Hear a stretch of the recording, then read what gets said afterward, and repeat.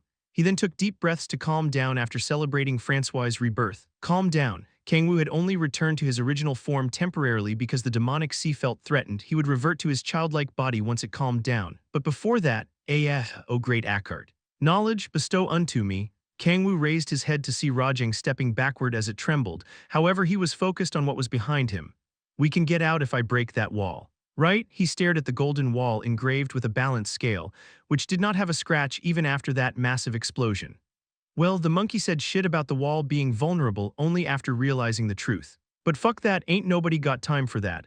I'll just smash it down and that'll be that. Whoosh, the black sun blazed fiercely. Kang-woo lowered his stance and clenched his fist as the flames of veracity burned brilliantly. Now. Then, it's time to get out of this fucking temple. Side story chapter 23, The Flowers Yule, smash it down. Rajing's eyes widened in disbelief.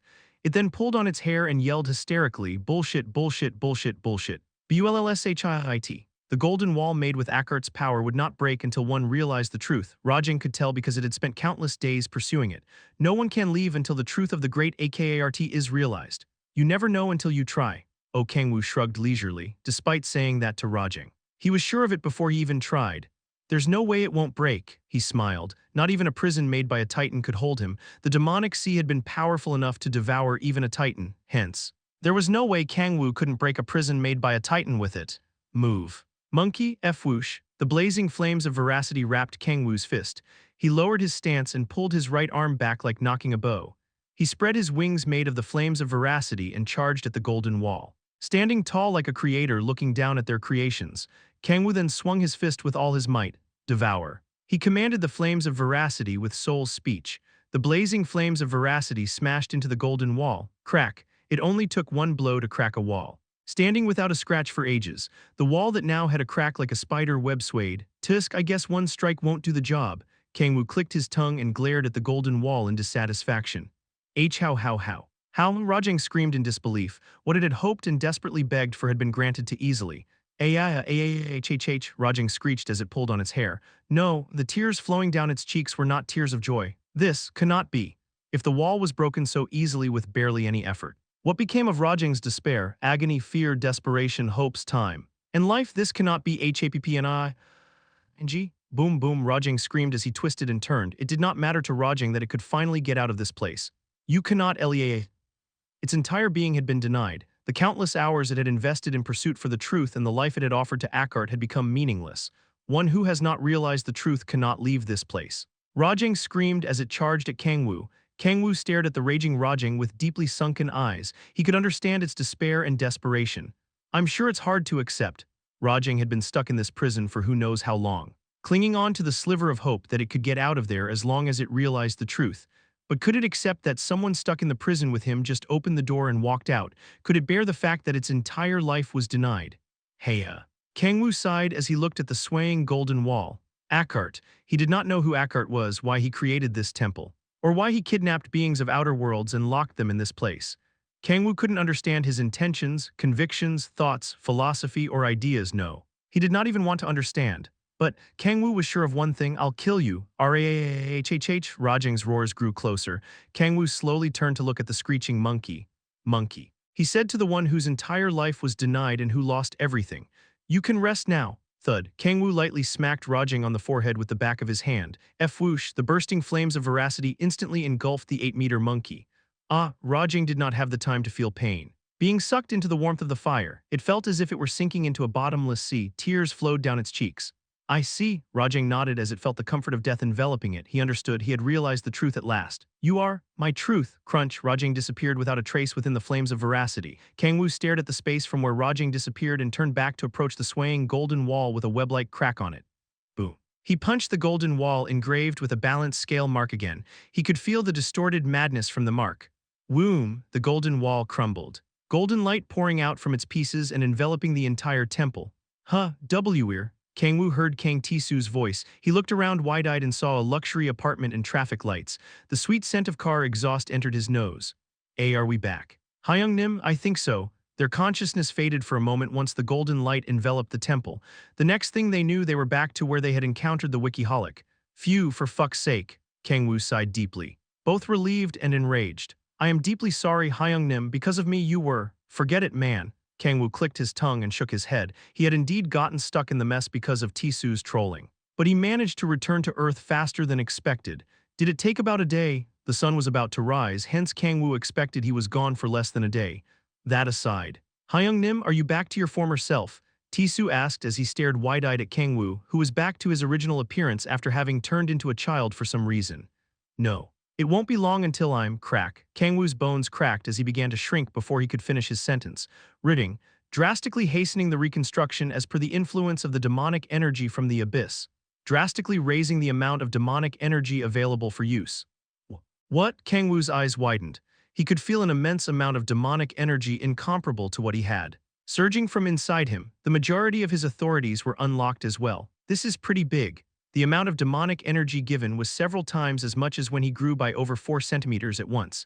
Kang-woo could now hold his own against Kim Si-hun or Balrog, albeit limited. He could also use the flames of veracity. That's good and all, but what the fuck? Why aren't I growing? He was waiting anticipatingly to see how much he would grow. But he did not receive any system messages regarding his growth no matter how long he waited. Ridding. It is assumed that because of the extreme level of threat felt by the demonic sea, increasing the amount of demonic energy immediately available to player Kang-woo was prioritized over physical growth. What? That wasn't how things were going. I thought my growth was set to be proportional to how much of my powers I regained. It can be set to however I want. The hell does that mean? Isn't it better to stay small than be only slightly bigger? Better for what? For role-playing. You crazy. Bitch, it would be a different story if you returned to your original form, but isn't it better to stay as a little Viennaft character?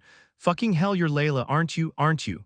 After all. We can't afford to play around anymore now that it has come to this. Kang-woo narrowed his eyes. What are you talking about? Now that it has come to what? Eckhart has begun to keep his eyes on the triad. Eve continued. This world will not last long. The system message was filled with sorrow. Be more specific. He is the creator of balance, truth, and light most of all. He does not tolerate worlds without balance, worlds of which its law has been destroyed.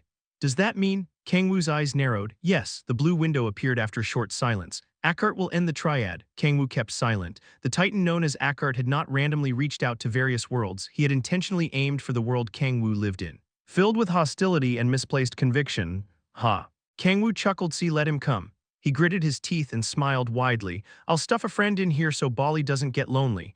The blue window flickered as Kang-woo panted heatedly and licked his lips in excitement. Are you? The message window no. Eve continued, not afraid. The Titans were literal creators of worlds. Kang-woo had become one with the demonic sea, but not even he could take Titans lightly. Unlike Bali. Eckhart possessed full strength. Barely any of the enemies I've fought have been weaker than me. Kang-woo answered with a smile. He had always been at a disadvantage from the moment he fell into hell and struggled to survive for 10 millennia. The situations he was put in were always illogical and nearly impossible to survive. But I'm still here. He had always been the one to come out on top. Eve remained silent as if lost for words. The messages then continued solemnly. O guardian of the triad, I am but an ego infused within a broken law, but I will devote myself to the triad as per your wishes. There was no voice coming from the message, but Kang-woo could feel Eve's firm will. Okay. Kang-woo nodded and also spoke solemnly. Then help me get back to my original appearance for now. Oh, I will respectfully decline. Why? Because I'm having a blast watching you getting wrecked. The fuck bitch, creak. Kang-woo carefully opened the door, rumble. Bang, a ruckus echoed throughout the house. KNGWO. A pale-faced Han Xiala ran to the front door in an instant. Where in the world have you been? Huh, you didn't pick up your phone. You haven't replied to any of my messages. Oh. Kang-woo smiled awkwardly as he stared at the crying Xiala. He was sure Xiala would make a bigger fuss if he told her the Wikiholic caught him. In that case, I'm sorry. Tisu, that son of a bitch Tisu kept bugging me to drink all night because we hadn't seen each other in so long. I had no choice but to spend the night with him. Ahaha. Tisu, why yeah, the doorknob Siala was gripping was crushed. Jesus fucking Christ, get me out of here. Tisu, did something like that ho ho ho, how dare that bastard do that to you? Tisu, I will never forgive him. You understand. Right, you get why I had no choice but to do this, right? I guess I should also visit Tisu, it's been so long after all. Yeah. Give him a good scolding. I wanted to go home so badly, but I couldn't because he was clinging to me so hard as he cried. Kang-woo nodded as his eyes shone. That aside, Siala's eyes widened. Tisu didn't do anything weird to do when he was drunk. Did he? He didn't molest you or anything like that, did he? The fuck are you on about? I must check for myself. Excuse me, darling. W8, Kang-woo shouted. Ass, show me that ass. Kang-woo, what the fuck? Siala reached for Kang-woo's pants and pulled them down without hesitation. She then felt around his censored. Kurg, the texture is the same as usual. As for the inside, Jaya, ridding, the flowers, that one flower. Shut up. Yes. Yes. It has bloomed, shut the fuck up. Woo-wa h-woo-wa hoo-woo-o. 1. This is the lyrics from the song The Flowers by Busker Busker. Side story chapter 24, back to normal life. I can't with you, shouted Han Siala. Her eyes red from tearing up. Once she calmed down a little regarding Kang-woo staying out all night without contact. He told her truthfully that he had come across the Wikiholic and was sent to an unknown space. I wanted to keep it hidden though. However, Kang Tisu would report this incident to Kim Si-hun. An emergency meeting would be held. And Siala would also attend it since she was a member of Guardians. It was never something that could be hidden. It was better to tell the truth himself than let his lie be exposed. Not only that, but the incident with the Wikiholic Akkart. And Rajang should not be hidden. Now that it had become certain that Akkart had set his mind to destroy this world, they needed to share as much information as possible to prepare for it. I told you it was dangerous outside. Siala teared up even more and embraced Kang-woo, who could feel her shoulders trembling. He gently caressed her back and replied, sorry, I'm completely in the wrong this time. Although he was only kidnapped by the Wikiholic because of Tisu's trolling. Kang-woo also held responsibility since he had recklessly gone outside. I can't live a single day without you anymore. Siala sighed in relief as she hugged Kang-woo tighter. Kang-woo smiled and kissed her. More importantly, my king, could you explain to us about the being known as Akkart once more? Asked Lilith calmly as she listened in silence. To be honest, I don't know much about the guy besides that he's a titan. Answered Kang-woo as he shook his head. The titan did not have any records about him in mythology like Gaia and Odin.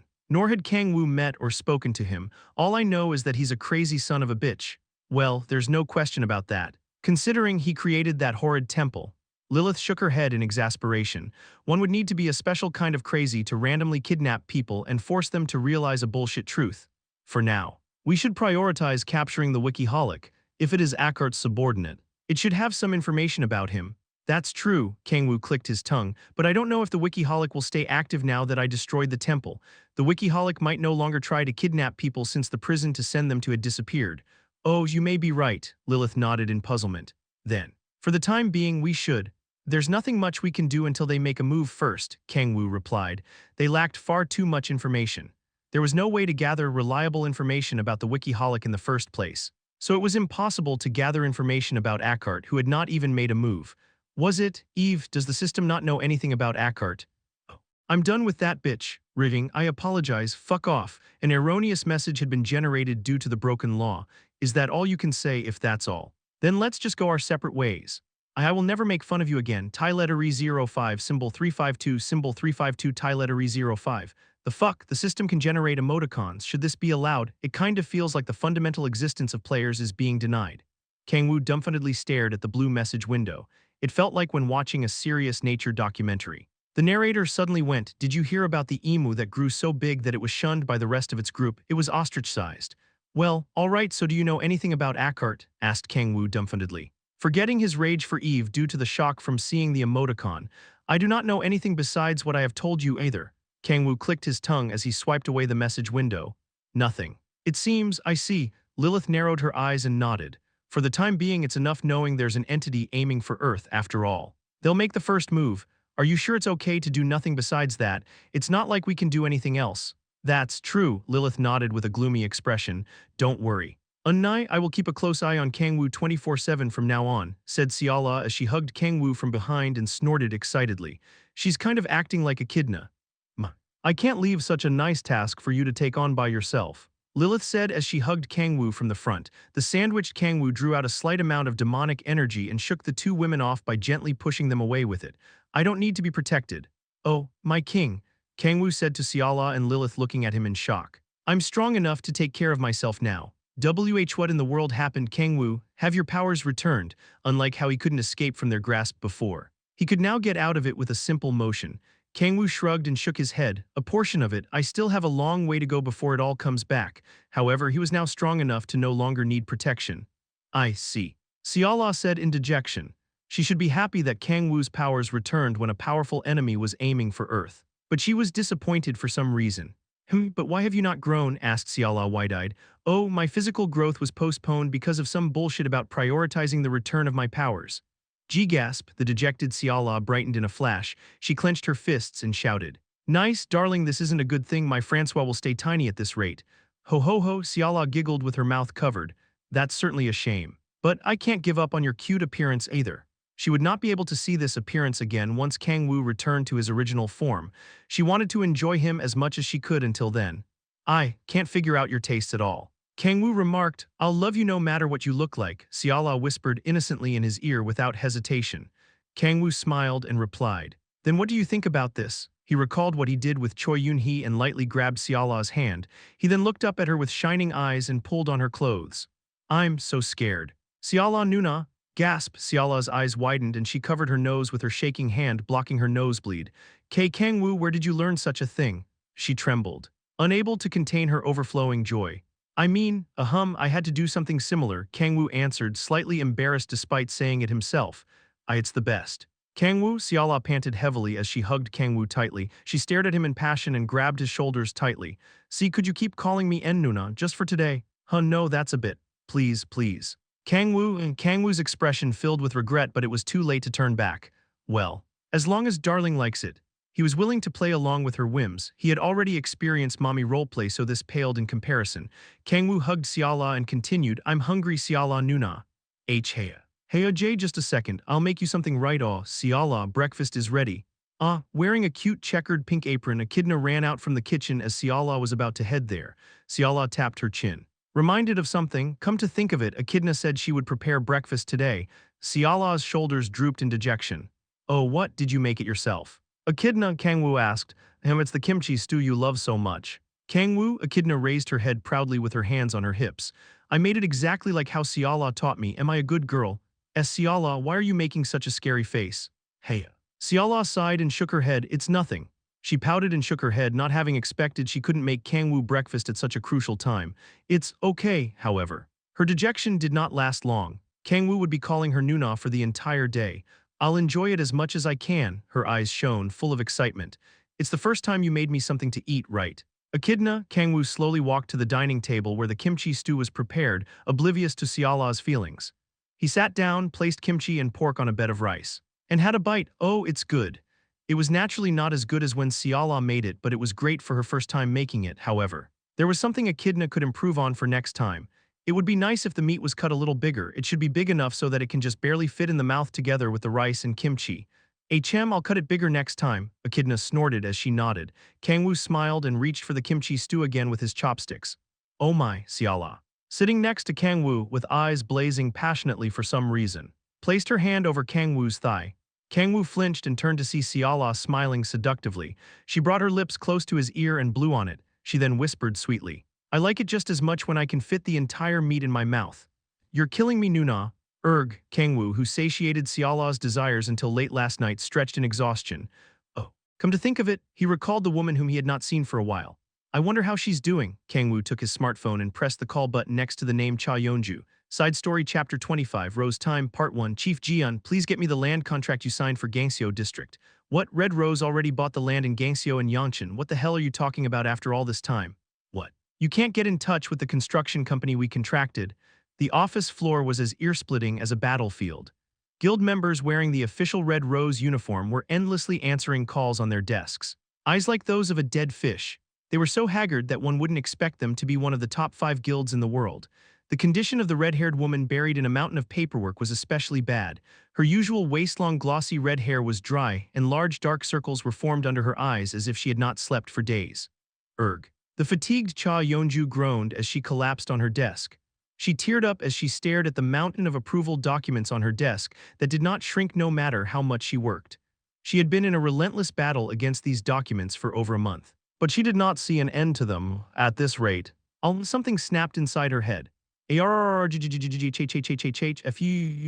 She recoiled as if she were having a seizure and pulled her hair.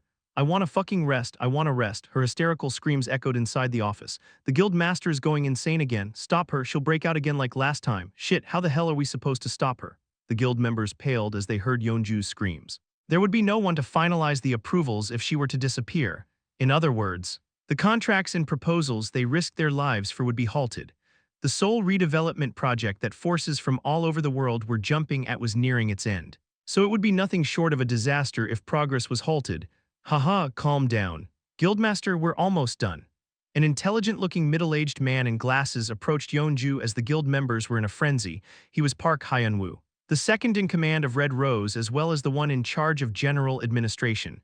Yeonju glanced at Hyun-woo and sulked. You said that 3 days ago.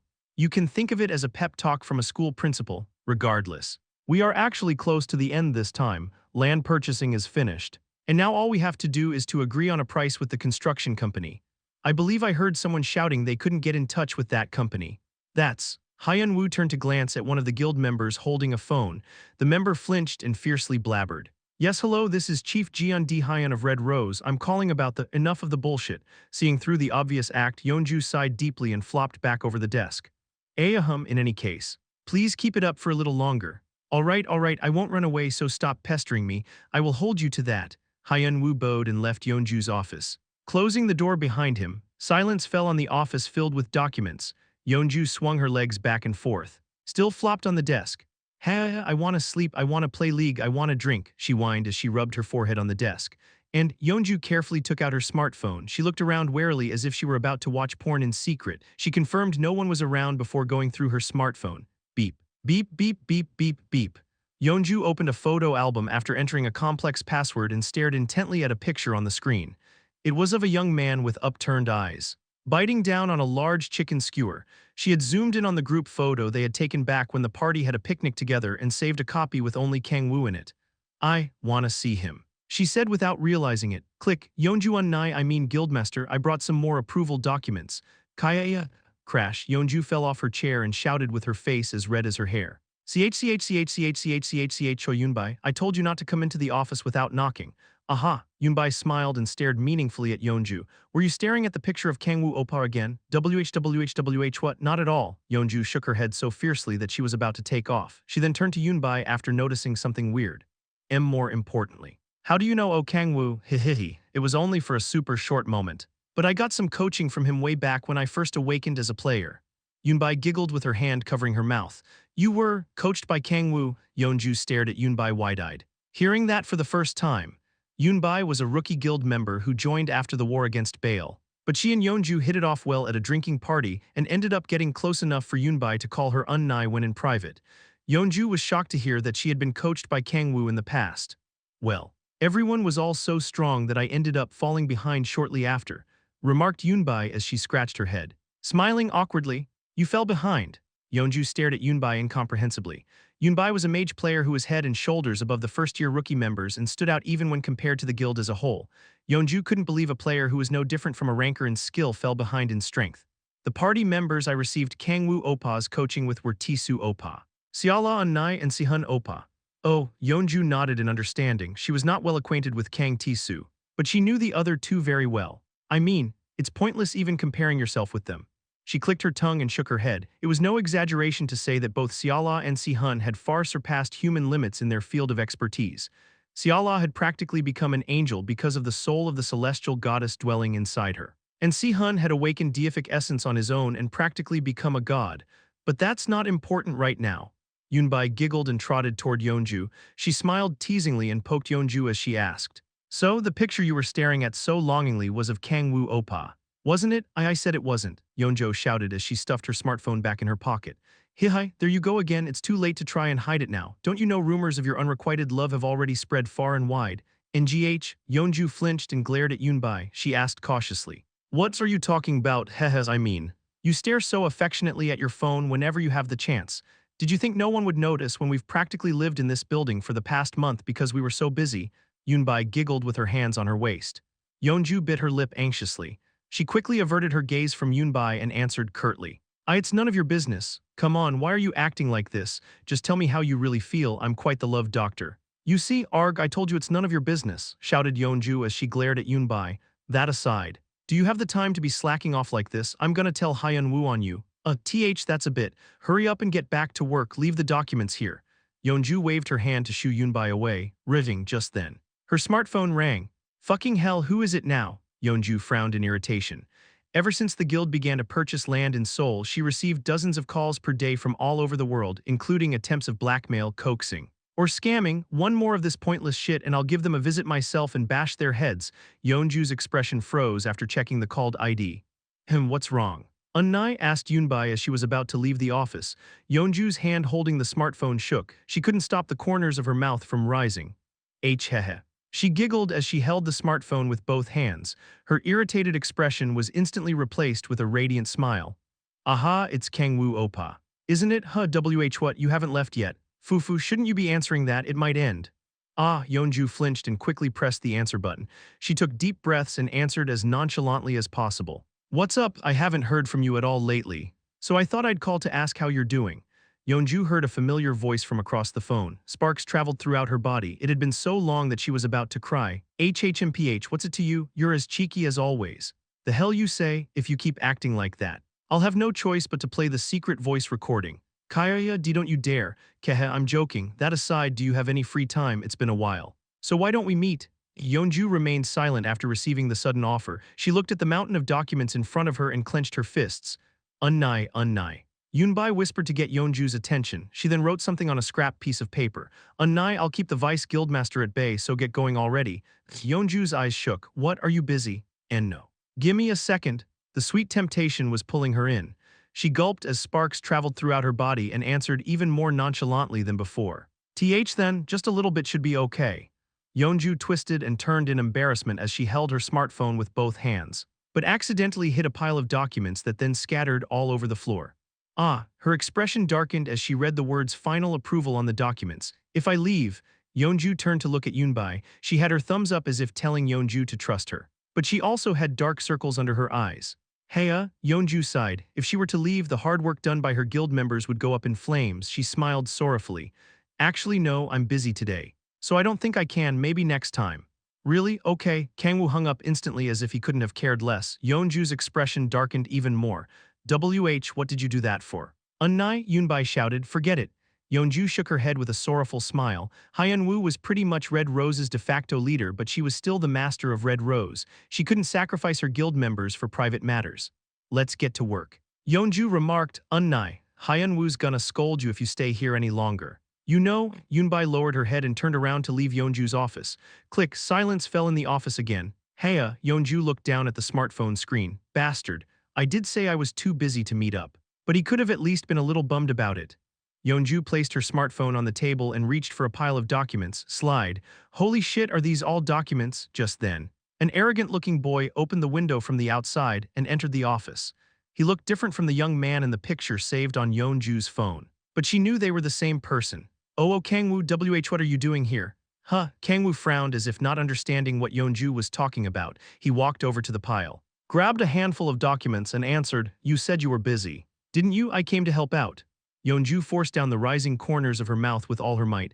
Side story chapter 26, Rose Time, part 2. That should take care of things. Right? Kang-woo stretched after perfectly handling the mountain of paperwork in Cha Yeonju's office. He turned around to look out the window and the sky was already dark. Wow, Yeonju expressed. The pile of paperwork she thought would never disappear was gone after Kang-woo began to help out.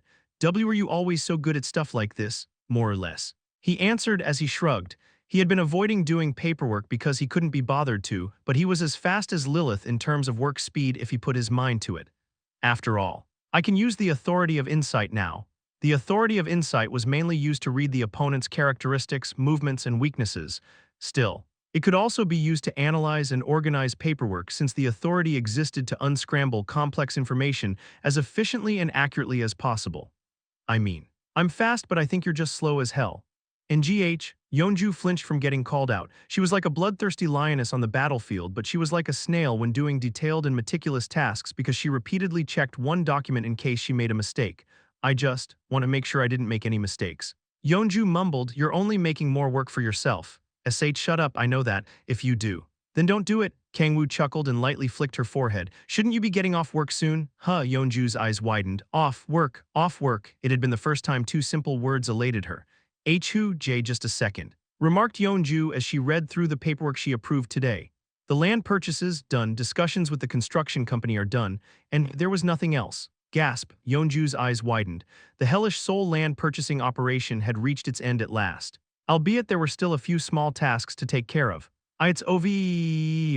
Yeonju raised her arms in tears. She had successfully made 2 districts of Seoul. A land that those all over the world were competing to get, the property of Red Rose. They would easily make trillions of one once the redevelopment project began. No, it was not just a matter of money. Land was a form of power. Not only that, but if that land was of Seoul, a place where people from all over the world had their eyes on, Red Rose would become a powerhouse second only to Guardians. Hey. Oh Kang-woo, we're finally done with this shit, shouted Yeonju as she grabbed Kang-woo's hands. Her waist-long red hair fluttered as she jumped up and down. Yes, bang. Yeonju kicked her office door open and ran out. She spread her arms wide and shouted, "We're fucking DOOO." Gasp, lies, there can't possibly be something so great in my life. Hey, are you sure we're done? The expressions of the half-dead Red Rose Guild members brightened. Yeonju smiled and nodded, now that the final checks and authorizations had been made. There was no longer a reason to stay in the guild building. They simply needed to wait until Seoul's redevelopment began. Yeah, we're done. Yes. Oh lord, I'm not dreaming. Am I hell why? The guild members who had not been able to go back home for a month cheered. It was like seeing game developers who managed to finish developing the game after endless hours of overtime. We're finally done. Guy, I can finally rest now. The guild members laughed crazily as if they were fanatical cult members and hurriedly collected their things. I told you we were almost done, Park Hyun-woo, who had been grilling the guild members to keep working, puffed out his chest in satisfaction. Now that this massive project has ended, why don't we have a grouped-in water cannon? Kurg, splash, a huge stream of water poured over Hyun-woo's head. What was that for? Hyun-woo turned around dumbfoundedly after getting soaked. He saw Choi Yun-bai panting heavily in anger. Geez, no wonder you're still a boomer bachelor, you're so clueless. Be boomer bachelor, sheesh. That's splash damage. Can it and get over here? If you want to have a group dinner so much, you can have it with just me. Who? Yun-bai pushed Hyun-woo out the door and approached Yeonju with a smile. Here you go. Unai, don't forget this, it's important. She winked cutely at Yeonju as she stuffed a thin rectangular box in her pocket. What's this? Yeonju asked as she tilted her head and opened the box. Why you crazy bitch? She looked up at Yun-bai. Her face as red as her hair. Hihi, I'll be going now Unai, have a wonderful time. Yun-bai was already far away, waving at Yeonju with her tongue out. That damn brat. Yeonju panted heavily as she quickly stuffed the box back into her pocket. What's that? Asked Kang-woo as he belatedly came out of the office. Nothing, shouted Yeonju as she fiercely shook her head. Kang-woo tilted his head in confusion but paid it no mind. He then asked, that aside, why don't we go grab something to eat since we're done with work? Sure, Yeonju nodded, unable to hide her smile. Then let me find a good kimchi stew place. No, not kimchi stew. Gasp. Why not? What's wrong with kimchi stew? How do you never get tired of it when it's all you eat? Let's have something else tonight, she said as she dragged Kang-woo by his clothes. They finally reached the place Yeonju wanted to eat at. Lively beer. Yeah, the spicy fried chicken here is to die for. The beer is amazing too. No. You brainless woman, look at me. You think I can enter a bar? Hissy. Then I guess you can just stick with the fried chicken. Yeonju giggled mockingly as she entered the rowdy bar. That bitch. Kang-woo frowned for a moment but sighed soon after and followed behind her. He thought about changing back to his original appearance using mimicry, but it would be pointless since his senses would disappear, including his sense of taste. Glug. Glug cara, yeah, that hits the spot. Yeonju trembled as she chugged an entire glass of beer as soon as it arrived. She rubbed her cheek on the beer glass as if she couldn't be happier. Excuse me, another pint of beer. Please, Yeonju stared at Kang-woo, who was munching on snacks before the fried chicken arrived, with her chin high as if lording over him. Are you jealous? Want a sip? Why would I drink beer when I can't even get drunk? Asked Kang-woo as he clicked his tongue. His body was no longer made of flesh but the demonic sea itself, hence, he couldn't get drunk no matter how much alcohol he drank. That aside, can you even get drunk? Kang-woo asked. Yeonju was also so superhuman that he wasn't sure if she could get drunk like regular people. A little if I suppress my mana and focus on it. It's just for the mood, honestly. answered Yeonju as she shrugged. She then averted her gaze from Kang-woo and asked, "What have you been up to lately? Is your body feeling fine?" Her tone sounded apathetic, but the words carried a large sense of worry and anxiety. "Yeah. It's fine, really." Yeonju coughed and covered her mouth as the corners rose. She continued in dissatisfaction. "HMPH, I was never that worried anyway. I'm sure you were doing all kinds of things with Ciala all day. How is it with Ciala lately?" "Same as always." "I guess, is that so?" Yeonju lowered her head and stroked the beer glass she ordered. She then cautiously asked, "You guys haven't fought or gotten distant from each other?" "Anything like that? Of course not." Kang-woo chuckled at the nonsense. Such a thing couldn't happen between him and Ciala. Yeonju bit her lip as she shut her eyes tightly. She then smiled and laughed in both a happy and sorrowful way. "I'm glad. I would have split you in half if you did anything bad to Ciala." Ciala was a precious friend to Yeonju before she was Kang-woo's lover. There was no way she wouldn't be happy to hear her friend was doing well. "Yeah, I should be happy." Yeonju sighed and lowered her head, seeing that. Kang-woo turned his head away from her and mentioned, "Well, I guess something happened." "Huh, what? I ended up becoming lovers with Lilith as well." "What?" Yeonju sprang up from her chair wide-eyed. Wait a second, you're going out with Lilith too? Then does that mean you're two-timing?" "I got permission from Ciala," replied Kang-woo. Nodding proudly, "What in the—" Yeonju sat back on her chair with her mouth agape. It was hard to accept as someone who was born and raised in Korea. Two, at once, she placed her fists on her knees and trembled subtly. Her expression was filled with unconcealable joy. "If he's allowed to date two at once. Maybe, and no, not that, for fuck's sake." Yeonju disheveled her hair and glared fiercely at Kang-woo as she panted heavily. "D-damn pervert, motherfucker, son of a bitch. Stop it." "Woman, bash bash." Yeonju mercilessly kicked Kang-woo to no end as Kang-woo scrunched up. Grunting as if he were dying, mumble. "Ah." A woman kicking and cursing at a middle schooler in a bar was more than enough to draw attention. Kang-woo groaned and sat quietly back down. An awkward silence fell between them. "Here is your spicy fried chicken and deep-fried spam." The steaming hot fried chicken arrived soon after. Yeonju handed Kang-woo a plate and placed a delicious-looking chicken leg on it with tongs. "The food here is super good. So eat as much as you want. You can order more if you want." "Okay, thanks for the food. Are you sure you don't want something to drink? I can put in a word with the owner here and it'll be fine." Yeonju was the master of the top guild in Korea, although Kang-woo was not a real minor. It was a piece of cake for her to allow a minor to drink alcohol. "It's fine. I told you I can't get drunk," said Kang-woo as he raised his coke. "This is enough for me." Clink, the two of them touched glasses. Burp, erg, I'm about to burst. They ended up drinking for hours until the bar closed as they were chatting away. The slightly drunk Yeonju shook Kang-woo's shoulder. "That aside, I can't believe you went to a dangerous place like that while I wasn't here. You should have called me." "How would I have called you when I was captured by the Wikiholic?" "Somehow," Yeonju shouted. Kang-woo chuckled just then. The notification bell of his phone rang. He took out his smartphone and saw that there were hundreds of texts from Ciala. Darling, Kang-woo, you were meeting Yeonju today. Weren't you, darling? You're a little late." "Darling, nothing happened, right? Darling, right? Darling, please respond. Darling, Kang-woo, darling, I miss you. I miss you, I miss you, I miss you, I miss you, I miss you, I miss you. I miss you, I miss you. I miss you, darling. I'm waiting for you to come home with Lilith Unnai. Darling, hurry back home, and we'll do tons of nice things for you." Messages were being sent as Kang-woo was reading through the previous ones. "I'll be home soon." Kang-woo sent a short response and turned to Yeonju to say, "I have to get going." "Hus, why you're going?" Yeonju stared wide-eyed at Kang-woo. "Yeah. It's already 1 a.m. "Oh, why you're right." Yeonju nodded with an awkward smile. "It was nice seeing you after so long. Good luck with the rest of your work," said Kang-woo as he turned around. They could go home together since they lived in the same apartment complex, but flying would be much quicker if he wanted to get back as soon as possible. The authority of the sky was made available for him as well this time. Step.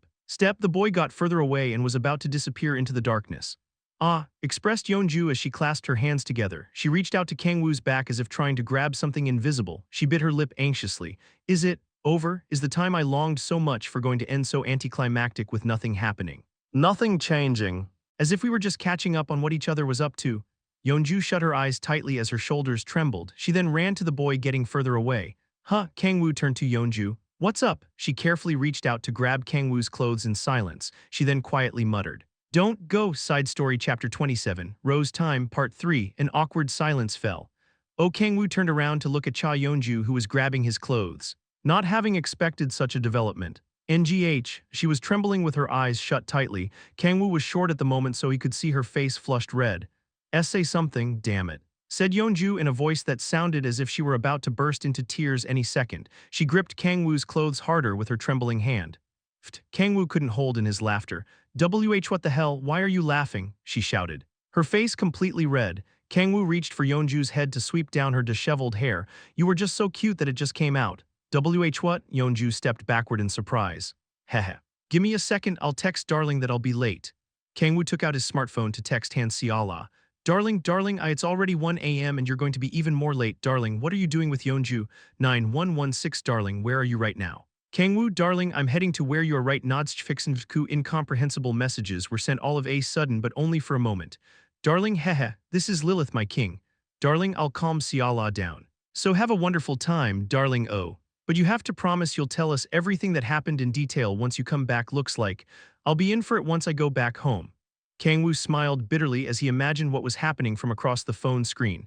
He turned to the fidgeting Yeonju and asked, so where do you want to go? You asked me not to go. It's not because you want to just stand here and do nothing, right?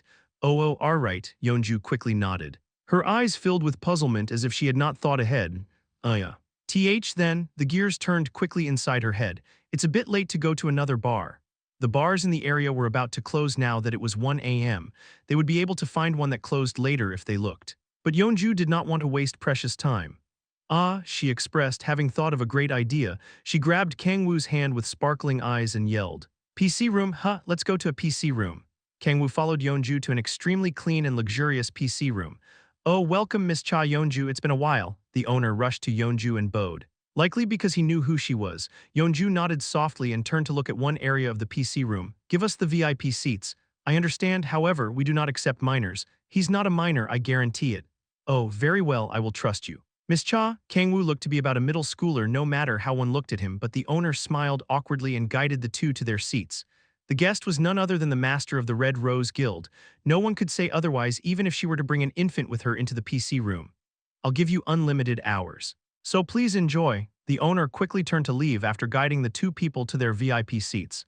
Kang-woo looked around the seats with great interest, either because it was late or because they were in VIP seats. No one else was around. Man, it's been a while since I've been to a PC room. Hehehe. Me too, I've wanted to come here so bad for the past month, but it won't change the fact that you're a bronze. What did you say? Yeonju glared at Kang-woo. I may be bronze. But my skills aren't. Sounds like something a bronze would say. Why you son of a bitch? Yeonju glared at him in fury. Shut up and sit down already. I'll be teaching you everything I know about this game today. Wait, before that. There's one thing we have to do when we're in a PC room. Kang-woo clicked on the open menu button in all seriousness. Yeonju chuckled as Kang-woo was ordering food before even opening the game. You still want to stuff your face more after eating that much? Kang-woo gulped and replied. However hungry you may be, you can't just skip out on PC room instant ramen. He did not particularly crave instant ramen at home, but the cravings amplified exponentially when in a PC room for some reason. Whoa. What do we have here? Amori kimchi stew ramen. Kang-woo's eyes shone once he discovered a certain instant ramen on the menu. A kimchi stew-flavored instant ramen. He couldn't believe someone managed to think of such an astoundingly genius idea.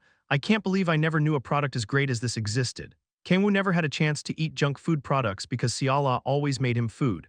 All right. I'll order 5 of them to start, Kang-woo remarked.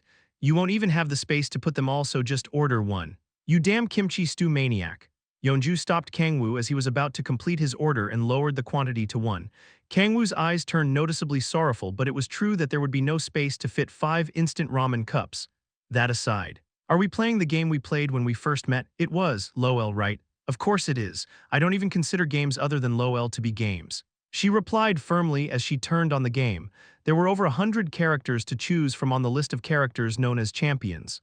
Let's see. A character easy for a beginner to use would be. Yeonju leaned over to Kang-woo's side and moved his mouse. Her long red hair tickled Kang-woo's nose along with a fragrant scent. Your hair, Kang-woo remarked. Oh. Did it touch you, Sor? You look good with long hair too. What? Yeonju rolled her chair back with her face flushed. What the fuck are you talking about? She cursed as she fanned her flushed face. She placed her hand over her flat chest, took deep breaths and rolled her chair back to Kang-woo's seat.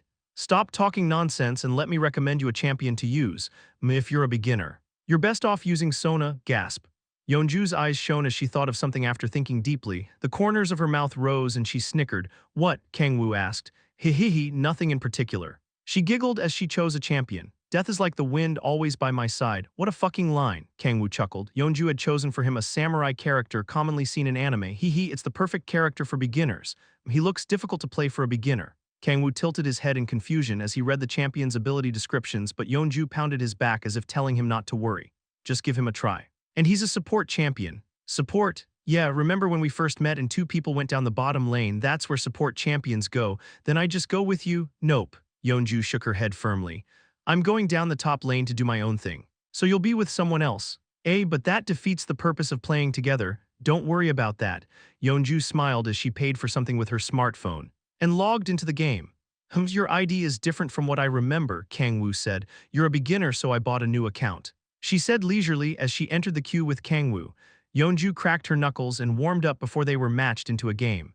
First off, the most important thing in LoL is to assert dominance, she said as she typed numbers in the chat.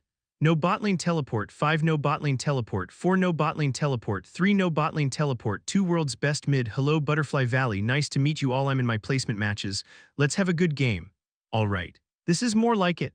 Yeonju smiled in satisfaction as two people chatted before the unknown countdown ended. She looked like a ruthless troll for some reason. Kang-woo stared at the smiling Yeonju in silence. He could understand more why she was still in a low tier despite possessing superhuman physical prowess. Throw if not vain, who TF is that lunatic? No bot lane teleport, lunatic. Are you talking to me? Butterfly Valley, haha, let's not do this before the game even starts. Let's strive for a good match with no swearing involved. I don't like the ADC's attitude. Yeonju stared at the chat in dissatisfaction. With a smile, she grabbed Kang-woo's shoulder and said, right. Now just choose the champion I showed you earlier. Okay. Kang-woo selected the character Yeonju recommended to him. Throw if not vain, Butterfly Valley, Yasuo support, world's best mid, TF, there are a lot of question marks getting typed. Kang-woo said, it's fine, just ignore all of them. Yeonju cackled as she pounded on Kang-woo's back. The game then began. Alright. I'll get serious. Kang-woo's eyes shone as he purchased a sword that popped up as a recommended item. Both Echidna and Yeonju liked this game. He could play with them if he took this opportunity to learn how. Let's see, I get gold when I kill those tiny monsters. / Hasagi Tun, this character is pretty fun. Kang-woo nodded in satisfaction as he massacred the monsters. And once I do this, Soragi Tun double kill, nice. Kang-woo dodged attacks with his godly fast hands and killed two enemies with a flashy combo. Throw if not vain, FFS throw if not vain, why the FK are you killing all the minions and taking all the kills? Tehihi fucking idiot, how do you like it now that you're on the receiving end? Yeonju burst into laughter. Having the time of her life reading the chat, Kang-woo tilted his head. Unable to understand, the hell, why are they swearing at me when we fought together and won? Was this not a team game? Throw if not vain, yo Yasuo, you don't have a mommy, do ya? What? Kang-woo stared at the screen in shock. This son of a bitch, how does he know that I don't have a mother? Could it be my information was leaked? Someone might have gotten access to Kang-woo's personal information which Lilith had been keeping classified. Shit. Kang-woo gritted his teeth and clenched his fists anxiously. This isn't good. He needed to capture the person who figured out his identity as soon as possible. Side Story Chapter 28, Rose Time, Part 4. Yeonju. There's a problem, said Kang-woo in all seriousness. What problem? Cha Yeonju asked. Kang-woo bit his lip anxiously and replied, I think my information was leaked. What are you talking about? I mean. Look, he shouted as he pointed at the chat. They know I don't have a mother. Shit, where was the source of the leak? It would be bad if members of Echidna's fan club managed to get hold of it. No, Kang-woo, this is. Yeonju shook her head in puzzlement. Kang-woo chatted with the player who discovered his identity before Yeonju could continue. Gimme kimchi stew, where did you hear that info? Throw if not vain. F King Daddy LMAO, gimme kimchi stew, Bali. Throw if not vain. It was a little weird to call Bali Kang-woo's father. But considering Bali was his creator, he was the closest thing Kang-woo had to a father. How did Bali? Kang-woo did not understand how the player managed to hear information about him from the Titan who was stuck inside the abyss of the demonic sea. Perhaps. He wondered if this had to do with the appearance of Akkart. After all, Bali and Akkart were both entities born from the primordial. The situation is far more serious than I anticipated. It had gone far beyond simply worrying about his information being leaked to Echidna's fan club. He quickly continued chatting.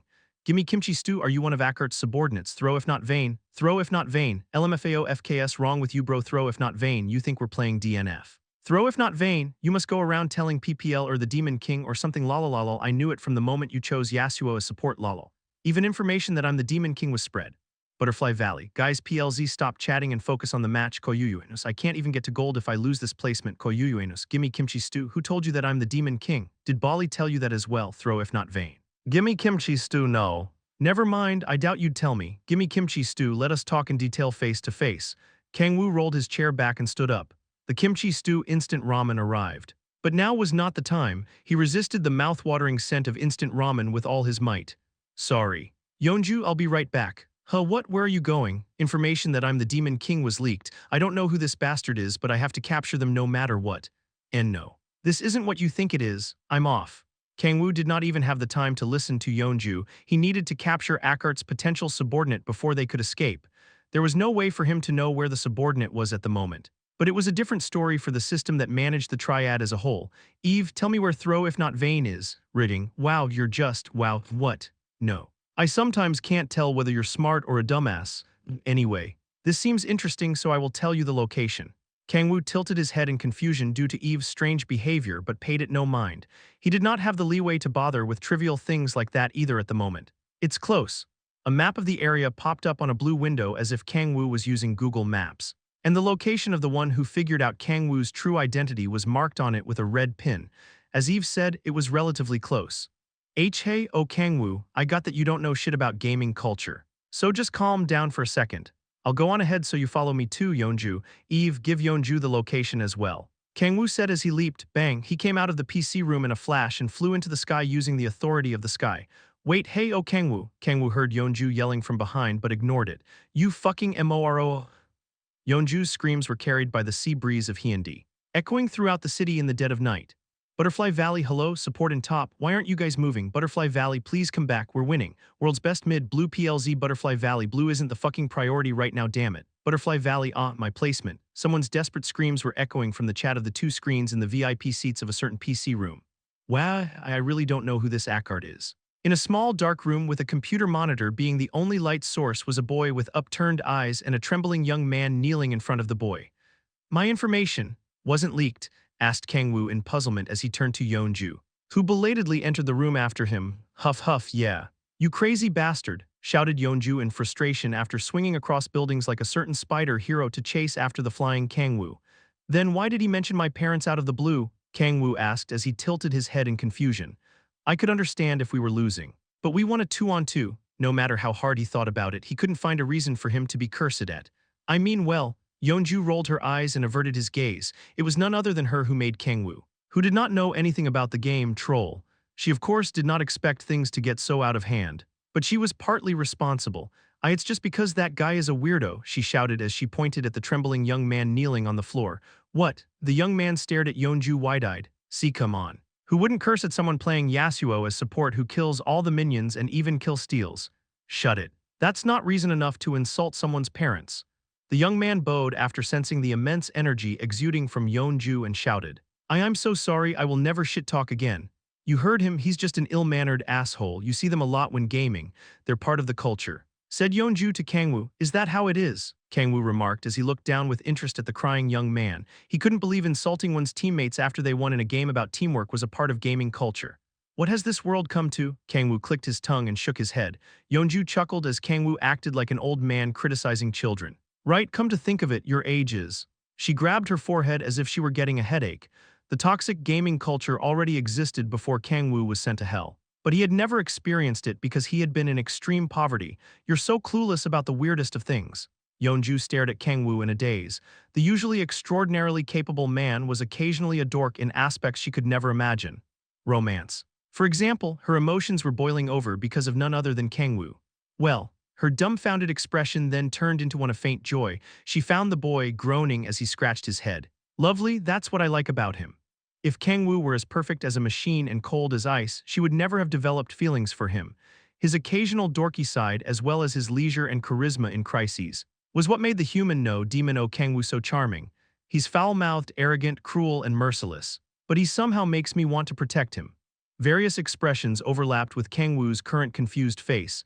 Expressions of joyful laughter, sharply glinting eyes, mouth agape like an idiot fumbling in panic. Smiling bitterly in sorrow, agony due to the weight on his shoulders, and one of determination as he set aside his body and mind on the verge of being crushed. Yeonju recalled the many sides of Kang-woo that she had seen thus far. Yeonju flinched. Her chest hurt as if she had been stabbed by something sharp, after all. Kang-woo's countless expressions that she remembered and loved had never been directed at her. The sudden storm of emotions smashed into something that she had kept suppressed all this time. I swear I had no idea. Said Kang-woo after noticing Yeonju's crumpling expression. Even I don't know about things I've never experienced. He was not omniscient or omnipotent. He did not know about things he had never experienced and was poor at it when doing it for the first time, even if he had experience in it. There were things he just had no knack for, hence he had no idea why Yeonju was staring at him as if she were about to burst into tears. I'm really sorry I stormed out in the middle of our game. Next time will, you moron. Yeonju interjected in tears. She could no longer suppress the storm of emotions making her dizzy. That's not it. She walked to Kang-woo and leaned her head on his chest. That's not why I'm like this. Yeonju's shoulders trembled. She was having trouble breathing. And her head was getting hot. She had never expected her feelings, which she had been suppressing all this time, to burst so suddenly in a place like this. Why don't you understand? Yeonju bit her lip and pushed the words out of her mouth. I love you so fucking much. I thought I was going insane this past month. Not being able to see you, no. I was going insane day by day for the last 3 years you were gone. You were so cool when you came to the guild to help me. I was so sad when you were about to leave after only having drinks. I was so happy that I was about to cry when you said that I looked good with long hair. Tears flowed down her cheeks. Falling to the ground, I know you love Siala and that you two are happy together. I fucking know, but she grabbed Kang-woo's shoulders. I love you so much to death, you son of a bitch. Yeonju yanked Kang-woo toward her. And they kissed. The sound of a man and a woman kissing rang throughout the small, dark room illuminated only by a computer screen. Gurg, Waja, get the fuck out of my house. You bastards, the young man kneeling in the corner crouched as he shed tears of blood. Side Story Chapter 29, Rose Time, Part 5. But so did the chances of the number of Kang-woo's lovers increasing. She bit her lip and asked, Yours not thinking of some bullshit like getting more lovers and making a harem, are you?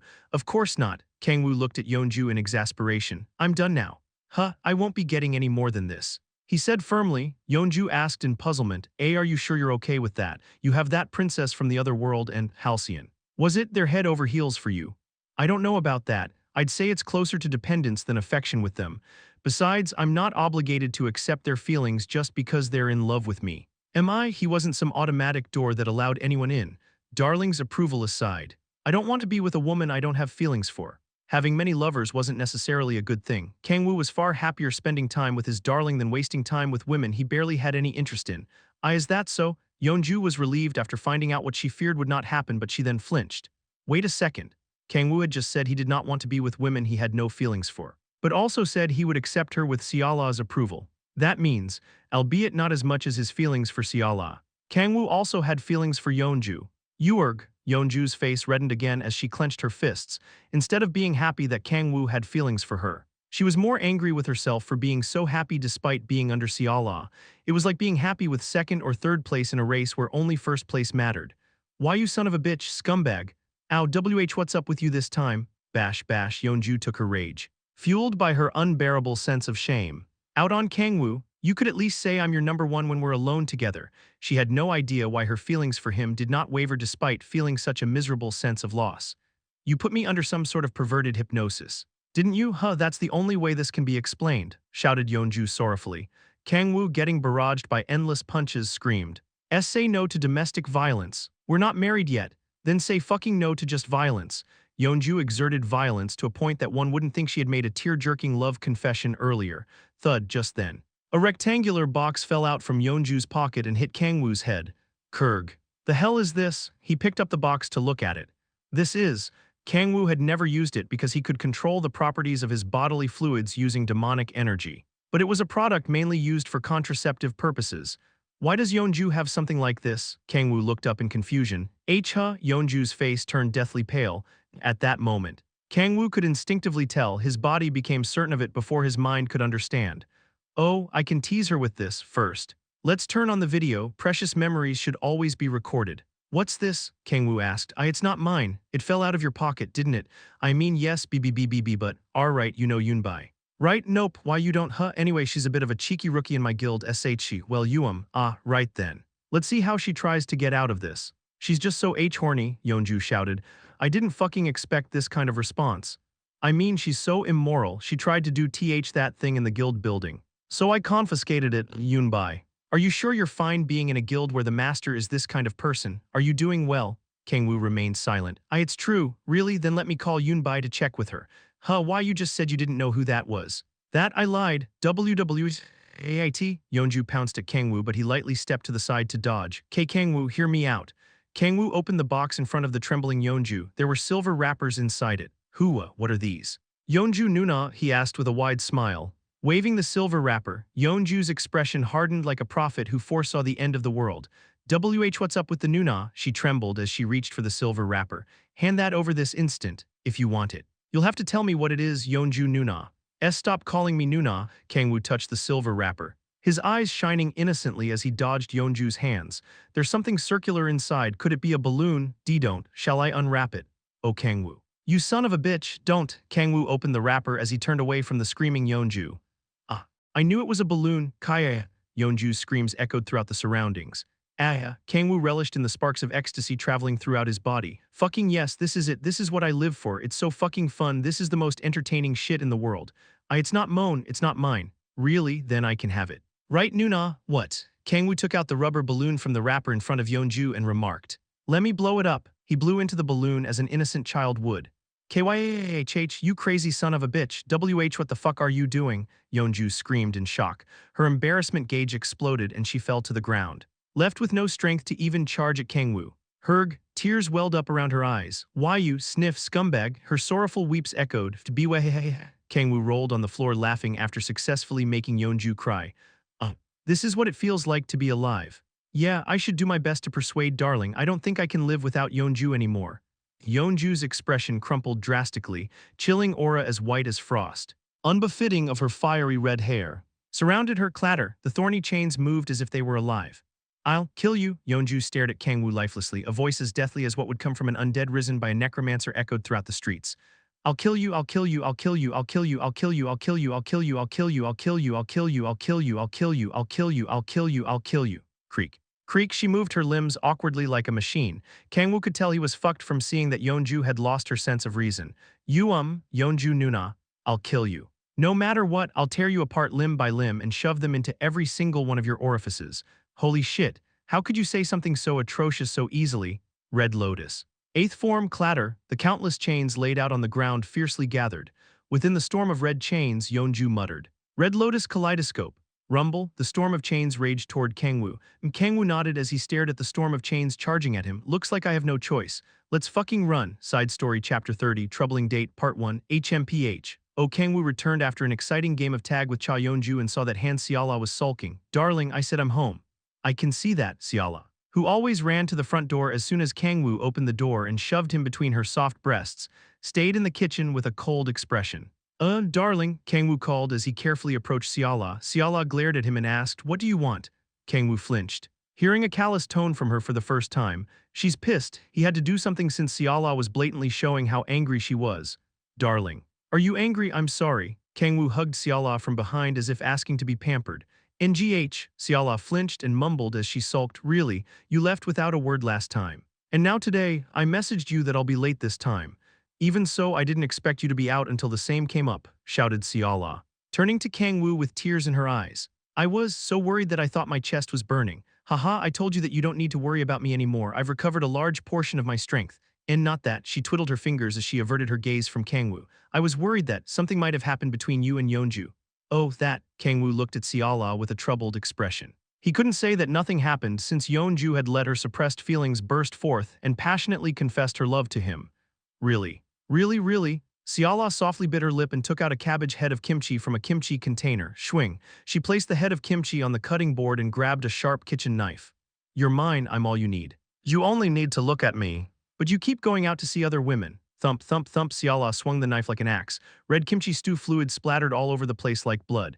Is it because you find something that I do for you lacking? Is it? Then feel free to let me know. I'm willing to do anything for you. Okay. Thump, thump, thump. Seala continued to talk in a chilling tone as she cut the kimchi into tiny pieces as if she were hacking at her mortal enemy. Darling, said Kang-woo carefully under the deathly heavy mood. It's not nice to have the kimchi sliced too small. Thump, I mean. I'm sorry, I'll come home earlier from now on. Kang-woo quickly backed down once he saw Seala's eyes losing their light. Seala put down the knife and turned to hug Kang-woo. She continued. It sure is difficult to have a lover who is too popular. Seala gently caressed Kang-woo's arm. What do you think? Kang-woo, about what? Is there no other choice but to divide you up among us? That's not meant to be divided. You shouldn't do that. I don't know what I should do anymore. Please spare me. I think murder is a very bad thing, I mean. I won't die, but it still hurts.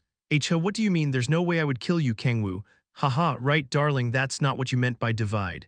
Right, it's okay. Seala smiled like she couldn't be happier and embraced Kang-woo tighter. Do you know the book No One's Perfect? Nope, nor do I want to know. It is a book containing a hopeful message that a person can live just fine even without their arms and legs.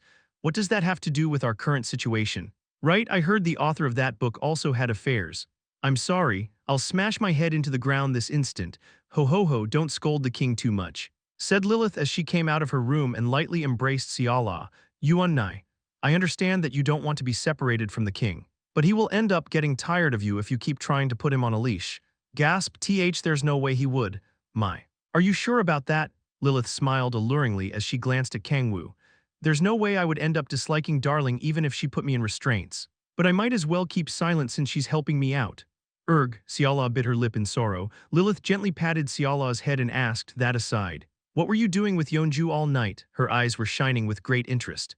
Kang-woo groaned, troubled about how to respond. He turned to look at Siala, who was staring at him anxiously. I think I'll be fucked if I tell them in this situation that Yeonju confessed to me. He had a feeling he should bring up the topic once he appeased Siala. We were gaming in a PC room. He answered, PC room. Lilith tilted her head after hearing a term she had never heard before. You remember the game I played with Echidna a while ago, right? It's a public place where we can play games like that. Then I guess there weren't any interesting developments. Lilith sighed and shook her head in disappointment. I was expecting to get another little sister. Unnai, ho ho, I'm joking, right, my king, I have matters to take care of today. So I will be out for the day. Lilith created and managed an intelligence organization separate from Guardians. The organization was attempting to track Ackart's movements by analyzing abnormal phenomena occurring in gates throughout the world. Okay, have a safe trip, Kang-woo said as she saw her off at the front door and slowly turned to Siala. Kang-woo. Siala was trembling, teary-eyed. She carefully approached Kang-woo, grabbed his clothes and muttered quietly. You haven't gotten tired of me, right? Alright, I don't see a reason why I would have. Kang-woo grabbed Siala's hands and smiled. Siala smiled, her expression filled with relief. Let's see, I need to cheer Darling up somehow, he thought as he looked at Siala with her shoulders drooped sorrowfully. I'll have to cheer her up regardless before telling her Yeonju confessed to me. He needed Siala in the best mood possible so that she would approve of Yeonju without much resistance. Let's see, maybe we can do the Nuna roleplay like last time. An idea popped up in his head as he was racking his brain for something. Right, what's wrong, Kang-woo? Come to think of it, it's been so long since we last had a date.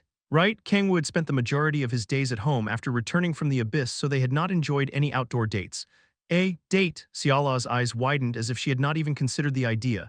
Kang-woo smiled widely and nodded. It was a super long time ago. But do you remember telling me that you wanted to go to an amusement park with me? Ah, yes, I remember. Siala nodded after recalling her memories for a moment. It was when they had gone to Japan. Let's go today, Kang-woo said as he grabbed Siala's hand.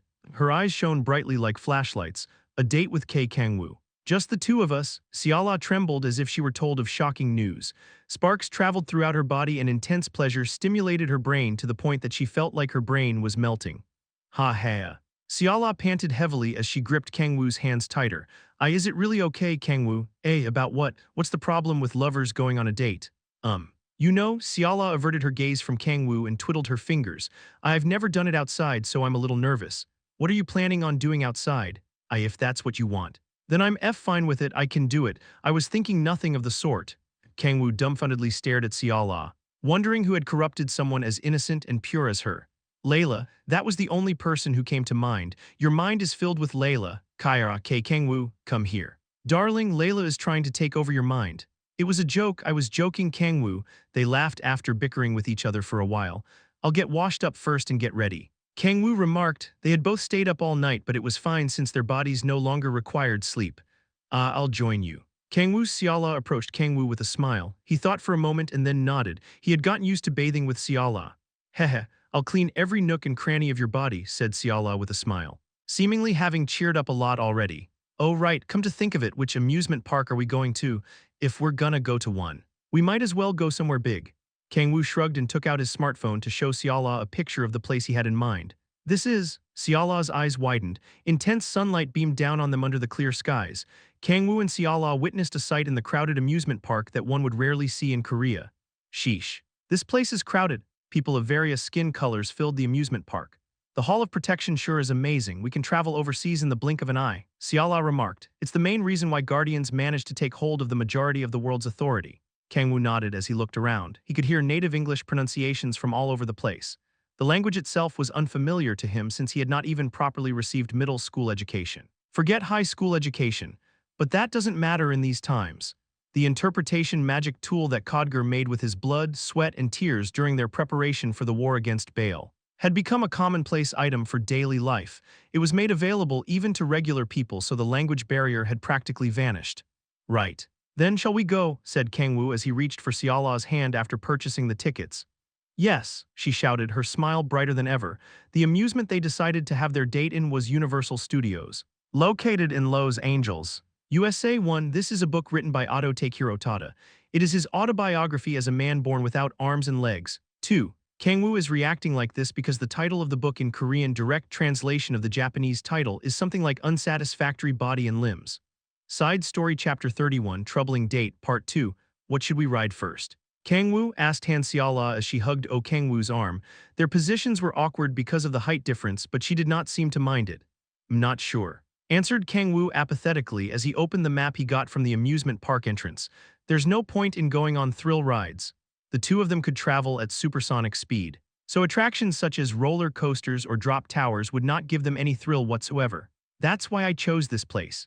Kang-woo looked around Universal Studios. There were buildings decorated with various films as their theme and shops that sold all sorts of goods, since they wouldn't feel anything from thrill rides. He chose a place where there were at least many things to look at. However, there was one problem. I don't know any of these films. Kang-woo expressed, oh, me neither. They could count the number of films they watched with one hand. They watched several anime with echidna but rarely films, hence. They couldn't appreciate the dedicated decorations. It's like looking at a nicely decorated garden. Kang-woo belatedly regretted choosing an amusement park as their date spot. Hee, it's okay. Kang-woo, Xiala smiled as she hugged Kang-woo's arm harder. I'm more than satisfied being with you, just the two of us. If you say so, then I guess it's fine. It did not matter if they had nothing to do here as long as Darling was smiling so happily. He had a great time drinking and gaming with Cha Yeonju, but it couldn't compare to when he was spending time with Xiala. Kang-woo grabbed Xiala's hand and said, Darling, yes, I love you. Xiala's eyes widened. The trembling Xiala looked around and then rubbed her legs together as if holding her pee. JG's, please be more mindful when we're outside. Kang-woo, what did I do? Whatever, you're prohibited from saying things like that outside, shouted Xiala hastily, her face noticeably much redder. Kang-woo nodded with a dumbfounded expression and turned around. Right. Let's head over there first. I love you too, muttered Xiala as she gently grabbed Kang-woo's arm. Kang-woo could feel the corners of his mouth rising. He softly coughed and remarked, why don't we head over there first? Okay, Xiala's eyes shone as she took the lead. Murmur, hey, take a look at that Chinese chick. Holy shit, Cerberus. Xiala garnered attention as they walked around the amusement park. Her facial features looked as if a master craftsman sculpted them. Her dark purple hair was like silk, and her waist was so slender for how voluptuous she was. Her beauty and body were almost abnormal, causing people to express their amazement. I guess all Asians being treated as Chinese hasn't changed then and now. Hearing their mumbling, Kang-woo hugged Xiala's arm tighter and growled with a fierce glare. How dare they covet my darling? My, look at that boy. Ho, he's clinging to his older sister so much. He must love her a lot. His slightly arrogant-looking eyes are so cute. If only my little brother were as cute as him. The women around him reacted in a way he did not intend. Shit. Kang-woo groaned and narrowed his eyes. He was so small that his glare was more cute than threatening. Maybe I'll just use the authority of fear. He thought momentarily but shook his head. Using an authority on regular people instead of players might result in a massive disaster. If only they were players. Just as it was much more difficult to hold a fragile bubble than a relatively hard ball. It was harder to deal with regular people than awakened players. Grit, those bitches, how dare they ogle at Kang-woo. Xiala bit her nails in irritation as she glared at the swooning women. Her eyes lost their light and filled with intense bloodlust. Kang-woo, give me a second to eliminate those irredeemable bitches. Darling, stop. Kang-woo quickly grabbed Xiala as she was about to walk toward the women. Xiala thrashed about like a starved beast. Let me go, Kang-woo, I can't deal with those women like this. Calm down. Kang-woo dragged the raging Xiala to a deserted place. Lessening the eyes on them, darling. You shouldn't act that way to unawakened people. I'm sorry. It was ironic how a demon was scolding an angel for trying to harm people through violence. No one seemed to mind the ironic situation much as the two of them drew attention everywhere they went. Xiala acted erratically the first few times but slowly became used to the attention. At least they're only looking at us like we're monkeys in a zoo. No one's coming up to us to talk. If they were in one of the Ero manga that Layla enjoyed so much, Xiala would have already been surrounded by muscular black men, but no one was coming to hit on her. Kang-woo, I know that film. They stopped at an area decorated like a jungle as they were leisurely walking through Universal Studios. Xiala pointed with sparkling eyes at a dinosaur head with its mouth open wide with the sign written Jurassic Park. Oh, Jurassic Park, I know that one too. Kang-woo couldn't be further from being an avid enjoyer of films, but not to the point that he did not know what Jurassic Park was. Everyone and their mother knew about the film. How about we ride that one, Siala suggested. Yeah. Sure, Kang-woo smiled as Siala pulled him by his arm and nodded. They wouldn't experience thrill from rides, but it was weird to only look around when they were in an amusement park. The line is a bit long. Haha. Don't worry about that, Kang-woo said as he took out the tickets he had bought for moments like this. It was a premium ticket that allowed one to enjoy the attractions without waiting in line. It was almost twice as expensive as the regular admission tickets, but I have so much money now that I don't even know what to do with all of it. He owned an entire luxury apartment complex in his name. Tickets like this were chump change for him. Ha ha ha, stay forever in line. You capitalist losers. Kang-woo felt an insane rush as he cut in line using his premium ticket. He cackled as he walked to the rides, holding hands with Siala. Wow. This is my first time riding a roller coaster, Siala smiled excitedly like a little girl. Just seeing that smile made the trip to the amusement park worth it for Kang-woo. It won't be as fun as you expect it to be. Kang-woo remarked, ho ho, it's okay, going on an amusement park ride with you, it feels like I'm dreaming. VRRRR. TSSSSSSSS, the roller coaster that they got on slowly began to move. Thick white vapor rose at the same time the doors to Jurassic Park opened. Roar, wow, man. This is a lot more well-made than I expected. Siala and Kang-woo both expressed amazement once the wooden doors opened. Inside were models of dinosaurs munching on grass or hunting. They blended so well with the jungle background that it was as if they were transported to the world of Jurassic Park. Seeing awkwardly moving models after getting used to real monsters is nice in its own right. Kang-woo remarked, I agree, it's very nice. The two of them leisurely looked around as if they were on a slow Ferris wheel instead of a roller coaster. The roller coaster began to pick up speed and screams rang out from all around them. That's very well made too. I've seen that dinosaur before. However, Kang-woo and Siala were leisurely chatting away, for them who regularly engaged in supersonic battles. A roller coaster was merely a slightly faster Ferris wheel. Phoo, that was pretty fun. I loved the interior design. Kang-woo and Siala calmly left, passing the people who were still catching their breaths. Where should we go next? Kang-woo opened the map to choose their next destination. After a short thought, he pointed at a certain part of the map. Here should be good. A haunted house? Siala asked. Yeah, these things are usually more thrilling than a roller coaster. A haunted house. Siala stroked her chin as she thought about something. Her eyes lit up as if she had come up with a good idea and nodded.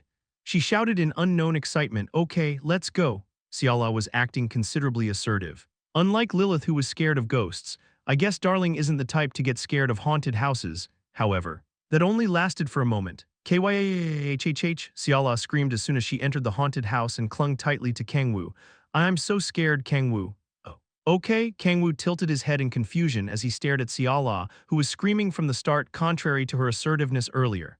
He went deeper into the haunted house, being hugged so hard that he was practically being held up at this point. Kaya, ghosts. Kaya, look at those corpses, Kang-woo. Heya, let's walk a little slower. Heya. Heya, phew, I like how dark it is in here, don't you, Kang-woo? Kang-woo realized something was off the deeper they went. Siala, who screamed as she clung to Kang-woo in the beginning, was now screaming half-acidly even when the ghosts charged right at them and instead focused on fondling Kang-woo's body. Her hands got even more aggressive the darker the surroundings got. Darling, be honest with me, you're not scared at all. Are you? Gasped. Siala flinched and quickly shook her head. Oh, of course I am, you have no idea how scared I am of ghosts. You say that. But you weren't scared of that ghost earlier at all. That's because I know they're employees of this park. You're pretty much questioning the existence of haunted houses at this point. Whatever, I'm hugging you because I'm scared to death, Kang-woo chuckled as he stared at Siala, throwing a temper tantrum like a little girl as she shook her head. Anyone could tell she was lying, but he was willing to play along. All right, if you're that scared, it can't be helped. Right, it can't be helped. Right, Siala gulped and mumbled as if hypnotizing herself.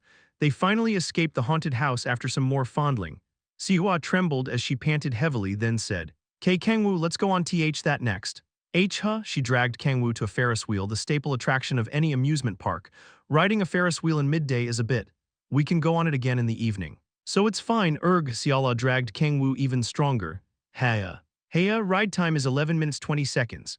The corners of Siala's mouth rose, she clenched her fists and nodded firmly. It's long enough. What? Long enough for what? Side Story Chapter 32 Troubling Date Part 3 An awkward silence fell between the two people who came out of the Ferris wheel cart.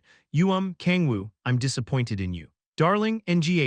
Siala flinched and she hunched. She lowered her head like a sinner and twiddled her fingers. I'm sorry, I couldn't hold myself back because it's been a while since we've been alone together. Even if we were in a Ferris wheel, we would have been visible to everyone if I hadn't used the authority of blindness. Then does that mean we can do it anywhere as long as you use that auth, darling? I'm sorry. Xiala lowered her head sorrowfully. Oh, Kang-woo sighed. The authority of blindness was overpowered in that it could alter the target's sense of sight to make things not visible to them or turn into something entirely different in their eyes, purely regarding its capabilities. Not even the authorities of the princes of hell could hold up to it. But it comes with a massive amount of restrictions.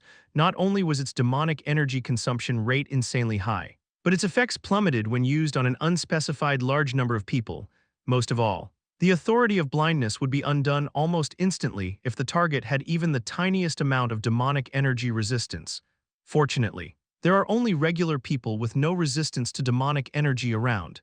If there had been a high ranker in the area, they could have seen through the authority of blindness and what was happening inside the cart. Are you angry? Cautiously asked Xiala as she grabbed Kang-woo's clothes, teary-eyed as if she were about to cry.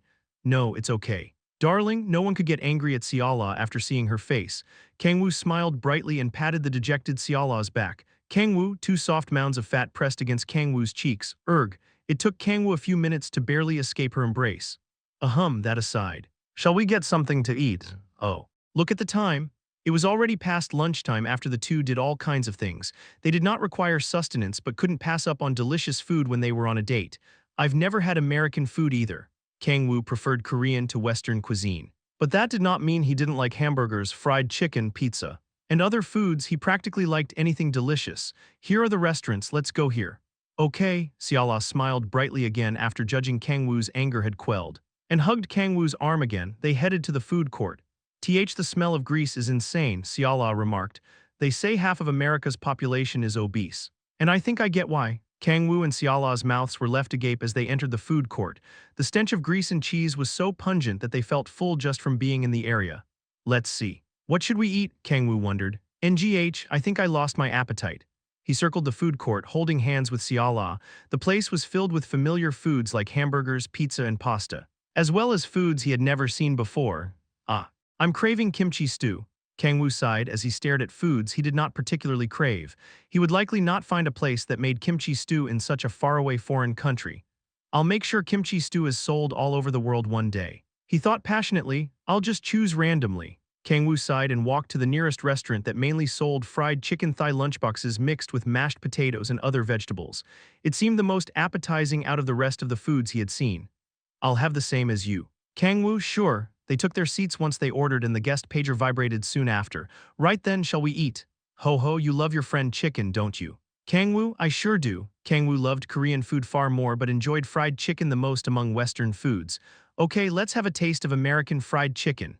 He opened the lunchbox, stuck a fork into the large chicken thigh, and took a big bite. PFFP. An insanely salty taste attacked his taste buds. What the fuck is this? Did they stuff the chicken with salt or something? NGH. Xiala also grimaced after biting into the chicken thigh. How much salt did they add for it to get this salty? Kang-woo took a mouthful of the mashed potatoes to cancel out the saltiness. PFFP, why the fuck is this salty? It was even saltier than the fried chicken for some reason. Kang-woo and Xiala looked down at the lunchbox in astonishment. I guess, the Western food we had in Korea was just Korean food. I once saw on the news that Korea has been shifting to saltier foods lately. But it's not even close to this, Xiala mentioned. Kang-woo threw away the lunchboxes. Although they were on a date, he did not want to eat fried chicken practically covered in salt. Let's just look around some more. Darling, okay, Kang-woo. They got up from their seats and looked around Universal Studios again.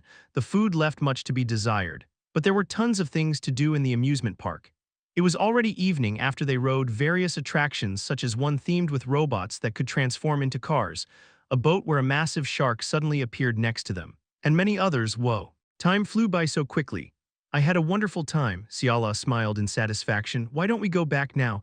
She expressed disappointment. She wanted to spend some more time with Kang-woo alone. Already, we should. Considering the time difference. Xiala's expression darkened. She bit her lip, softly grabbed Kang-woo's clothes and said, I want to be with you for a little longer. Kang-woo, but we live Tojath. Kang-woo tilted his head in confusion but remained silent as he noticed Xiala's teary eyes. Okay then, we've seen everything there is to see here. So why don't we head to the beach? Okay. Xiala's gloomy expression brightened in an instant. Kang-woo grabbed her hand and headed to Santa Monica Beach located in Los Angeles. It was considerably far from Universal Studios. But it was no problem for Kang-woo and Xiala who could fly at supersonic speed. Swoosh. Fufu, this feels kind of romantic. Xiala giggled as they walked along the beach in the dark. Holding hands, it was not talking despite them barely talking, rather they were hit with waves of joy. Haya haya, just then Kang-woo heard heavy breathing. He turned to see Xiala. Her face red and biting her lip as if desperately trying to hold something back. Darling? Yes, Xiala flinched and turned to Kang-woo in surprise. What's wrong? Nothing, she stuttered as she rapidly shook her head. It was not difficult to figure out why. Are you having trouble holding back? No, not at all. I'm happy enough just holding hands with you like this. However, her cheeks were so red it could be seen in the dark. She forcibly made a leisurely expression and continued. So, I won't suggest things like going on the Ferris wheel or anything like that from earlier. She seemed to have taken the scolding she had gotten after the incident in the Ferris wheel hard. Ha ha ha. Kang-woo burst into laughter and softly kissed Xiala. Her awkward smile as she desperately held back her impulses couldn't be any more lovely after all. The key reason was her deep love for him. Why are you laughing? Kang-woo, shouted Xiala as she lightly pinched Kang-woo. She shrank back cutely like a dog being scolded by their owner. There seemed to be tons of motels in the area. So why don't we stop by one of them, Kang-woo suggested. A motel, Xiala's eyes shook. Panting even more heavily than before, Kang-woo could feel her trembling because they were holding hands. I mean, I doubt you'll be satisfied with my current body. Kang-woo lowered his head in sorrow. Just like his lowered Francois, fuck my life, he was swept by a massive sense of shame. He felt like a middle-aged man searching for foods that boost libido like a hyena.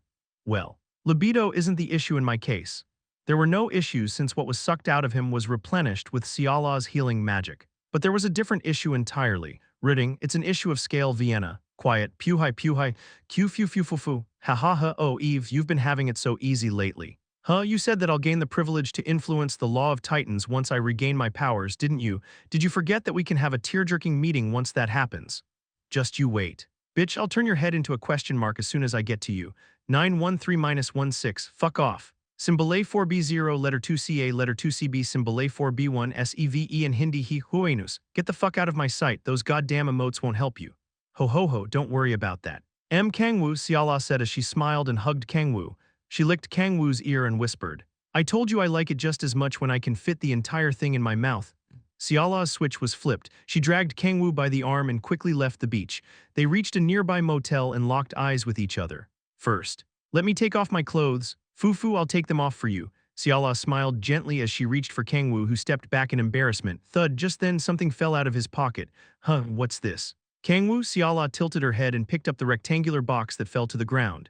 It was the box that Kang-woo had put into his pocket after teasing Cha Yeon-ju as much as he wanted to. Xiala's expression froze as she saw what the box contained. Deathly silence fell in the motel room. Cold sweats ran down Kang-woo's back. Kang-woo's eyes darted crazily. His vision whitening, he needed to find the words that would resolve this situation as quickly as possible. It's best to be careful since we're not married yet. You know, the hesitation was over in a mere instant. He held Xiala's hand and said in all seriousness, even if I can alter my bodily fluids, you can never be too careful. I want to consider having children in the future. But right now hell yeah, this should be good enough. Okay, just one more step. I want to enjoy the time we have together as a couple some more. Am I safe? I'm safe, right? Kang-woo, said Xiala. Her tone as cold as ice. She thoroughly examined the contents of the box and slowly turned to look at Kang-woo. Her eyes devoid of life. This box. Creak, her head tilted abnormally like a wooden doll. Why is there one missing? Side story chapter 33 troubling date part 4. Why is there one missing? Oh, Kang-woo thought time had stopped. He couldn't breathe. His back was drenched with cold sweats. His lips trembled. His thoughts evaporated, leaving his head completely blank. He groaned in his head. I'm fucked, my life is over. What do I do? Seriously, what the fuck do I do? Did you use one? Asked Han Xiala. Eyes devoid of life. Kang-woo closed his eyes, thinking of countless lies and excuses he could tell her. No, he bit his lip and shook his head. He no longer wanted to deceive his darling with cheap lies. I've always lied. He put on a false mask and deceived others for the sake of survival and to devour his enemies while their guard was down.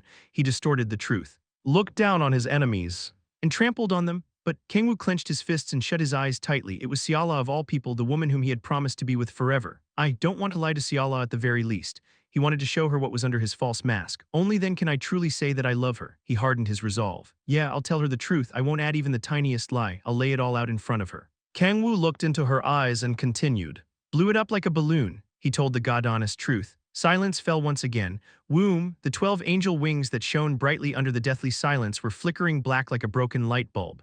Ho ho ho, what an interesting excuse. Kang-woo, Kang-woo stared at Siala as he took a step back. A balloon? Ho, you must be rather flustered. And no, it's the truth. I seriously blew it up like a balloon. Tell me. What? Tell me where, when. And who you used it with? W8, you've got it wrong. I seriously used it like a balloon. Enough with your absurd excuses. Who in the world would use this as a balloon?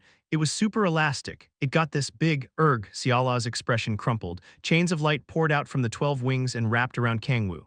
Darling. I told you these things don't work on me anymore. Kang-woo was not his former self after his battle against Rajing. He regained enough power to just barely be a match for Kim Si-hun. Such restraints would not work on him.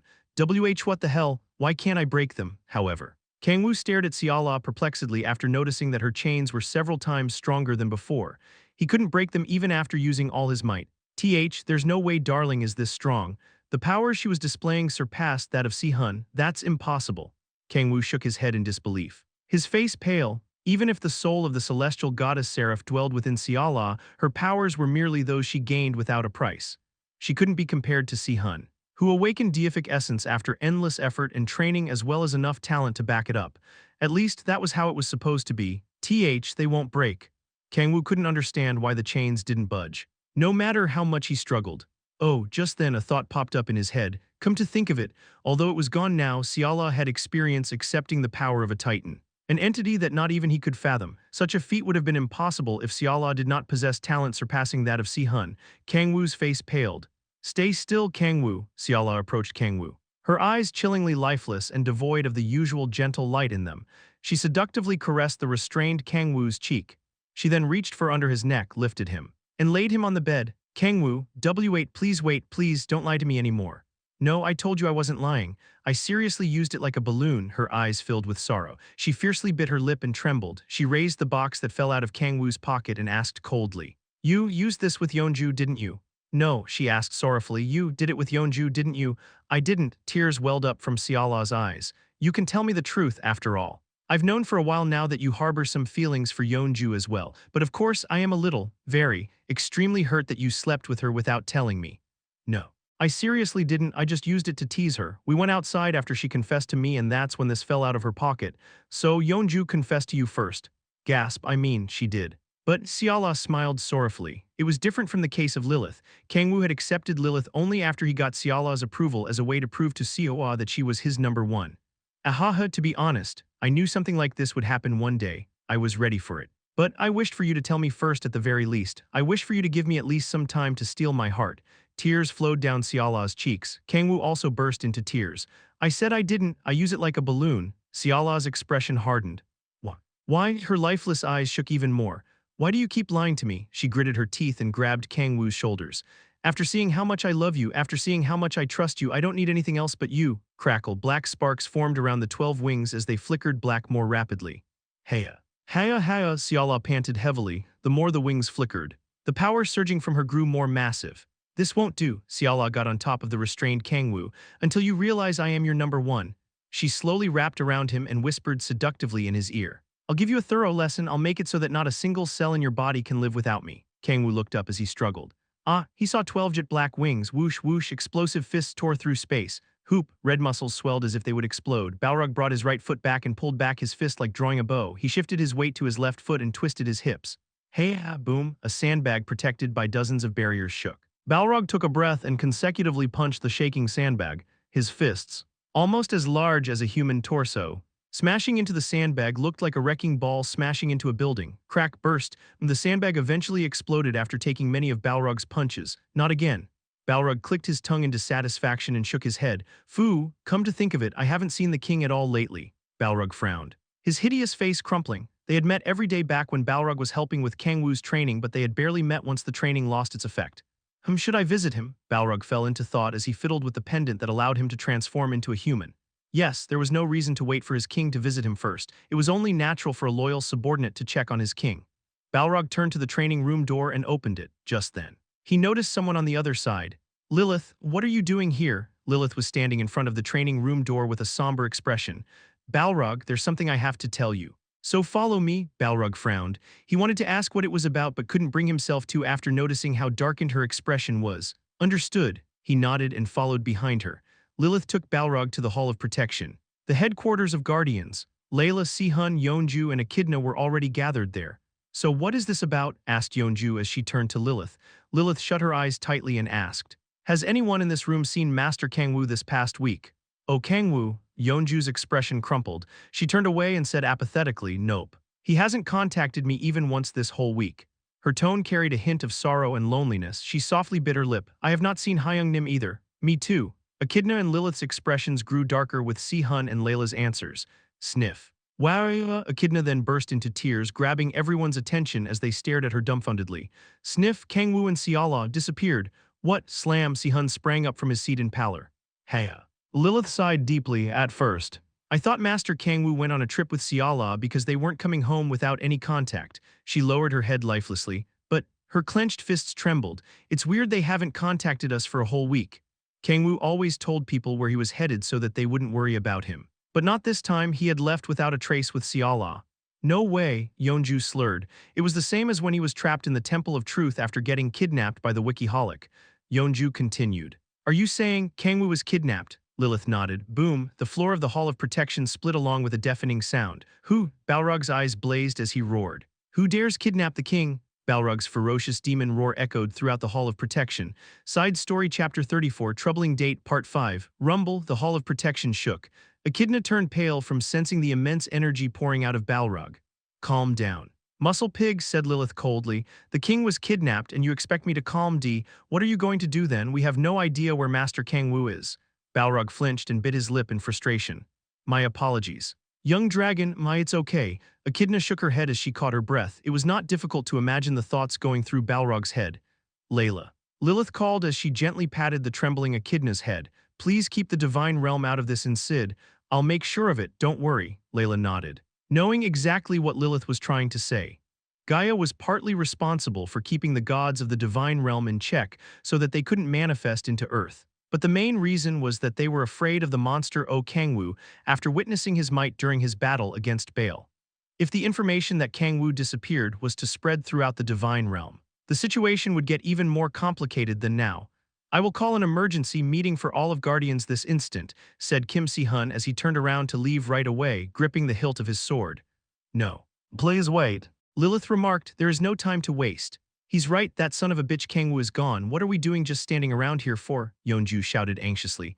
I'll gather my guild members right now. We're bound to find a clue or two if Guardians and Red Rose investigate together. Calm down. Yeonju, Lilith said calmly. Unleashing a massive number of people to investigate is no different from telling the kidnapper to run away. That's true. But please leave the investigation to me. Why you have a way to find Kang-woo? Yeonju widened her eyes, filled with hope. She then recalled something and shouted, oh. Right, you're in charge of managing Kang-woo's personal information. Right, she recalled hearing something about it when Kang-woo misunderstood online shit-talking at the PC room as a leak of his personal information. Then you have access to his smartphone and stuff like that. Right, can't you locate him using the GPS on his phone? Yeonju asked. Lilith shook her head and answered, of course, I tried to locate Master Kang-woo's smartphone before calling all of you here. But she then sighed and continued, Siala once secretly installed a tracking app on Master Kang-woo's phone. After that, he has the tracking function turned off at all times because Siala would keep coming to find him wherever he goes. Yeonju's mouth was left agape in astonishment. Then there's no other way, Lilith nodded with a heavy expression, but I'm confident I can find him more effectively compared to having people search for him randomly. Yeonju bit her lip and sat back down on her chair. She muttered sorrowfully. That damn moron, where the hell is he? She pulled on her hair anxiously. After what he did to me. Yeonju felt boiling rage as well as unbearable shame as she looked back on the memory from back then. Layla, who was looking around the chaos-filled meeting room, turned to Lilith and asked calmly, you're thinking of using the private intelligence organization that you have been fostering. Correct? Oh, you've known about it. You shouldn't underestimate the intelligence capacity of Guardians. The intelligence organization fostered by Lilith was low in number but extraordinarily skilled. In contrast, the intelligence organization under Guardians used their immense numbers and unparalleled authority to gather information. In that case, Lilith slurred, let us have our organizations join forces for today. Lilith and Layla exchanged glances, if Guardians. With its unparalleled authority and the intelligence organization Lilith worked hard to foster, were to join forces. There was no information in the world they couldn't find. The others who had practically become useless could only stand and watch. First, we have to find where Master Kang-woo was last spotted. They needed to figure out where Kang-woo and Xiala went before they could do anything. Lilith asked Layla, "Could you let me borrow the right to access the surveillance cameras installed throughout Korea?" "No," Layla shook her head. "There is a record of Kang-woo using the Hall of Protection before he disappeared," she said as she checked the Hall of Protection visit records on her tablet. They used the gate that leads to Lo's Angels. The Hall of Protection was connected to gates throughout the world. Hence it was often used by executive members as a convenient transportation method. "America for what?" asked Yeonju as she tilted her head. "We're about to find out." Lilith took out a communication orb and contacted someone. "Log into Master Kang-woo's account and check his search records." Her orb lit up soon after. Universal Studios was among Master Kang-woo's search records. Then, they went to an amusement park together, wondered Layla. Ah, come to think of it. Xiala once said she wanted to go to an amusement park together with Kang-woo, shouted Echidna as she raised her hand. "Then we should start our investigation from Universal Studios." Lilith remarked, "How? That place is packed with people." Yeonju shook her head in despair. It did not matter if Kang-woo and Xiala went to Universal Studios when the place was massive. And tens of thousands of people visited the amusement park each day. "You don't need to worry about that. I will give you access to all the surveillance cameras installed throughout Universal Studios." Lilith and Layla confidently looked at each other. Layla used the immense authority possessed by Guardians to acquire the code necessary to access the Universal Studios surveillance server. And Lilith's intelligence team combed through the surveillance footage. "We will get live reports of the situation through this crystal orb," said Lilith as she placed the orb on a table. Video footage rose from it like a hologram. "Searching for Kang-woo and Xiala by scanning footage containing countless people. This feels like an American spy film." Yeonju expressed astonishment as she stared at the screen of countless people's faces being scanned at extraordinary speed. "Found them." Lilith's intelligence team found Kang-woo and Xiala from the footage in less than 5 minutes and tracked them using that information. They last went to a motel located in Santa Monica. No traces of them for an entire week after that. "A motel, could it be?" Yeonju frowned. There was nothing wrong with a couple going to a motel, but an absurd thought popped into her head. "Nah. There's no way." She erased the thought and stood up. "Right, let's give the place a visit." "Is it here?" "Yes." Yeonju and Lilith anxiously stared at the motel room door. "What's there to hesitate for?" "Wait." Balrog in his human form approached the door and kicked open the door before Yeonju and Lilith could stop him. Wham! The door shattered, exposing the situation inside the motel room. Silence fell outside the room. Gurg. Erg, the room was as hot as a sauna and reeked of sweat. 12 black wings could be seen as a small amount of light shone into the room. They could also hear someone's deathly groans. Heya, how's this?" "Kang-woo, does it feel good?" "Stop, stop." Xiala's aroused voice could also be heard inside the room. Lilith tapped Balrog, who was left dumbfounded after witnessing the situation inside the room. On the shoulder, "Balrog, could you take everyone outside?" "This is, right now." Balrog nodded as he took the others to leave the room. "Oh, you should stay, Yeonju, I suspect. This has something to do with you," Lilith remarked. "Oh. Okay," Yeonju nodded blankly. The others left the motel, leaving just Lilith and Yeonju. Xiala's eyes widened, only now realizing people had entered the room. Xiala. "Could you explain what's going on here?" Lilith unnai. Xiala flusteredly stared at Lilith momentarily but bit her lip and glared at Yeonju after noticing her. "Yeonju, I thought you were my friend. I trusted you." Yeonju stared at Xiala, who was flapping her black wings. Her eyes full of guilt, she more or less understood why Xiala had ended up this way and why Lilith asked her to stay. "Did you do something like this because I confessed to Kang-woo?" "No." Xiala shook her head in irritation. No, I knew you had feelings for Kang-woo and that he reciprocated those feelings." Xiala had even thought about approving Yeonju like she had done with Lilith when she was ready, after all. Yeonju was the only person whom she could truly consider a friend. "But I didn't think you would do it with Kang-woo without a word to me." This was a clear betrayal. It was important to tell someone before they went and did something. It was a major issue when a certain video game company ended a certain league. There was a massive difference between doing something after telling people about it and saying something after the fact. "Kang-woo is mine. I care about him the most. I love him the most." "Why? Why?" Madness exuded from her gaze. Yeonju stared at her and tilted her head in confusion. "What are you talking about?" I mean. "You know, I've never done it with Kang-woo." Xiala and Yeonju stared at each other, mouths agape as if they couldn't understand what the other was saying. "And no. That can't be. Xiala, Yeonju is telling the truth." Lilith smiled as she embraced Yeonju from behind. "Kaya what are you doing?" Lilith caressed every nook and cranny of Yeonju's body and continued, "My. What a cute response, Fufu, I guarantee it. Yeonju is a virgin with zero experience." She was inside a human body at the moment, but Lilith was a succubus. She could tell whether someone was a virgin or not just from looking at them. Xiala looked around in confusion. She quickly picked up a rectangular box and shouted, Then what's this? Gasp. Yeonju turned pale after seeing the box. That's. Yeonju swallowed her humiliation and explained in detail about the time when Kang-woo teased her. So, Siala looked down at the box and asked, "You didn't do it with Kang-woo.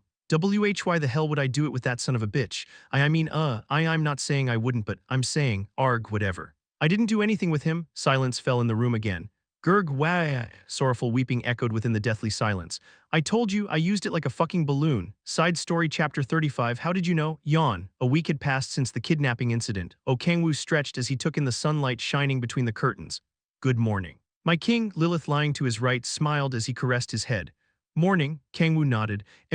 Stay in bed a little longer, Kang-woo," Siala, lying to his left, pulled Kang-woo in as he was about to get out of bed. She seemed to be a little drowsy still. Kang-woo smirked and lightly pinched Siala's cheek. "Why, so you can chain me to the bed again?" That's. Siala sprang up because of his teasing words and lowered her head in shame. "I'm so sorry, I wasn't myself back then." She had already apologized hundreds of times. I agree you went a little too far this time." "Siala, Fufu, I never expected the king's radio silence was because of you," Lilith expressed. "I'm sorry, Unnai." "Well, it's fine, rather. I'm happy since I got another cute little sister to tease because of it." Lilith smiled as she trembled ecstatically. "I could understand why the king loves to tease her so much after trying it myself. Her reactions are so cute." It was revealed after the kidnapping incident that Kang-woo and Cha Yeonju had not slept together. But the fact that Yeonju confessed her love to Kang-woo was exposed. Although the order had been reversed, Siala was put in a situation of whether or not she would approve of Yeonju on top of Lilith. Siala, who was under an immense sense of shame after misunderstanding what happened between Kang-woo and Yeonju, begged them to forgive her and that she wanted to stay with them. Si-hun and Balrog, who were furious after finding out about Kang-woo getting kidnapped, implored Kang-woo to give her a thorough scolding so that she could never cross the line again. But well, it all worked out in terms of results. Kang-woo couldn't lose the golden opportunity that would get Siala to instantly approve Yeonju as one of Kang-woo's lovers. Hence, he ended up getting a third lover. Fuck my life, I've never even dated a girl until I was 30. "That aside, is Yeonju really not moving in with us?" Lilith asked. She got angry at me, shouting why the hell she would come live with me. Isn't she just shy?" "I would guess so, considering her personality. I'm sure she needs time to collect her thoughts about this. So I didn't pester her about it." They lived separately but could see each other at any time with one elevator ride. There was no reason to force her to move in with them when she was getting so shy about it, and no matter how much I think about it. Kang-woo stared at Lilith and Siala, who were stuck to him left and right like magnets. They would likely not give up their spots just because Yeonju moved in. It'll only breed conflict. He was already having enough trouble with Siala and Lilith, so it would be difficult to give attention to Yeonju on top of that. "What a shame. I wanted to live with her since we're not that close yet," remarked Lilith as she sighed. "It seemed like you two got pretty close lately." Ho ho ho, Yeonju is simply shy, she doesn't dislike me." After Yeonju became Kang-woo's third lover, Lilith approached her and suggested they become sisters since they were now family. Yeonju allowed the female rookie members of her guild to call her Unnai, but began to avoid Lilith because she was embarrassed to call someone Unnai herself. However, Lilith did not stand for it. She visited Yeonju every day to tease her and deepen their bond. That's a relief. Kang-woo was happy to hear his lovers were close to one another. Then, "Kang-woo, why don't you count the wrinkles on the ceiling before lunch?" Siala asked seductively. That's a good idea." Lilith also smiled seductively as she embraced Kang-woo. "There aren't any wrinkles on the ceiling." Kang-woo pushed them aside and got up. Once their switches were flipped, forget lunch. It would be evening by the time they were satisfied. "More importantly, darling, show me your wings." Okay, Siala expressed slight disappointment as she looked at Kang-woo. She nodded and closed her eyes. Woom, massive energy poured out of her as 12 wings sprouted from her back. They were dyed jet black. The previous brilliant white color nowhere to be seen. "Looks like they haven't returned to normal," Kang-woo mentioned. "Yes, they've been black ever since." Siala's wings had turned black ever since the kidnapping incident, meaning she had become a fallen angel like Raquel. Kang-woo sighed deeply as he stared at Siala's black wings. Is it weird that a demon is worried that an angel fell from grace, considering the members of their home demon king, Succubus? Demonic dragon, a fallen angel was more fitting. However, it was only natural for Kang-woo to be worried since he had no idea what problems the change would bring. "Are you feeling fine?" he asked. "Yes, rather. I feel better than before I fell from grace. The obsession isn't as bad." Siala lowered her head sorrowfully. Recalling what she had done last week, Kang-woo smiled and gently patted her head. "Be careful, no one knows what negative effects come with falling from grace." The only thing Kang-woo knew at this time was that the property of her sacred power had changed into that similar to demonic energy. Her kind personality had not changed, nor was she running rampant in madness. rather. As she mentioned, she seemed to be better compared to when her actions were heavily influenced by her angelic instincts. The properties of her spells have also changed. Her spells, which had been specialized for healing and buffs, had changed into debuffs like curses, weakening, and restraints. She had become far stronger than before in terms of direct combat prowess, but it came at the cost of her extraordinary support capabilities. Okay. I'll be careful. I'll also practice so that I can master my new powers, said Xiala passionately with her fists clenched. Kang-woo was highly worried about her fall from grace, but she was not in particular. Being a fallen angel makes me a better match for Kang-woo. Kang-woo was a demon, so she thought that she was better off being an entity close to that. And now, I can protect Kang-woo myself. Xiala attained power incomparable to her previous self after falling from grace. She was now more powerful than Si-hun, the man praised to be the strongest human. She still hadn't reached her full potential because she was having trouble being in control of her altered magic properties, but once she mastered them, she would become one of Kang-woo's strongest allies alongside Si-hun and Balrog. Don't push yourself too hard, said Kang-woo worryingly as he looked at the excited Xiala. Xiala had experienced a power-up from falling from grace, becoming more powerful than celestial goddess Xperrif. How is this possible? Kang-woo looked at Xiala incomprehensibly. The source of her power was Xperrif's soul, even if she fell from grace. Becoming more powerful than the source of her power was logically incomprehensible. Is it really because she accepted the power of a titan?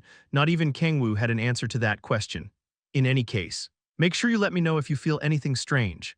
Ho ho, don't worry Kang-woo, aren't you checking me every night? Xiala smiled lovingly and embraced Kang-woo, who groaned as he scratched his head. He was conflicted because of how happy she was despite having become a fallen angel.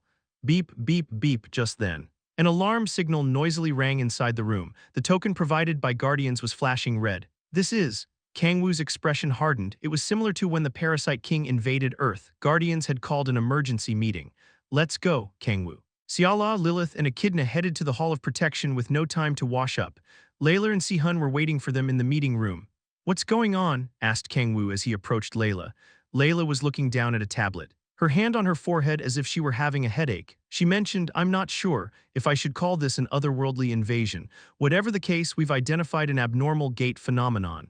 As Kang-woo had expected, it had to do with outer worlds. Yeah, no wonder it's been so peaceful lately. He clicked his tongue. Otherworldly invasions had been continuously occurring for the past 3 years, but one as massive as the one with the Parasite King had miraculously never occurred. Has Akart made his move? Kang-woo asked. Layla shook her head with mixed feelings. I'm not sure about that yet. Kang-woo pulled a chair back and sighed as he sat down. Otherworldly beings, invasions from a different universe. How big are you gonna make this? Let's see. I guess the only genre that hasn't appeared at all would be sci-fi. Kang-woo chuckled nonsensically. He turned to Layla, who was pulling on her hair, and asked, what, did a giant battleship appear or something? Pardon? Layla's eyes widened. She asked perplexedly. How did you know? Kang-woo pulled on his hair like Layla had done. For fuck's sake. It's sci-fi for real this time. 1. I believe this is a reference to a certain repeated line in Japanese manga. It pretty much translates to it'll be over before you know it once you're counting the stains on the ceiling. It seems to be what a man says before violating a woman. Side Story Chapter 36 Welcome to Earth Part 1 What? A giant battleship? Asked Cha Yeonju, who rushed to the Hall of Protection after hearing the emergency meeting alarm. Dumbfounded, she chuckled nonsensically and shook her head. For fuck's sake, how far are they gonna take this? It's write first and think later. Is it? She cursed as she reacted exactly like Kang-woo. Leave the complaints for later. Kang-woo calmed Yeonju down and turned to Layla. Where is that giant battleship right now? Layla pointed up and replied. It is slowly lowering toward the atmosphere. If it doesn't change its course, it will likely appear in East USA. Pardon, atmosphere? Kang-woo tilted his head, confused by Layla's response. Didn't you say it was an abnormal gate phenomenon? What do you mean by atmosphere? The identified gate was opened beyond the atmosphere, in other words. Outer space. The gate had to open in outer space of all places. You've run out of ideas, is it? However, the location of the gate was not important. Can we make contact with them? Checking whether or not the otherworldly beings were willing to communicate was of the highest priority. Nothing better than ending things without a fight. If they possessed enough intelligence to build a giant battleship, they would at least not be mindless monsters like the parasites. If that were the case, they could be persuaded to go back to where they came from without attacking Earth. There was also the option to welcome them, but that's out of the question. It was far too dangerous to welcome otherworldly beings without knowing what their objective was. They of course could have come here due to unavoidable circumstances. Perhaps they had come to Earth in seek of refuge because their world ended. Or evacuees who lost their way in space. But so what? There was no reason to consider their circumstances. Having lost their home or their way was their problem. Kang-woo was not moronic enough to welcome a ticking time bomb. Drunk on his willingness to be generous. No, they refused contact, Layla replied. They refused. Yes, we confirmed that the communication went through. But they hung up without a word. Then that confirms it. The fact that they refused to communicate could only mean one thing. I'll decimate them so they won't ever think about going anywhere near Earth. Commander, we will soon break through the atmosphere. The first fleet of the Galactic Federation was the most elite fleet that conquered countless planets, resulting in them being nicknamed the Conquest Fleet. At the front of the fleet was a giant battleship known as the Macross, the culmination of all the Galactic Federation's science and technology. Moving toward Earth menacingly. What a pathetic civilization this planet houses. The white-haired commander clicked his tongue as he looked at a screen showing various places on Earth. He could see cars that were still restricted to the ground and gray buildings with primitive models. The civilization was below average among the planets the fleet had conquered.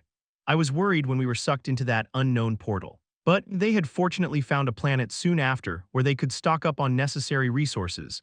Considering the level of the planet's civilization, it did not seem like a bad idea to colonize the planet as well. Tusk, of all times. It had to be when we were in the middle of an important project.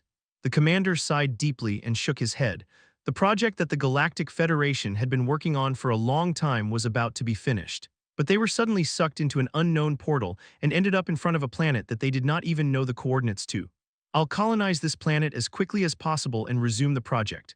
The Galactic Federation had poured all of the technology available to them into making an android.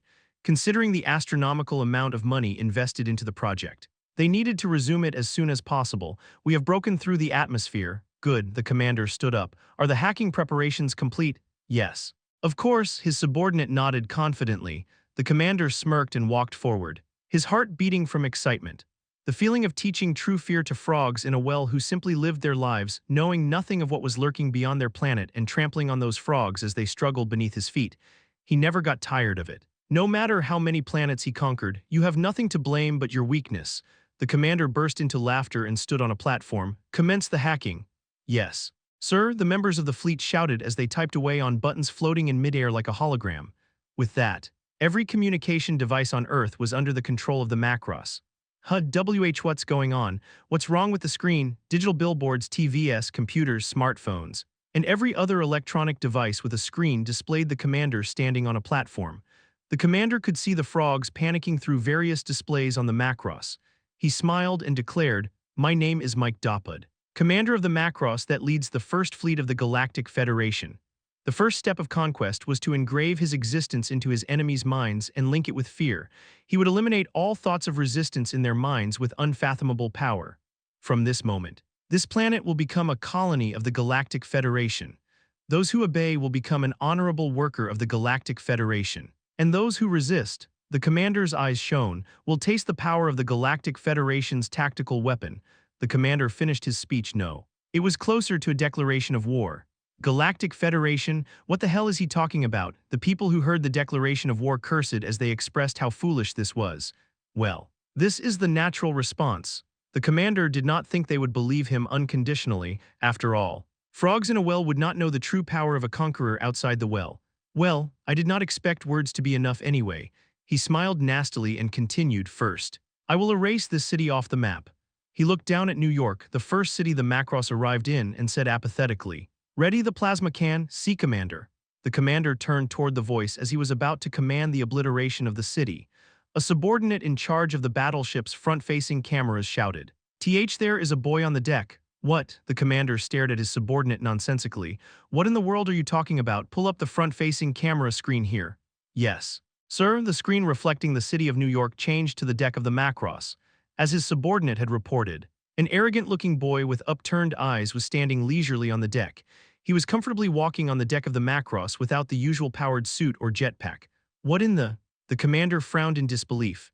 A human couldn't possibly penetrate the Macross's automatic defense system, no. It was already impossible for them to fly in the sky without any equipment and reach the battleship. The members of the fleet were flustered by the impossible sight. "Yeah. It makes things so much easier if you come out swinging like this." They could see the boy smile. They had no idea what sort of magic he used, but the boy's voice echoed inside their heads. His voice sounded mischievous, cold, and like that of a starved beast at the same time. It's better than laying out your life story and saying pity-filled shit like we have no choice to do this to survive. Wouldn't you say so? The commander frowned fiercely. What of the automatic defense system? He's not being designated as a target. Do you think manual controls are just for show? Switch to manual this instant. Why yes. Sir, the subordinate in charge of the front-facing cameras quickly typed on the holographic keyboard. Were kerthunk, the deck opened, revealing the barrel of a laser cannon. Fire, the commander said apathetically. I mean, even if you guys were going through some desperate, heartbreaking, or tear-jerking circumstances, F-womb, a blue laser beam powerful enough to incinerate a mere human swept through the boy. Who? The commander turned from the screen to the subordinate in charge of managing the automatic defense system. What did you do to the defense system for it to not even detect a little brat approaching the ship? That's. The subordinate stared at the commander. His expression pale. Nothing, there is nothing wrong with the automatic defenses, you talk too much. The commander took out his gun and aimed at his subordinate. Just then, the whisper of a voice sounding mischievous, cold, and like that of a starved beast at the same time echoed inside the heads of the fleet. I would have killed you regardless. The unpleasant and unsettling sound of squelching mucus rang out along with laughter. What the? The commander turned around. The boy who should have been incinerated by the laser cannon was standing on the deck. Completely fine. No, that thing could not even be called a boy. His melted flesh was replaced by black mucus with countless sharp teeth protruding from it. The monstrous life form only seen in nightmares smiled. Right. You said those who resist will taste the power of your tactical weapon, didn't you? The boy, no. The monstrous life form taking the form of a boy slowly raised his arm.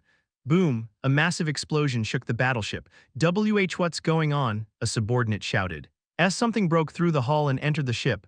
What are you waiting for? Pull up the footage. The screen switched to the ship's interior cameras, showing an extraordinarily handsome young man and a giant covered in swelling red muscles.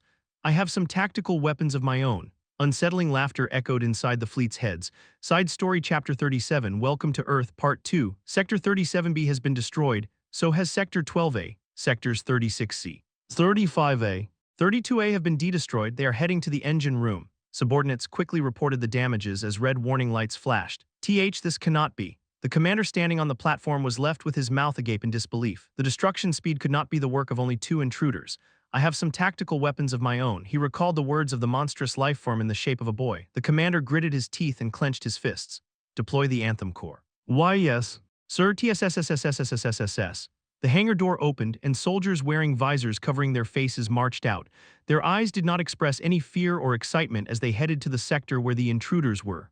No, they did not express any emotions in the first place.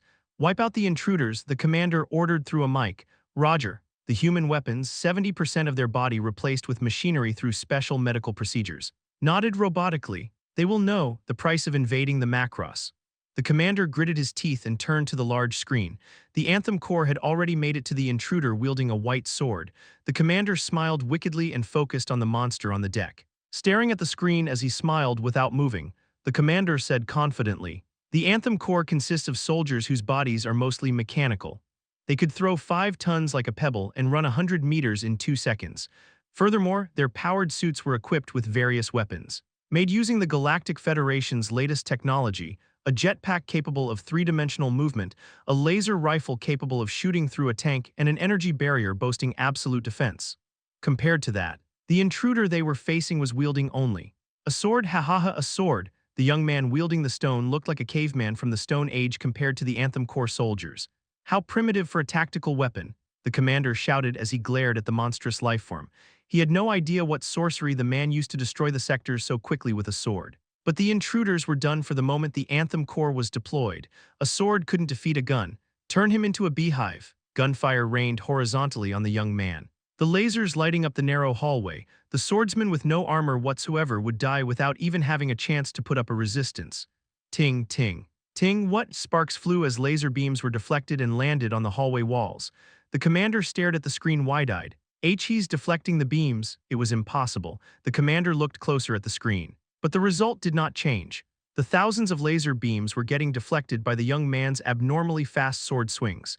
What in the? It would have been astonishing enough if the man managed to deflect one beam. But he was deflecting thousands. The commander watched the battle with his mouth agape. It won't end at this rate. The young man deflecting the beams clicked his tongue. He switched his stance, raised his sword above his head, and swung it down without hesitation. Heavenly dragon flash, rumble, the entire hallway turned to ice as a thunderous sound rang throughout the battleship. However, The young man's attack did not end there. Link, rumble, arg, kurg, the control room tilted. The fleet members screaming as they rolled on the ground. Ah, the commander also fell off the platform as he screamed. His knee smashed into a corner of the platform, and blood poured out of it. Sharp pain traveled throughout his body. Heya. Heya, the commander panted heavily as he clenched his knee. He looked up at the screen after recovering from shock and saw that it was blacked out. He stood up as he trembled. Our report damages. The subordinates on the ground forced themselves back up. Our reporting, the interior of the battleship was shown as a hologram. A subordinate typing on his holographic keyboard expressed shock. Widening his eyes, he said blankly, 32, destroyed. What, you reported Sector 32 was destroyed earlier, get it together, the commander shouted. The subordinate turned to the commander and said sorrowfully, no. What, no? What, I am not talking about Sector 32. 32 sectors were destroyed. What? The commander's eyes widened, his expression as dumbfounded as his subordinate. The Macross was divided into 100 sectors. If 32 of them were destroyed, it meant a third of the battleship was destroyed from one attack.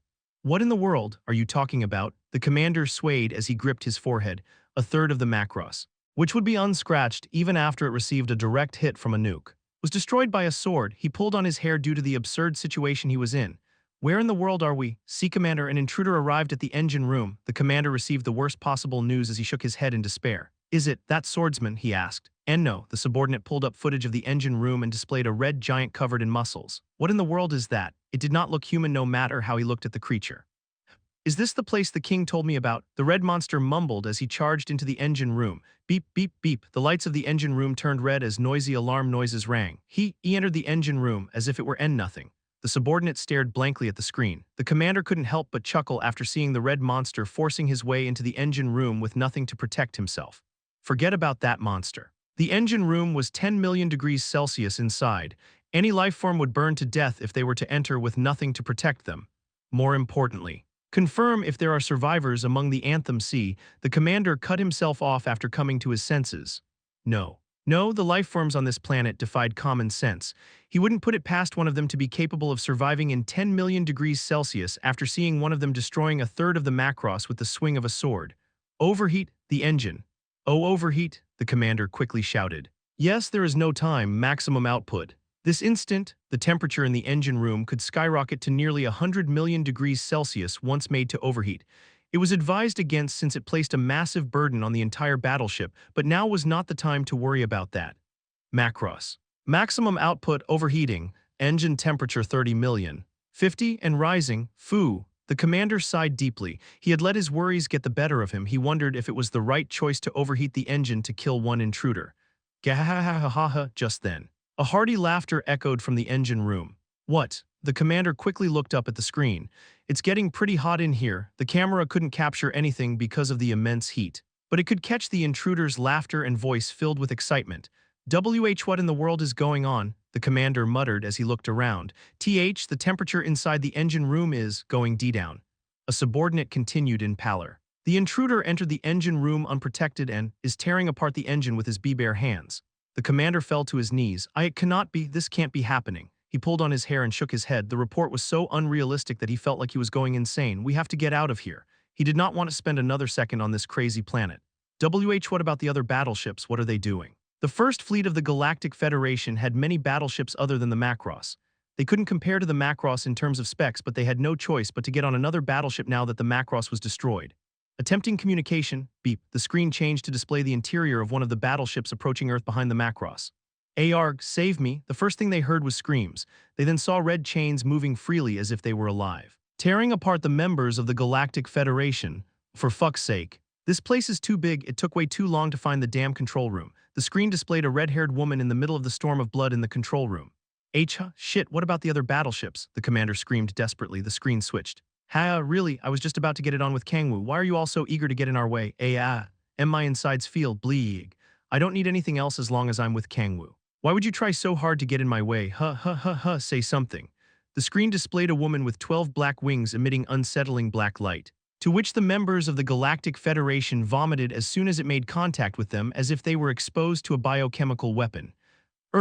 It hurts, it hurts, it hurts. It who hurts? The screen reflected members of the fleet screaming as they writhed in pain. Another one. Beep, the screen switched again. Krarararara, arg, it's been a while since I reverted. Please go a little slower. Echidna, you don't have deific essence, so it would be dangerous if they focused their attacks on you. Okay, Layla, this time it was a black dragon tearing the control room apart and a brown-haired, elegant-looking woman on top of her. Ayaza, the commander groaned in despair. The F-Frontier, what of the Frontier? The Frontier was a supply battleship situated in the rear. In charge of sending reinforcements and supplies to other battleships, it was the only battleship they had not checked. Beep. Communication with the Frontier succeeded. And the screen switched, squelch, gee, jaya, ho ho ho, would you mind telling me every piece of information you know? Oh. There is no need to worry, you can take as much time as you need. Sticky green tentacles filled the control room, wrapping around and violating every member of the Galactic Federation. In the middle of the room was a monster with 18 eyes. Giggling ecstatically, the commander trembled on the ground, unable to understand what he had just seen. What? A black angel, a dragon, haha, and to top it off, a tentacle monster. There was also the human who destroyed a third of the Macross with his sword, and the monster who entered the 10 million degrees Celsius engine room and tore apart the engine with his bare hands. What is with this planet? The commander trembled like a madman and shouted, "What the fuck is wrong with this goddamn planet?" He had conquered countless planets, some of them inhabited by alien life forms he had never seen before and others that could be straight out of a cartoon or novel. However, he could assert that he had never seen nor heard of a planet as insane as this. Right. Welcome to Earth. The boy entered the control room before the commander realized it and spread his arms out. Side story chapter 38, Welcome to Earth, part 3, yeah. The commander stepped backward in pallor. He felt as if he were stuck in a never-ending nightmare. The fear taking control of his body, he could feel his wet pants as he stepped back. Stay away, he shouted. Stay away? Why are you telling me to stay away? It's only making me want to get closer. Eek, ha ha ha ha. Kang-woo burst into laughter as he looked down at the terrified commander. He grabbed a collapsed chair in the mess of a control room and leisurely sat down. To be honest, you were just a terrible match for us. Kang-woo clicked his tongue as the commander trembled pitifully. There was no better way to express it. In terms of firepower, they might be superior. Their technology was so advanced that comparing it to Earth's primitive technology was a joke, purely in terms of physical destructive capabilities. Their weapons surpassed Kim Si-hun or Balrog, but the weapons you're so proud of don't work on us. Their weapons were not imbued with divinity, no matter how strong their attacks were. Their power would be drastically reduced after colliding with the deific essence barrier. The enemy was so outmatched that it was almost unfair. Their defeat was decided from the moment they failed to penetrate the deific essence barrier. The result wouldn't have changed even without the deific essence barrier, Kang-woo cackled. The situation was different from when the parasites invaded Earth. This planet was now full of individuals so powerful that calling them monsters would be an understatement. Not only that, but these guys are far below the parasites. The Galactic Federation was objectively far weaker than the parasites, however advanced their technology was. They were still no more than humans. How the hell did they conquer countless planets? Kang-woo tilted his head in confusion, wondering if the forces of the outer worlds weren't as strong as he once expected. No, that's not it. Kang-woo muttered as he shook his head. Earth's full power is heavily focused on me, Si-hun, and Balrog. Han Xiala recently joined the list as well, in any case. Players wouldn't have had a chance against the Galactic Federation if the four of them were not here. Even a high ranker with the ability to fly would have no chance against a giant battleship. Earth's power balance is an absolute mess. The difference in power between Kang-woo and the high-ranking players was like the difference between Son Goku and Mr. Satan. Kang-woo had become so powerful to the point that his past self in the Nine Hells felt like a joke. Hence, it was difficult to judge the strength of the Galactic Federation by his standards. Well, I don't give a shit about how many planets you conquered. There was something more important to find out. Do you know Akkart? Akkart. The commander shook his head in confusion. He did not seem to be lying. So Akkart wasn't the one who brought them here. Kang-woo clicked his tongue and raised his arm. If they didn't know anything about Akkart, then there was no reason to keep them alive. If you don't know, then you might as well be we. Just then, an ear-splitting noise shook the control room. The hell? Kang-woo frowned. Warning alarms have been ringing since earlier. But this sounded different. It was more like a sonic weapon meant to burst one's eardrums than an alarm. What could it be for it to be louder than the alarm for the engine getting destroyed? Kang-woo chuckled nonsensically. He took a step back and looked around with great interest. Ah, see, Commander. The expressions of the soldiers of the Galactic Federation in the control room turned pale. They were trembling in fear. More terrified than when a third of the battleship was destroyed and the engine was torn apart. Could it be? The commander's expression was just as pale. He stared at his subordinates as he shook his head as if he didn't want to believe it. One of the subordinates staggered as he raised himself to check the holographic monitor that was still somehow functional. Laxian Alpha has broken out.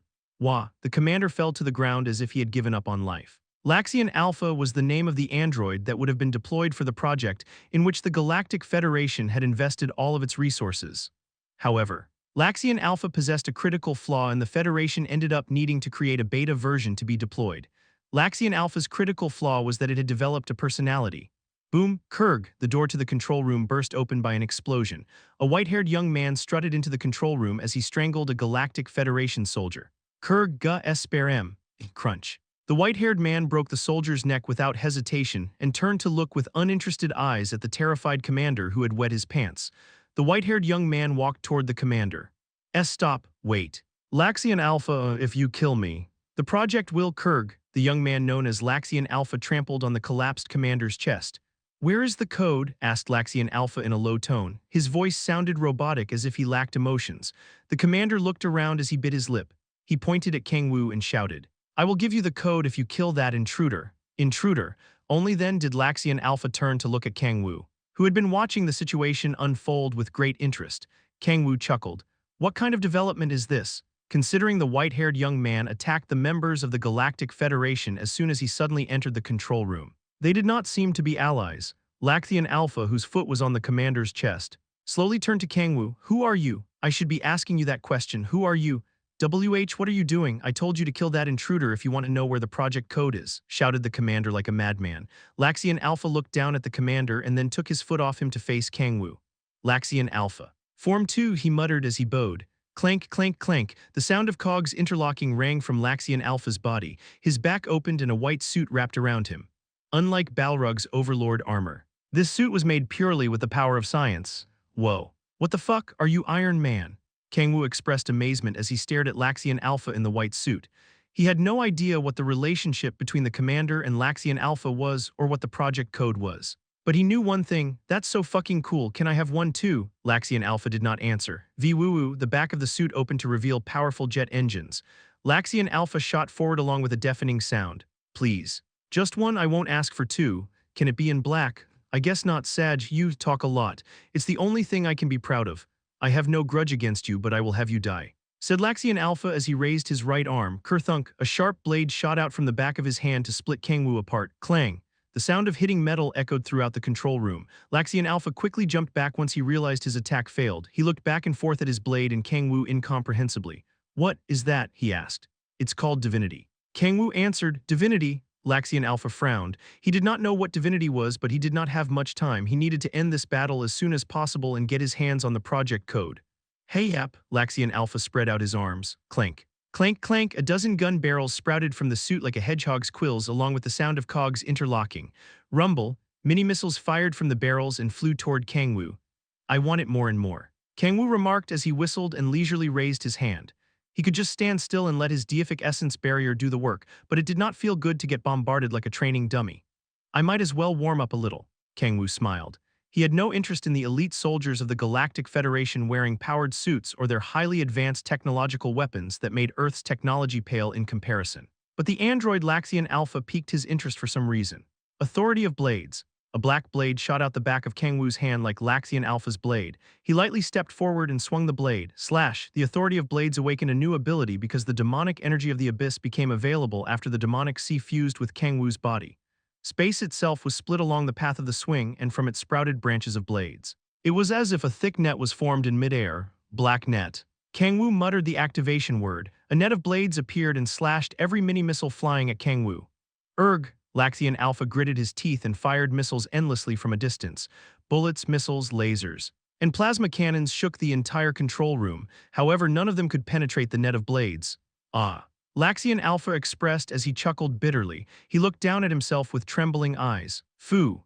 There was no way to break through that net of blade with normal means if that was the case. All that was left were abnormal means. I'm sorry, Captain. Laxian Alpha looked sorrowfully into the air as if thinking of someone, the god of machines, whom he could never see again, who would never return. Haya. Laxian Alpha sighed. He raised his right hand and slowly placed it over his heart. He opened the suit and removed the safety systems. Crackle, blue sparks flew from Laxian Alpha's chest. He said piously as if praying to a god. Overheat, TSSSSSSSSSSSSSS. The white suit glowed red as immense amounts of steam poured out of it. Side Story Chapter 39 Welcome to Earth Part 4 TSSSSSSSSSSS. The thick steam filled the control room like fog. Arg, S so hot, I'm Bernie. The soldiers of the Galactic Federation remaining in the control room screamed in agony. Their skin melted due to the heat from the steam. The scent of burnt flesh filled the control room in an instant along with horrifying screams. Kurg, are you planning on killing me as well? A translucent energy barrier had formed around the commander. Pushing away the steam and its heat as his subordinates were burning to death, he seemed to be the only one wearing special protective clothing. Lacthian Alpha clenched his fists in silence. His eyes gleamed brightly under the visor. Fu. Heya, TSSSSS scorching steam poured from the gaps in the suit each time he breathed. Kerthunk. The suit's backhand portion opened and shot out from it another blade. Lacthian Alpha crossed the two glowing red blades into an X-sheesh. Here's another dual-wielding simp. One variant green tea latte. Please, boom, Lacthian charged at Kang-woo without a word. Twin blades are best matched with twin blades. Kang-woo snickered and extended his left arm. The back of his left hand split and from it shot out a black blade as he activated the Authority of Blades. Kang-woo swung his arms at the charging Lacthian Alpha. Clang! The four blades clashed hundreds of times in a fraction of a second, each aiming for the opponent's vitals. Kaya, this is it, sparks ran throughout his body. It had been a while since he had this much fun swinging swords. The flames of veracity, which he had been relying on far too heavily, was so overpowered that he had forgotten how fun it was to use swords.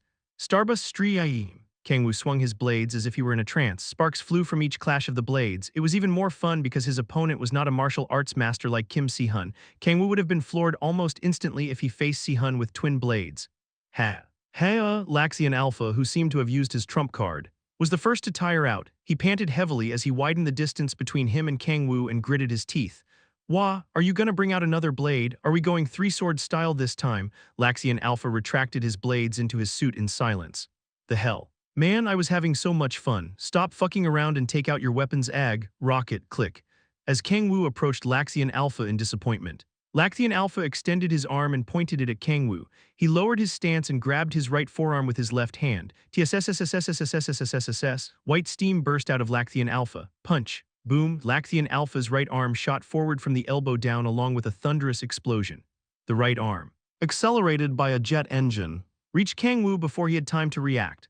What? Kang-woo's eyes widened. The hell, what the fuck is he using his arm to attack for? What are you gonna do after? What kind of garbage technique is this? Kurg, Kang-woo's deific essence barrier was penetrated by pure physical power before he had a chance to resolve the questions in his head. A fist-sized hole was made in his chest and the resulting shockwave tore apart his body. Kang-woo was turned to mush from his waist up and exploded, his internal organs splattering all over the place. Heya, Laxian Alpha panted heavily after firing his rocket punch and staggered. Did you kill him? The commander smiled brightly and stood up. Hand over the code, said Laxian Alpha, collapsing as if he would shut down at any moment. Crackle, the glowing red suit was dismantled as sparks flew from his body. The commander laughed wickedly, overjoyed by the situation. Using overheat with an unstable core, you've practically killed yourself without me having to do anything. Bash, he kicked the collapsed Laxian Alpha and then typed on the holographic keyboard. There should be at least one escape pod remaining. Kurg, wriggle. Someone placed their hand on the commander's head along with the sound of sticky mucus. What the? The commander turned back in shock. How are you still alive? It was Kang-woo, who should have died from his upper body being torn to bits. He couldn't be alive. Why won't you die? You damn monster. Kang-woo looked down at the commander apathetically. He had heard that line from his enemies countless times and had become sick of it. Shut the hell up. Man, crack. He grabbed one of the commander's teeth and yanked it out, a fountain of blood pouring from where it was. Erg, erg. The commander trembled and burst into tears. Kang-woo paid him no mind and turned to look at the collapsed Laxian Alpha, to be more precise at his right arm, missing from the elbow down. What the fuck? Why is it so cool yet stupid at the same time? Kang-woo tilted his head in confusion after getting a taste of a rocket punch. It was weirdly badass despite being a garbage technique that fired a fully functioning limb at the enemy. Anyway, Kang-woo walked toward the collapsed Laxian Alpha as he dragged the commander by his head. Thanks, you helped me stimulate the demonic sea. The demonic sea's energy circulated due to an attack it had never experienced before. To survive, it released the demonic energy it had been preserving. Kang-woo nodded in satisfaction as he felt his demonic energy that had become thicker than before. Laxian Alpha looked up at Kang-woo with deeply sunken eyes. He was calm as if he had known Kang-woo would not die from that attack. I have a favor to ask. What are you gonna ask me to get that code or whatever it is for you? Laxian Alpha nodded. Kang-woo smirked and replied. Sure, I've been curious to death about what you guys were talking about anyway. He gripped the commander's head harder. Now, it's time for you to talk. What is this code, Thingy? Harg zzdop zdop, the commander shouted incoherently because of his yanked-out tooth. AI doc, what? I doc, speak properly. Motherfucker, bash, Kang-woo kicked the commander in the stomach. Why the fuck are you so inarticulate? Bash, bash, bash, herg zzdop zdoo-oop. Unable to contain his rage, Kang-woo beat the commander senselessly. The ragged commander became even more of a mess than before. Phew, that's what you get for fucking around with me. It was the commander's fault for pretending to be inarticulate to mock Kang-woo. I'll talk. His speech was much better than before. Good, now we can get somewhere, as Kang-woo thought. Violence was the best mode of conversation. Sniff, wah. The commander pulled out a small chip from his pocket as he bawled his eyes out. He inserted it under the holographic monitor and typed a complex password to deactivate the security programs. A file named Project appeared. Is this what you were looking for? Asked Kang-woo as he looked down at Laxian Alpha. That's correct. Let's see. Kang-woo opened the file and checked its contents. Project Deus Ex Machina. It was a rather overblown project name. He checked the file's contents with the Authority of Insight activated. But there were so many terms and skills he did not know that nothing stuck in his mind. Well, I understood that an android is going to be sent to another planet. What does this mean? Asked Kang-woo. Tilting his head, there is no time. Laxian Alpha grabbed Kang-woo's ankle as sparks flew from him and begged. The battleship's communication system will soon be down. The project must be stopped before. Crackle, the sparks flew from Laxian Alpha even more aggressively as he began to fall apart. Hurry, stop the project. His body, made of machinery instead of flesh and blood, was falling apart like a sandcastle. I still don't know what's going on. But Kang-woo smiled as he looked down at the dying Laxian Alpha. Since you helped me gain tons of demonic energy, I'll do you a favor. Based on the little of what he understood from the project file, it was about sending an android to a faraway planet to conquer it. If the android being sent is anything like Laxian Alpha, then that planet would be razed to the ground if the project isn't stopped. There was no question the destruction a machine who penetrated a deific essence barrier with pure physical power could enact on a planet. Even on its own, that planet's fate has nothing to do with me. But that's not reason enough to do nothing when I can stop it. Beep. Kang-woo used the Authority of Insight to set up a communication array as it was explained in the project file, ZZZZT. The communication was filled with large amounts of static, likely because the battleship was half destroyed. This is a message from the Galactic Federation, said Kang-woo in a deep voice into a microphone. From today, the Federation is disbanded, hence all ongoing projects, including Project Deus Ex Machina, are to be suspended. He did not know if anyone was listening to his message. I repeat, nor did he know what would result from his message. All ongoing projects are to be suspended. Beep. The hologram turned red and a message appeared on it before the communication array was shut down, forcefully ending communication with Deus Ex Machina MK0 due to bad connection. Side Story Chapter 40, To Live as a Human, Part 1. So in the end, that battleship had nothing to do with Akkart? Asked Lilith as she narrowed her eyes. Yup. Oh, Kang-woo answered. 3 days passed since the giant battleship menacingly appeared above New York and was destroyed as soon as it appeared. I think it was just a regular otherworldly invasion. He tried to gather as much information about the Galactic Federation as possible for the past 3 days, but he couldn't find any traces of Akkart. It's even more worrisome that he hasn't made a move at all. Lilith shook her head as she stroked her chin. It was like how developers got more worried when they didn't discover any bugs in their program. According to the system, Akkart was trying to end the triad. It only amplified their anxiety since there were no signs of it.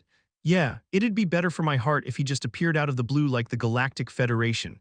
Kang-woo clicked his tongue and nodded. Lilith giggled and walked behind Kang-woo, who was sitting on a chair. She hugged him from behind and asked, that aside about the android, was it? You said it managed to penetrate your deific essence barrier purely with physical power. Is that true? Yeah, I didn't feel deific essence from him. It was pure physical power. That's surprising. Lilith widened her eyes in disbelief. As far as she knew, no one but Kang-woo was capable of such a thing. It just goes to show we have to be wary of otherworldly beings aside from Akkart. Kang-woo remarked, it is as you say. Lilith nodded with a heavy expression. Most otherworldly beings would not even manage to get past Kim Si-hun, forget Kang-woo. Even if a being whom Si-hun couldn't handle were to appear, Kang-woo, the demon king who possessed the demonic sea, would take care of them. But even with an immortal body and countless overpowered authorities, Kang-woo was not devoid of weaknesses. Even now, his body was unstable and incomplete. And most of all, Lilith looked down at Kang-woo with deeply sunken eyes and recalled him weeping on the ground before the war against Baal. It's so heavy I feel like I'm getting crushed to death. It was a side of her king that only she knew, one of him weeping as if he would fall apart at any second. Her heart ached as she softly bit her lip. I can't let the king shoulder everything again. No matter how many countermeasures they made to deal with the otherworldly invasions and Akkart. Their ultimate solution was always Kang-woo. Lilith sighed because there wasn't much she could do. "What are you thinking so hard about?" asked Kang-woo as he tilted his head. "I was thinking about something from the past." "The past? What is it? Fufu, your true self, that only I know." Lilith brought her lips to Kang-woo's ear and whispered. "It's so heavy, Kurg cough cough, I feel like I'm getting CR Jai." Kang-woo screamed like a madman as he twisted and turned. It looked as if he were getting tortured with a hot iron. Stop, fuck Gaia," he screamed more. Collapsing as he grabbed Lilith by her leg, Lilith smiled and asked, My, what's wrong, my king?" Lilith, no. "Master Lilith, please, anything but that. Ho ho, there's no need to feel so embarrassed, it is a precious memory for me. Gurg goo. Oh. My dear king." Lilith held in her laughter as she looked down at the weeping Kang-woo. She gently caressed his cheek and separated him from her in disappointment. "I should get going now." Do you have something to do? I want to check one more time Ackart's involvement in this incident. You already did multiple times." Even so, Lilith smiled sorrowfully and turned around. Even she knew that she wouldn't get anything out of checking multiple times. This was the only thing she could do to lessen the weight on Kang-woo's shoulders even a little. "You can stay here and rest with Siala." "My king," Lilith remarked as she headed to the door. "Wait," Kang-woo grabbed her arm. "Aren't you pushing yourself too hard these days?" Lilith was working so much that Kang-woo had barely seen her face lately. Not only was she gathering and analyzing various information as well as checking for abnormal gate phenomena daily, but she was even traveling to Erner to search for traces of Akkart. On top of that, she was visiting players who awakened traits specialized in information gathering to expand her private intelligence organization. She's also taking care of the relationship between Yeonju and Siala. She had taken on the role of the eldest sister and acted as the mediator so that conflict did not form among the three of them. It was thanks to her that the relationship between Siala and Yeonju, which had gotten awkward due to the kidnapping incident, returned to how it used to be. No matter how extraordinarily capable she was, not even she would be having an easy time dealing with complex human relationships and a nearly lethal dose of workload. "It's nothing compared to what you have been dealing with, my king." Lilith smiled as if she were fine and turned around again. Kang-woo narrowed his eyes. It was a nearly negligible change, but he could notice it since he had known Lilith for a very long time. "She's exhausted." It looked like she was doing her best to hide it, but signs of fatigue were reflected on her face. Kang-woo yanked Lilith toward him by her arm. My king, take a break for today, no. You're forbidden from working for the next 3 days." "But that's an order, my king." Lilith stared at Kang-woo wide-eyed, her shoulders trembling. "Fufufu, you are so lovely." Kang-woo had always been like this. He reached out to help people as if it were nothing despite shouldering the most weight. He suppressed his sorrow, trampled on his agony, and moved forward. He's been like this since his days in hell. That was why she had fallen in love with him. Lilith exhaled heatedly. She stared at Kang-woo passionately and perched on the table. She smiled seductively and crossed one leg over the other, exposing her bewitching legs covered in black tights. "So now that we're on break, what should we do?" She placed her foot on Kang-woo's thigh and tickled his inner thigh with it. "Tell me what you want to do." "My king." Lilith leaned toward Kang-woo as she stimulated his inner thigh. She reached for Kang-woo's chin and tickled it as she smiled bewitchingly. Kang-woo gulped. Her sex appeal far surpassed that of Yeonju and Siala. Her seductive energy overwhelmed him as if proving she was a succubus. Kang-woo grunted. He felt as if his instincts would take over at any moment. "Fufu." Lilith came down from the table and sat on Kang-woo's lap. She extended her tongue as long as a snake and licked his earlobe. She whispered seductively. Why hold back? The whispers of a succubus were enough for anyone to lose their sense of reason. "My body and heart, they both exist only for you. My king, I will accept all of your bursting desires and impulses." She continued to whisper as she blew on Kang-woo's ear, proving she was none other than the succubus queen. Her black hair wriggled as if it were alive and wrapped around Kang-woo. Her irresistible temptation stirred Kang-woo's instincts. Kang-woo softly grabbed Lilith by her waist and gulped. "First, get on the bed, hang." A moan echoed throughout the room. Lilith bit her lip as she hugged a pillow. She suddenly trembled. My king, I can't hold it anymore."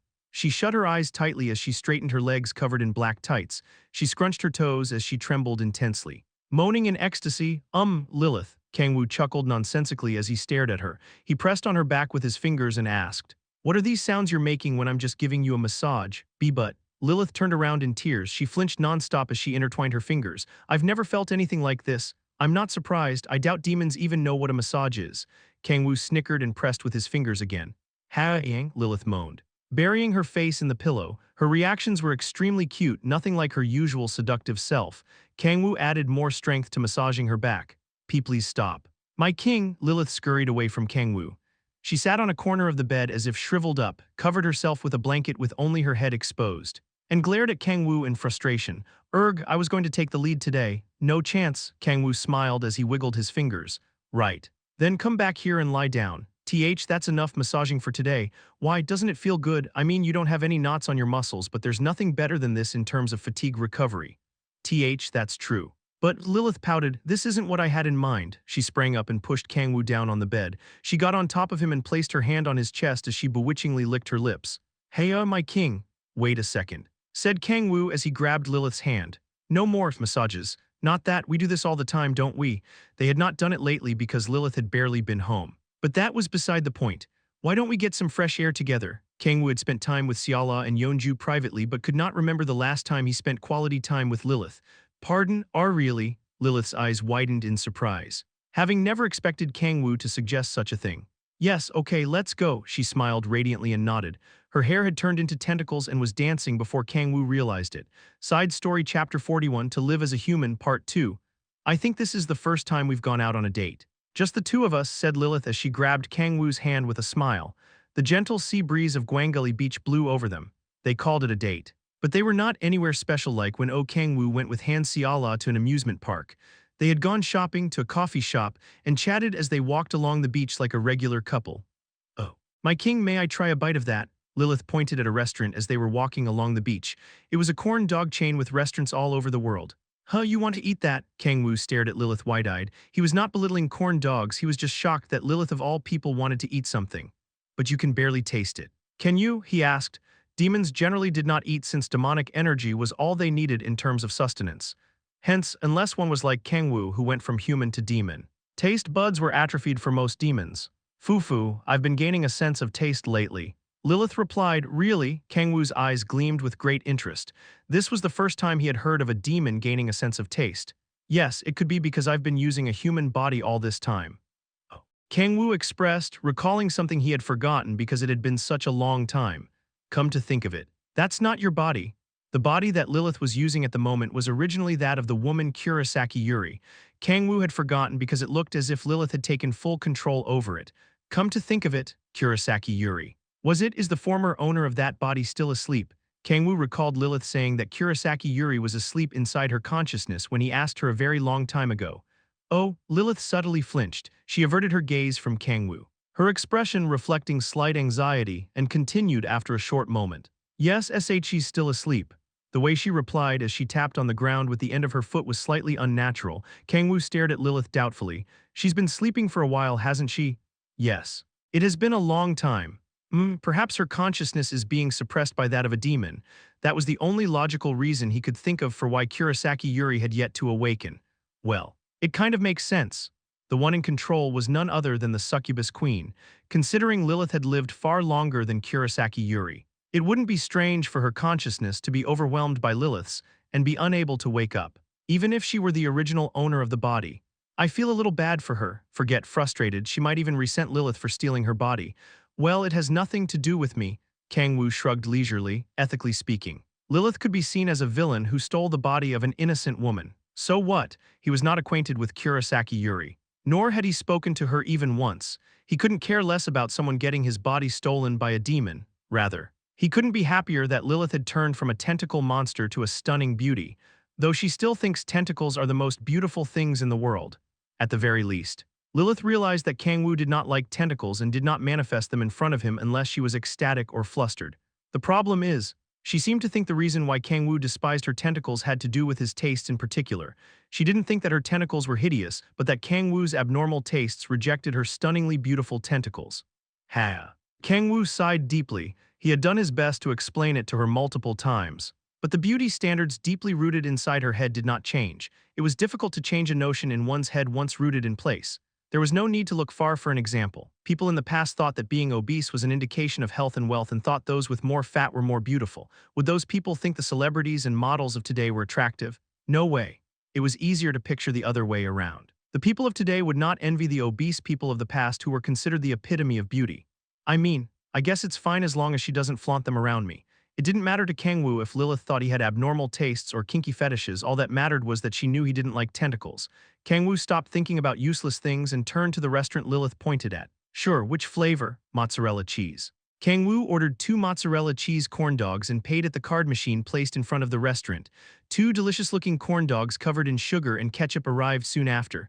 Kang-woo gulped and took a large bite out of the corn dog. Nom. Nom, damn, this is good. The mozzarella cheese sausage and crispy bread danced inside his mouth. Kang-woo couldn't believe it was so good despite its cheap price. He could understand why this corn dog chain was famous all over the world. Nom. Nom, Lilith was eating only the bread portion of the corn dog with her eyes closed as if focusing on the taste. Why are you eating it like that? Kang-woo asked. My taste buds haven't fully developed yet, so I have a hard time sensing different tastes at once. It sounded bullshit yet logical at the same time. Oh, I see. Kang-woo wondered if there was even a point to eating a corn dog if she was going to eat it like that, but set the thought aside and watched Lilith eating the corn dog like a bird taking small pieces off of its food. Nom.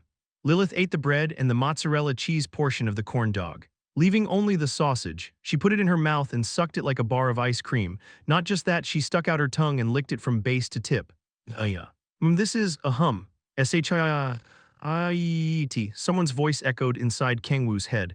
Go away, get out of my head. Layla, she's only eating it that way because her taste buds haven't fully developed. Surely it doesn't imply anything else. Hang, slurp. My, what's wrong? My kings, Lilith smiled and licked the sausage more passionately. You're doing that on purpose, aren't you? Ho ho ho, doing what? I have no idea what you're talking about. My king, said Lilith as she teasingly bit the tip of the sausage. Kurg, Kang-woo fiercely bit his lip. Why you crafty bitch? He could not let this slide. Go to horny jail. Oh, my king. Kang-woo slipped behind Lilith, grabbed her shoulders and began to massage them with adequate strength. HNGH, please wait, this is, yelled Lilith, who was not used to getting massages. As she aggressively twisted and turned, Kang-woo kept hold of Lilith by the shoulders so that she couldn't get away and used only his thumbs to press between her neck and shoulders. You naughty girl, riffing 91016, how right you are. Why are you getting involved? How dare she mock our beloved guardian deity's only flaw by comparing it to sausage? You fucking bitch. Chinese letter, our guardian deity's sausage isn't that big. Why you fucking? Why are you doing this to me? Why do you keep appearing every time I almost forget about you? My ego has been slowly developing lately, but I'm bored because I have nothing to do.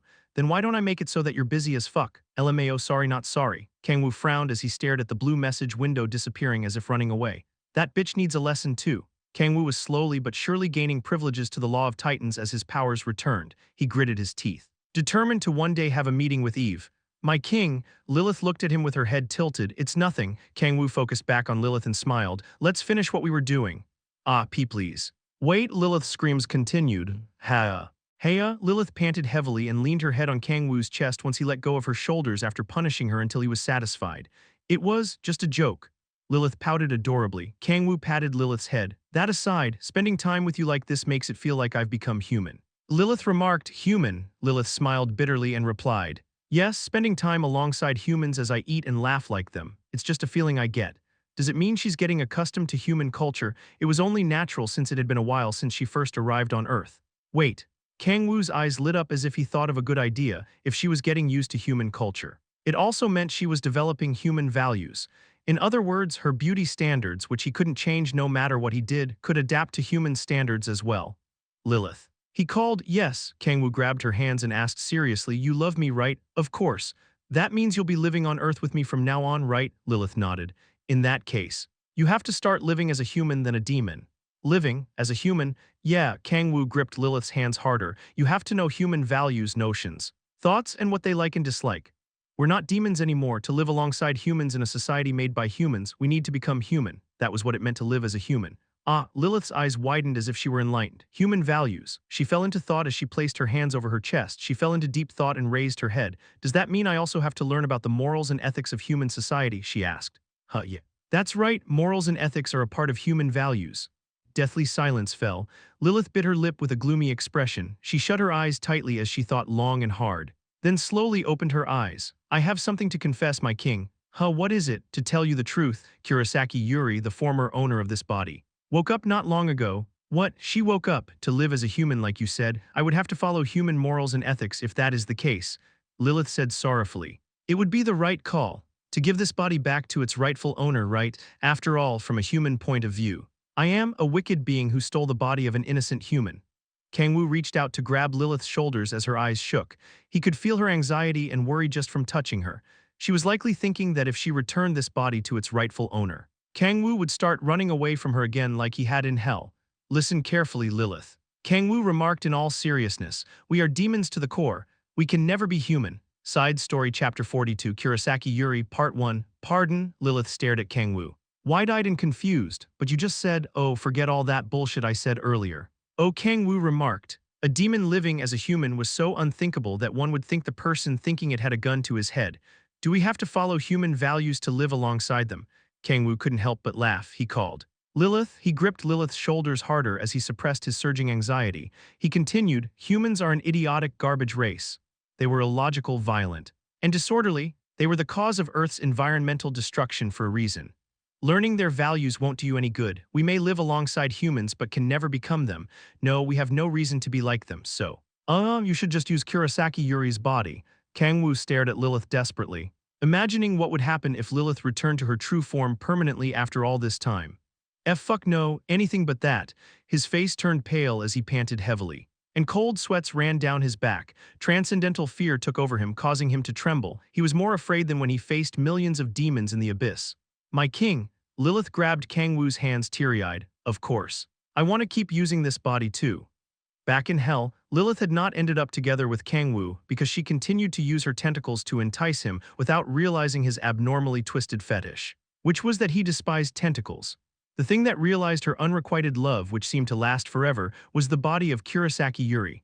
This tentacle-less, plain and ugly female body matched Kang-woo's tastes perfectly. Hence Lilith did not want to give up the body that allowed her to become one with Kang-woo. But if I continue to share this body with her, our consciousness will begin to mix. Even if they were to mix, the dominant one would ultimately be Lilith. No matter how strong-willed Kurosaki Yuri was, it would be difficult for her to dominate the succubus queen who had lived for thousands of years. I'm a little scared, Lilith muttered as she carefully grabbed Kang-woo's clothes. It was only natural that she would emerge victorious in a battle for control against Kurosaki Yuri. It was foolish to even consider the possibility of losing against a mere human. It was impossible for a demon who had lived for thousands of years to lose. But she knew someone who had come out on top against impossible odds. He laughed in the face of the despairing difference in strength and trampled on causality to emerge victorious. It's highly unlikely, but what if something like you had done in the demonic sea happens? Kang-woo entered his consciousness and defeated Bali, a primordial titan, who was trying to take over his body. The difference in power between Lilith and Kurosaki Yuri was nothing compared to what the difference between Kang-woo and Bali had been at the time. And even if I managed to overpower her consciousness, Lilith would not be able to avoid a portion of Kurosaki Yuri's consciousness mixing with hers, since it was no different from two souls existing inside one body. I don't want my feelings for you to be tainted by someone else's consciousness. Lilith looked at Kang-woo, full of anxiety. Her love for Kang-woo likely would not change even if the consciousness were to mix, but it would not be completely the same as long as a portion of Kurosaki Yuri's consciousness was mixed with Lilith's. So, Kang-woo slurred as he pulled on his hair anxiously. He did not think Kurosaki Yuri's consciousness would come out on top. His miraculous feat of defeating the demon god was only possible because it was him. But there's no way to stop their consciousness from mixing. If two souls existed in one body, one would influence the other. It was just a matter of the extent. What do I do? His thoughts were in a jumble. My king, Lilith grabbed Kang-woo's hands and stared at him teary-eyed. She asked worryingly, would you still love me, even if I were to return to my original form? Kang-woo could feel her hands trembling. He gripped her hands harder and answered without hesitation, yeah. That's a hard no. I would never have returned to Earth if it was something that could be overcome with love. I will never love tentacles even if we're to be torn apart. My king. You idiot, Lilith slapped Kang-woo in the face with all her might. Kurg, Kang-woo grunted as he twirled in the air 3 times and fell on his face. He could have blocked it using his deific essence barrier but lowered it because he had a feeling he should shut up and let himself get slapped in this situation. You're supposed to tell me that you would. Even if it's a lie, Lilith glared at Kang-woo as she panted seethingly. Okay, I would still love you even if you returned to your original form. It's too late. What the hell do you want me to do? Then Kang-woo groaned as he got back up, scratching his head. Just then Lilith suddenly turned her head with blank eyes, staring into nothingness. Pardon, is that true? She talked to herself. Why, isn't this your body? Yuri, it seemed she was speaking to Kurosaki Yuri's consciousness. Kang-woo simply waited with his arms crossed, since not even he could eavesdrop on a conversation inside someone's head. Their conversation continued for a while longer and stopped. What did she say? Kang-woo asked. Tilting his head, Lilith groaned as she twirled the ends of her black hair. She answered, Yuri wants a different body. What? Kang-woo did not expect such an answer. He frowned as he stared at the wide-eyed Lilith. I mean, that would be good for all of us. Everything would be solved if the original owner of the body wanted to leave it. Their consciousness would not mix. And Kurosaki Yuri's body would become Lilith's. But why? Kang-woo asked. It was no easy decision to give up one's body. Well, Lilith slurred, then continued calmly. I think you should hear it from her. Lilith snapped her finger, and then her charming aura that naturally enticed others disappeared. A simple change in the body's owner was enough for a woman who gave off bewitching energy to turn into a pure and innocent girl. Haya, I believe this is our first time speaking face to face. Said Lilith no Kurosaki Yuri as she stared at Kang-woo. She gave off an elegant aura as she swept her hair behind her ear, one that couldn't be felt from Lilith. Yeah, Kang-woo nodded as he locked eyes with Yuri. So, why do you want to give up your body? His tone was cold. The opposite of when he was talking to Lilith. His gaze was fierce, as if telling Yuri that he would devour her soul if she tried anything funny. There is no need for you to be so on guard. Yuri remarked, I will be the judge of that. Stop beating around the bush and talk. Yuri sighed. I'm not scheming anything in particular, I just… She looked up and continued in an exhausted tone. Want to live my own life. Kang-woo narrowed his eyes. He could easily figure out what she meant by that based on her former position. You want to give up your life as a celestial maiden? Correct, Yuri smiled sorrowfully. I was isolated from others since I was young. I couldn't play outside like the other children, nor did I have friends my age. As for my education, it was all from private tutors. It got worse after the day of calamity. I was looked after by the government because of the special power I awakened. I was always accompanied by bodyguards and couldn't even eat the things I wanted. Yuri's clenched fists trembled. She continued bitterly. I don't want to go back to that life. Kang-woo nodded, understanding her reasons. But that doesn't matter anymore. Lilith has full control over the Japanese government. So no one can put a leash on you even if you decide to stay in that body. The first thing Lilith did after entering Yuri's body was to gain freedom by forcing the higher-ups of the Japanese government to submit to her. It was only natural since she couldn't be with Kang-woo if she didn't do that. In other words, Yuri would be free if she were to live on in her original body. No, Yuri shook her head. I'm different from her. As long as I'm in this body, I can't be free. She bit her lip and embraced herself as if imprisoning herself. Kang-woo clicked his tongue. A person who never had wings couldn't soar freely across the skies just because they were given wings. Yuri had been imprisoned her entire life. Hence, she had never experienced a life of freedom. That was why she desired to have a fresh start in a new body. Okay. I get your reason, Kang-woo nodded as he withdrew his bloodlust. There was no need to be wary of her now that their interests matched. Then as for your new body. Please leave that to me. The elegant and pure air around Yuri changed as if a switch was flipped, changing into one bursting with charm and lust. A body perfect for Yuri to make her fresh start, one more beautiful than anyone. Lilith's eyes shone as she smiled seductively. I will make one just for her, Kang-woo flinched. Chills running down his back. Just a fucking second, you're going to make it one. She was never called that in the main story, but I guess that's what we're going with. Side story chapter 43, Kurosaki Yuri, part 2. 3 days passed since they accepted Kurosaki Yuri's favor. Lilith forcibly took over Val Zahak's laboratory and focused on creating a body just for Yuri. Kang-woo was then contacted today that the body for Yuri was completed at last. Kang-woo, who was being fed kimchi stew by Han Seala in her arms like usual, made sure to take a protective shield before heading to the apartment floor where Val Zahak's lab was. Now, slowly open your eyes. Kang-woo arrived to see that Yuri's soul was in the process of being transferred to the new body. A faint blue light that was Yuri's soul shone within the thick fog of demonic energy and entered the new body. This is my new body. Yuri slowly opened her eyes. She looked down and examined her body. Wow, you didn't have to make me so beautiful. She looked at herself in the mirror. Her original form was already beautiful. But this was on another level of beauty. She had golden hair, mysterious purple eyes, and pale skin. She used to be a traditional Asian beauty, so her new look felt rather exotic to her. Kang-woo expressed confusion as he stared at Yuri's new look. She's actually beautiful. He had imagined a nightmare-fuel hideous creature that would only exist in hell when Lilith offered to make the body. But contrary to his expectations, Yuri was just a regular, beautiful woman no matter how he looked at her. Phew, Kang-woo sighed in relief with his hand on his chest. Fortunately, it doesn't seem like I'll need this. He looked down at the black ring in his hand. It was an item he created by compressing several authorities, containing various features that blocked all of his senses in preparation for the worst-case scenario. Kang-woo withdrew the authorities and absorbed the ring back into himself. He turned to examine Yuri's new body with great interest. She's beautiful. She was but a squid compared to his darling. But she would be the most beautiful person in the room anywhere else. I can't believe Lilith had such talent. You've changed, Lilith. Kang-woo clenched his fists.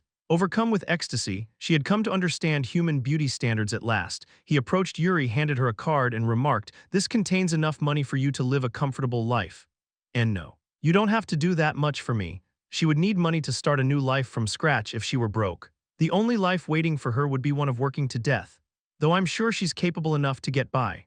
Kang-woo was sure she wouldn't have a hard time earning money since she was once known as the Celestial Maiden. Considering she had her unique deific manifestation trait, she would have quite a leisurely life. However, Kang-woo gave her the card anyway. In exchange, could you work as a member of Guardians? He asked. Guardians, I say work. But it won't be anything like a 9-to-5 job. Your job would be to stop abnormal gate phenomena and protect the citizens. Of course. You will be rewarded based on your accomplishments. It would be a shame to lose such a capable individual. She would become a great addition to the forces of Guardians. The more cards I can play, the better. Kang-woo was more than willing to expand Guardians if it meant he could continue his lovey-dovey life with his darling. Oh, in that case, I would be happy to help. Yuri smiled and gladly accepted Kang-woo's offer. She took the card and turned to Lilith to say, "Thank you very much for making me this wonderful body, Lilith." My. A wonderful body? What are you talking about? Lilith tilted her head as if not understanding what Yuri was saying. She said innocently, "You have yet to see its true form." Pardon, what? Yuri and Kang-woo both turned to Lilith. Lilith giggled and continued. That form is but a shell made for Yuri to interact with human society without issue. Kang-woo's face turned pale as chills ran down his back. It can't be. The nightmare he did not want to imagine was approaching. This is the body's true form. Lilith smiled as she softly tapped Yuri's body. Squelch. The sound of sticky mucus echoed throughout the lab. Yuri's head split, and yellow pus poured out like a fountain. Her mysterious purple eyes popped out of their sockets and dangled near her earlobes. Her skin, as pale as snow, split like the ground of an arid desert and was turned inside out. Yeah. Kang-woo groaned in terror, getting a full view of the horrifying sight. He quickly searched for his protective shield, but he had already withdrawn the authorities and absorbed it back into himself. And no, he couldn't block his senses simply by closing his eyes, since his transcendently developed senses immediately took over once his sense of sight was blocked. If he closed his eyes, he would hear or smell better. In other words, he would feel the nightmare even more realistically if he closed his eyes. Kang-woo was getting nauseous. This was likely what a human body looked like if turned inside out. It was like the scene in a certain alien film where the monster crawled out of a human belly.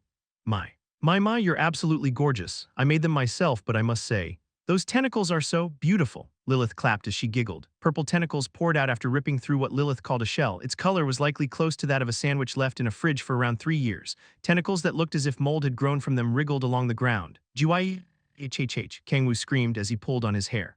A delayed attack. The first form that Lilith showed him had been nothing but a means to lower his guard. She had formed an opening in his defenses for the tentacles to wriggle through. Kang-woo was in agony, as if his retinas were burning. If he could, he would pop his eyes out of their sockets and clean them with holy water. I mustn't close my eyes. If he did, his heightened senses would amplify the sound of the tentacles and the stench of the pus, resulting in a vivid image of the tentacles being drawn and engraved in his head. This is a horrid nightmare, a despair I can never escape from. This is, Yuri slurred. Ho, do you like it? Oh, for your information, my tentacles look like this. Squelch. Lilith's hair surged into the air and turned into green tentacles. She no longer revealed her tentacles in front of Kang-woo since she knew he hated them, but she seemed to have forgotten Kang-woo was there due to her excitement. Kang-woo writhed in pain as he saw the tentacles entwining with one another. Blegh, prepare for tentacles, and make it double, gurg, fuck. Trauma he had forgotten was slowly coming back to Kang-woo. He stumbled backward in pallor. Lilith, my. I'm sorry, I forgot you disliked tentacles, said Lilith as she stared at Kang-woo pitifully. Her expression made it look like she was being given no choice but to match her king's unhinged fetishes. Causing Kang-woo to go crazy, Lilith turned her green tentacles back to black hair. Haya, Kang-woo panted heavily and turned to Yuri, who had become a purple tentacle monster. My body, T-tentacles. Yuri was looking down at her tentacle body, lost for words due to shock. Why Yuri, I know you're in shock. But please try to calm down. She was likely in bigger shock than Kang-woo was. Yuri's eyes were turning hazy as if denying reality. This is bad. Kang-woo tried to reach for Yuri before she took extreme measures but heard her voice before he could. How lovely. What the fuck did I just hear? Ho, right, I knew you would love it. Yuri, Lilith yelled, how can tentacles be this beautiful? I could never have imagined it. What the fuck? What in the actual fuck is going on right now? Did you say lovely? Kang-woo asked. Yes, just take a look at these purple tentacles. Aren't they blindingly beautiful? Yeah. Maybe you went blind because of it. What are you saying, my king? Don't listen to him, Yuri, you see. The king hates tentacles, can you believe it? Really, that's a little hard to believe. What woo did I end up on the beta world line somehow? Else side, Kang-woo, no, I must be in a nightmare, yeah. Yeah, there's no way this is real. Are you perhaps only aroused by corpses or something? Kang-woo, Yuri asked. Come on, his fetishes aren't that bad, he just has some exotic kinks. Kang-woo stumbled backward as he listened to the demented conversation between the two women. What is this? What is going on? What the fuck is up with that Yuri bitch? Father, if you're watching, please answer me. Oh right, I fucking killed Bali. Kang-woo's head was in jumbles and his vision was getting blurry. It was as dark as when he was traversing through the abyss. Creak. Valzahak, what is with all this noise? Just then. A demon covered in red muscles entered the lab. My king, Balrog tilted his head in confusion as he looked at Kang-woo pulling on his hair in pallor. Be Balrog. Kang-woo's expression brightened as if he had found a ray of light within the endless darkness. However, it only lasted for a moment. What is the mat? Gasp. Balrog looked around the lab and his eyes widened after noticing Kurosaki Yuri's purple tentacle monster form. Am I king, Balrog? WHWHWHWHWHWH, who is that stunningly beautiful woman? I don't fucking know what's right or wrong anymore. The source of all worry and anguish is the head, in that case. I'll destroy my head. Bash. Kang-woo smashed his head into the laboratory wall with all his might. Side story chapter 44, Kurosaki Yuri part 3 bash bash crack. Oh, Kang-woo smashed his head into the wall like a wrecking ball. The wall, protected by protection magic, caved in, but it did not leave a scratch on his head no matter how hard he smashed it in. A wall like this wouldn't be able to injure him in the first place. Heya. Kang-woo panted heavily and turned around as he trembled. Who are you? Balrog was staring with shaking eyes at Kurosaki Yuri. His face reddened although his skin was normally red anyway. This was the first time Kang-woo had seen such an expression on Balrog's face. My. It seems our muscle pig has an eye for beauty, said Lilith as she stared at the reddened Balrog and giggled. She pulled Yuri close by her shoulders and continued, you know this body I use has a former owner, right? I guess you wouldn't know. In any case, the soul of a human was laying dormant inside this body.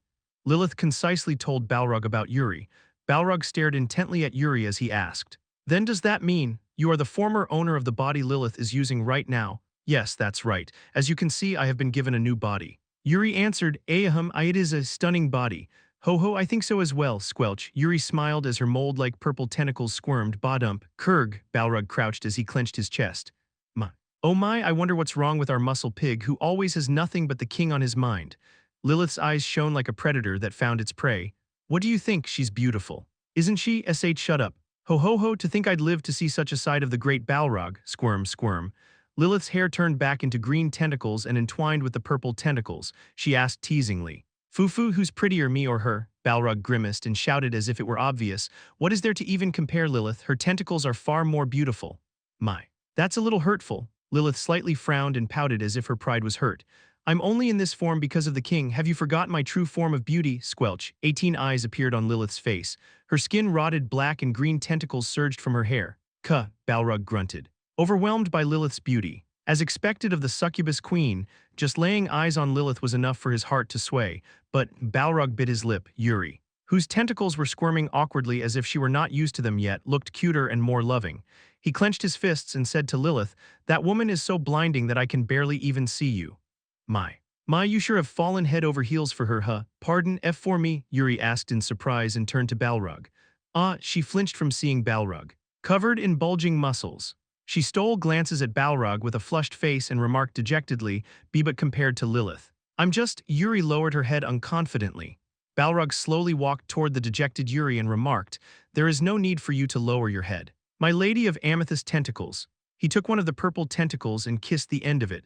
My name is Balrog. I am the most loyal subordinate of the Demon King as well as a demon who walks the path of domination. Balrog flexed his already massive muscles, swelling to the point that they looked hideous. Oh my! Yuri was left wide-eyed as she witnessed Balrog bulking up to a level that one would wonder if steroids ran through his blood vessels instead of blood. Her cheeks reddened, although it was hard to tell because of her purple skin. What do you think? Balrog asked as he posed like a bodybuilder. He made his massive muscles bounce, making them look as if they were alive. They were so big that they would even make an ogre get the fuck out of Dodge. Propelled by the rocket-level propulsive power of the shit it would take out of fear. Magnificent, mumbled Yuri in embarrassment. She and Balrog locked eyes with each other. Kang-woo collapsed to his knees as he watched them. He pulled on his hair. His heart beat erratically. And he felt like his brain was melting. His vision was blurring. Hello, madness, my old friend. He shook his head to deny reality. But the sight he was being forced to behold did not change. The entangled green and purple tentacles, the mountain of muscles, and the reddened purple tentacle monster as it laid eyes on the mountain of muscles. Arg, what am I seeing right now? Is this reality? Is it? No, Kang-woo mumbled. There's no way this is real. He shook his head in terror. There was no way this hellish sight despairing enough to be a culmination of human sins since the beginning of time. Was real GAHHH? Kang-woo screamed as he pulled on his hair. It's over, the world is ending, it's the apocalypse. Earth was done for, it was too late to help it. The entire world would be engulfed by tentacles and rot from their pus. Tentacles would pour like rain and hit like a tsunami. Human civilization and culture as we know it would vanish. The tentacles would dominate people and turn them into cultists who worship tentacles. The world would be engulfed by despair and grief. Ruin has come to our family. Kang-woo convulsed as if he were having a seizure and foamed at the mouth. Oh no, my king. Lilith approached Kang-woo in shock in her green tentacle form. Of course, begone, foul DMO. Kaya, Kang-woo swung his arm that was getting wrapped in tentacles, pushing Lilith back. Huff, huff. Huff, he panted heavily as he tried to calm his rapidly beating heart. Chaos in his head was beginning to die down. Why, Kang-woo thought, he could understand Lilith and Balrog. Albeit reluctantly, they were born as demons and spent the majority of their lives in the ninth hell where values were different from those of Earth. So what's wrong with that bitch? Kang-woo glared at Yuri in confusion. She was not a demon but a noble lady raised like a flower in a greenhouse to be the celestial maiden. He couldn't understand why she was reacting in such unhinged ways despite not having experienced demonic values. She's into tentacles and muscles. No. That was impossible. He could understand muscles but not tentacles. It did not make sense even if she had extraordinarily unhinged fetishes. It was not a matter of values, but one of human instinct. There's no way a human could ever love tentacles. Tentacles were a living nightmare. It was unacceptable logically and emotionally. No one but people who suffered brain damage from an accident or the most extreme psychopaths could ever love tentacles. But Kurosaki Yuri did not apply to either category. Then why? Kang-woo forced the gears in his head to turn to find the matching pieces of the puzzle. But if I continue to share this body with her, our consciousness will begin to mix. Just then, Kang-woo recalled Lilith's words. He felt as if he were struck by lightning. If two souls existed in one body, the mixing of consciousness was inevitable, and of course, the weaker soul would naturally be more influenced by the stronger soul. Lilith's consciousness has corrupted hers. Kang-woo felt as if the fog inside his head had cleared. He could more or less understand where her demented fetishes were derived from. Phew. Kang-woo exhaled. He could calm down now that he figured out the cause of the insanity. It's okay, it can't be helped. Right? Kang-woo knew how different the values held by humans and demons were because of the hell he experienced in hell. No need to panic. He closed his eyes, his other senses heightening to the extreme once his sense of sight was blocked. Squelch. Squelch, the sound of squirming tentacles echoed inside his head. Kang-woo clenched his fists and bit his lip. No one's in the wrong, it's simply a matter of difference in values. Just like how humans stayed true to their values, so did demons. Kang-woo felt bad for Yuri, whose values had become closer to those of demons due to Lilith's consciousness, but he paid it no mind since it had nothing to do with him. It's too late. Once two consciousnesses mixed, it could never be reverted. Kurosaki Yuri would have to live like that for the rest of her life. So clear your head and slowly open your eyes. I've done nothing wrong. Lilith, Balrog, and Yuri are all innocent. The difference in values between humans and demons was not wrong, it was just different. Yeah, as long as we can understand one another. Kang-woo slowly opened his eyes. We can all be Tojith, please become my woman. Balrog confessed, but we've only just met. What does that matter? I'm sure you felt it too. You and I are meant to be. HNGHP, please wait. You said you wanted a new body to be free. Did you not? Yes, Balrog will become your wings. Come to me. My amethyst, Mr. Balrog, the mold purple tentacle monster and a 5-meter lump of red muscles kissed. BLEGHHHHHHHH. Kang-woo collapsed and convulsed. Different. Not wrong, we can all be together as long as we understand one another. What a load of fucking bullshit. Kang-woo cursed at himself and aggressively turned around. Oh, my king. Lilith quickly reached out to Kang-woo. But he ignored it. He did not have time to get on the elevator. He ran so quickly up the stairs that he felt like his lungs were about to burst. Crack, boom, Kang-woo ripped open the front door and dived into Han Seolah's arms. DARLII. NG. K. Kang-woo WH, what's wrong? Gurg, wat. He cried sorrowfully as he rubbed his face on Seolah's voluptuous breasts and hugged her tightly. I hate tentacles, I like darling, sniff. You're the only one for me, I like you the best. Seolah looked down at Kang-woo in confusion and then embraced Kang-woo with a smile as she sprouted her 12 black wings. You're the only one for me too, Kang-woo. She whispered as she enveloped him with her 12 wings. This is a line in a cinematic of the game Darkest Dungeon. I believe there are some English memes with this line too. Side Story Chapter 45, Nectar Part 1. A week passed since Kang-woo witnessed the end of humanity. Kang-woo had spent his days stuck in his room in Han Seolah's arms out of severe psychological shock. The trauma from hell he had managed to forget about had come to haunt him. Amplified twofold. Kang-woo was curled up in bed, trembling in pallor as Seolah soothed him with a smile. Lilith came to visit him as he was slowly forgetting about the trauma in the form of Kurosaki Yuri, which was now hers. "Come on, my king," I said. "I was sorry." Kang-woo glared at Lilith with narrowed eyes. Lilith kissed him on the cheek and winked. "I won't ever show my tentacles in front of you, okay?" I also advised Yuri. "So you don't have to worry about anything." "Really? Of course, there's no way I would do something you hate on purpose.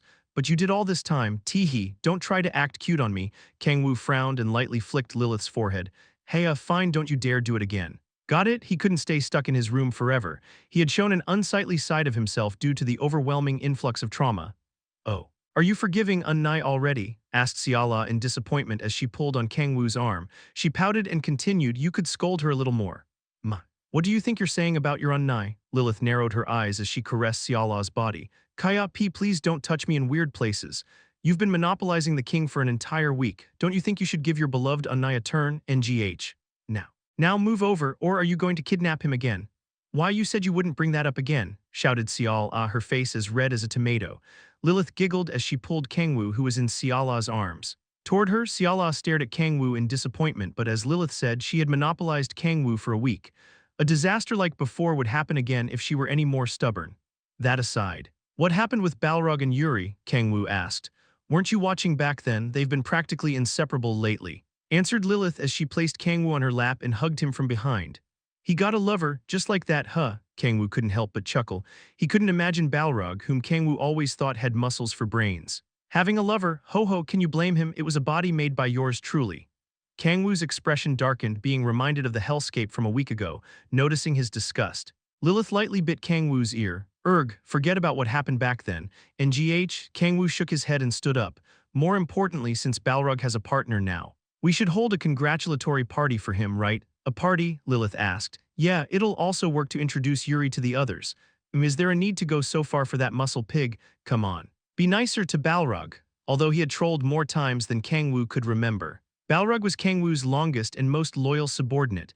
Kang-woo wanted to at least hold a congratulatory party for him since he had found a partner after 1,000 years. "Ho ho ho, all right. My king," Lilith nodded as she giggled. "In that case I will send the invitations." "Oh, then I will prepare the food," shouted Siala, raising her hand enthusiastically. "Okay, I'll leave the cooking to you." "Darling, Fufu, I'll make tons of your favorite foods, Kang-woo. The party isn't for me." "Oh, but Balrog can barely taste the food." "Can he? I guess that's true, he only likes alcohol." Balrog loved beer not because of its taste but its scent and fizziness. "We'll have to order beer by the barrel." Considering Balrog's size and that he could chug an entire beer barrel, pints of beer wouldn't be enough. In that case, Kang-woo took out his smartphone and sent someone a video. "HM, did you just send a video to someone?" asked Siala as she tilted her head and peeked at Kang-woo's smartphone display. "Do you want to watch too?" "Siala," Kang-woo smiled as he played the video showing a woman with red hair standing in a dimly lit street in the middle of the night. "What's this?" It's not mine. It fell out of your pocket, didn't it?" "I mean, yes." But, it was one of the precious memories Kang-woo had made with her, one so beautiful that he would never forget it. "I'll cherish it, always." Tears flowed down Kang-woo's cheeks. He hugged the smartphone as he remembered his treasured memories with the woman. Soon after, the front door that had been recently fixed ripped open again. "OHKANGWOO. UMOTHRFUCK. Bash." Cha Yeonju stormed into Kang-woo's room and landed an uppercut on Kang-woo's chin. Gurg, Kang-woo slammed into the ceiling and then fell to the ground. Yeonju kicked the collapsed Kang-woo as she panted furiously. "You fucking bitch, after all that time without any contact. You send that, huh? Why, Yeonju?" Siala shouted. "What?" Yeonju turned to Siala. Her eyes bloodshot. Siala smiled awkwardly after having seen the video. "You see, Kang-woo was just..." She tried to think of an excuse but nothing came to mind. No matter how much she thought, even Siala thought Kang-woo deserved the beating. "I'm sorry, Kang-woo." Siala turned away in sorrow. Huff huff. "So why did you send me that fucking video, huh?" asked Yeonju as she caught her breath after kicking Kang-woo to her heart's content. "Because I missed you." Obviously, Kang-woo smiled as he rubbed the places he was kicked and pulled Yeonju toward him by her waist. "WH what?" Yeonju stammered with her face as red as her hair and stepped backward. What are you talking about?" She turned away from Kang-woo as she twisted her body in embarrassment. "Ha, my little sister is so cute." Lilith jumped at Yeonju with her eyes shining. Get off of me." Yeonju flopped around like a fish caught in a net. Let go." "Lilith, my, you should be calling me Unnai, right? NGH, now, why don't you call me Unnai? Since we're a family now, aren't we?" Yeonju bit her lip. Get off of me." You Unnai, Kaya, my little sisters are Suwoo, cute." Lilith shouted as she barraged Yeonju's cheeks with kisses. Yeonju began to scream again as she struggled to get out of Lilith's grasp. That's enough. Lilith unnai, Siala pulled Lilith off of Yeonju. Kang-woo took a step back and looked at the three women. Is this the first time these three gathered in one room since that incident? Lilith was very busy and Yeonju lived on another floor. So they had not been given the chance to gather in one spot. I still can't believe it. Kang-woo stared at the three noisily bantering, illogically beautiful women. He might be slightly biased, but they were extremely beautiful even objectively speaking. Sniff, Kang-woo began to tear up. My time suffering in hell was worth it. He was in a relationship with not one but all three of those beautiful women at the same time. He was overwhelmed by enough happiness to blow his agonizing past away. That aside, did you actually call me over because you missed me? Yeonju, who just barely managed to escape from Lilith's grasp, glared at Kang-woo. Yeah, well, I guess there's also something else. I knew it, so. What is it? I'd like you to get some alcohol. Alcohol? Yeah, I want to hold a congratulatory party for Balrog for getting a girlfriend. Oh, Balrog got a girlfriend. Wait. What did you just fucking say? That lump of muscles got a girlfriend. Yeonju grabbed Kang-woo by his collar. Her mouth agape. Who? Her name is Kurosaki Yuri. Isn't that the owner of Lilith's body? Yeah, some things happened. Kang-woo concisely explained the matter with Yuri. Wow, for real, Balrog fell in love with her at first sight. Ho ho, you should have seen that muscle pig's face. Lilith remarked, Arg, why didn't you film it unnai? I want to see it so fucking bad. Yeonju stomped her feet in genuine disappointment. She then turned to Kang-woo and asked, geez. You always record anything when it's to embarrass me, so why didn't you do anything this time? Of course, Kang-woo omitted the part about the tentacles. Arg, I'm so fucking curious. Oh, Valzahak would have footage. Right, it's his lab, don't watch it, Kang-woo said firmly. Why, it'd be fun, just shut up and take my word for it. Kang-woo covered his eyes to forget the nightmarish sight. Foo, anyway. I want to hold a party for him, he drinks way too much so I've been searching for someone who can get tons of beer. And why is that me? Yeonju asked. Because you drink a shit ton, so what? Yeonju turned away as she crossed her arms. I mean, it shouldn't be a problem, I knew it. Shut the fuck up, sorry. I mean. It's no problem, but he wouldn't get drunk, would he? That's true, Kang-woo nodded in disappointment. There were many advantages to having the body of a god. But one disadvantage was that they couldn't get drunk from alcohol. It would only bring memories of getting drunk. Kang-woo expressed, it would be the same as drinking non-alcoholic beer. Yeonju clicked her tongue in agreement. It's like doing hip thrusts to get the feeling of having sex. Yeonju remarked, what's with that comparison? You don't even have one. Heya, did you imagine something dirty just now? Yeonju asked. Not at all. Hess, you're no different from non-alcoholic beer at the moment. Aren't you? What are you talking about? Yeonju smirked and said. You're all talk but you're probably tiny down th kaya. Kang-woo charged at Yeonju at the speed of light and grabbed her by the collar. Why you b-i-ch b-wa-ha-ha-ha. Stop laughing. You bitch, he that's revenge for earlier, damn it. Siala pouted into satisfaction as she watched Yeonju and Kang-woo bickering and mumbled, it may be tiny but it's cute. Heya. Kang-woo panted, but seriously what a shame, I don't even remember the last time I got drunk. Yeonju sighed in disappointment. Just then Lilith clapped her hands together. Oh. I've heard something from Layla once before. She said that even those with deific essence can get drunk when they drink nectar. The drink of the gods. For real? Yeonju and Kang-woo's eyes shone simultaneously. Side story chapter 46, Nectar, part 2. People with deific essence can get drunk. Where do you get that drink? Oh, Kang-woo and Cha Yeonju leaned toward Lilith as they snorted in excitement. Ma. How scary, Lilith giggled as the two of them got up in her face as if they were about to devour her. I'm not too sure about the details either. Is getting drunk something to get so excited about? Lilith tilted her head incomprehensibly. She did not know what getting drunk felt like since alcohol did not exist in the 9 hells. Of course. It is, shouted Yeonju as she clenched her fists. Do you have any idea how precious a cold beer is after a long day of hard work? The tingles, the spark, the slow creep of tipsiness, Kea, Yeonju trembled in excitement. After I got deific essence. I thought I was going crazy because I couldn't get drunk no matter how strong the alcohol was. I still don't get it, Lilith remarked as she stared in confusion at the passionate Yeonju. Kang-woo smiled bitterly and said, that's just because Yeonju is an alcoholic, it's nothing to get that excited about. Heya, what the hell did you just say? But I can't deny it feels good. Kang-woo shrugged as he turned away from Yeonju glaring at him fiercely, he was not showing it. But he also loved alcohol a great deal. Alcohol used to be my only source of joy. Kang-woo used to live in poverty since he was an orphan. He received subsidies from the government but it wasn't much, hence. He needed to work various jobs just to stay alive. Alcohol was like a stress reliever that allowed him to forget his miserable life even for a moment.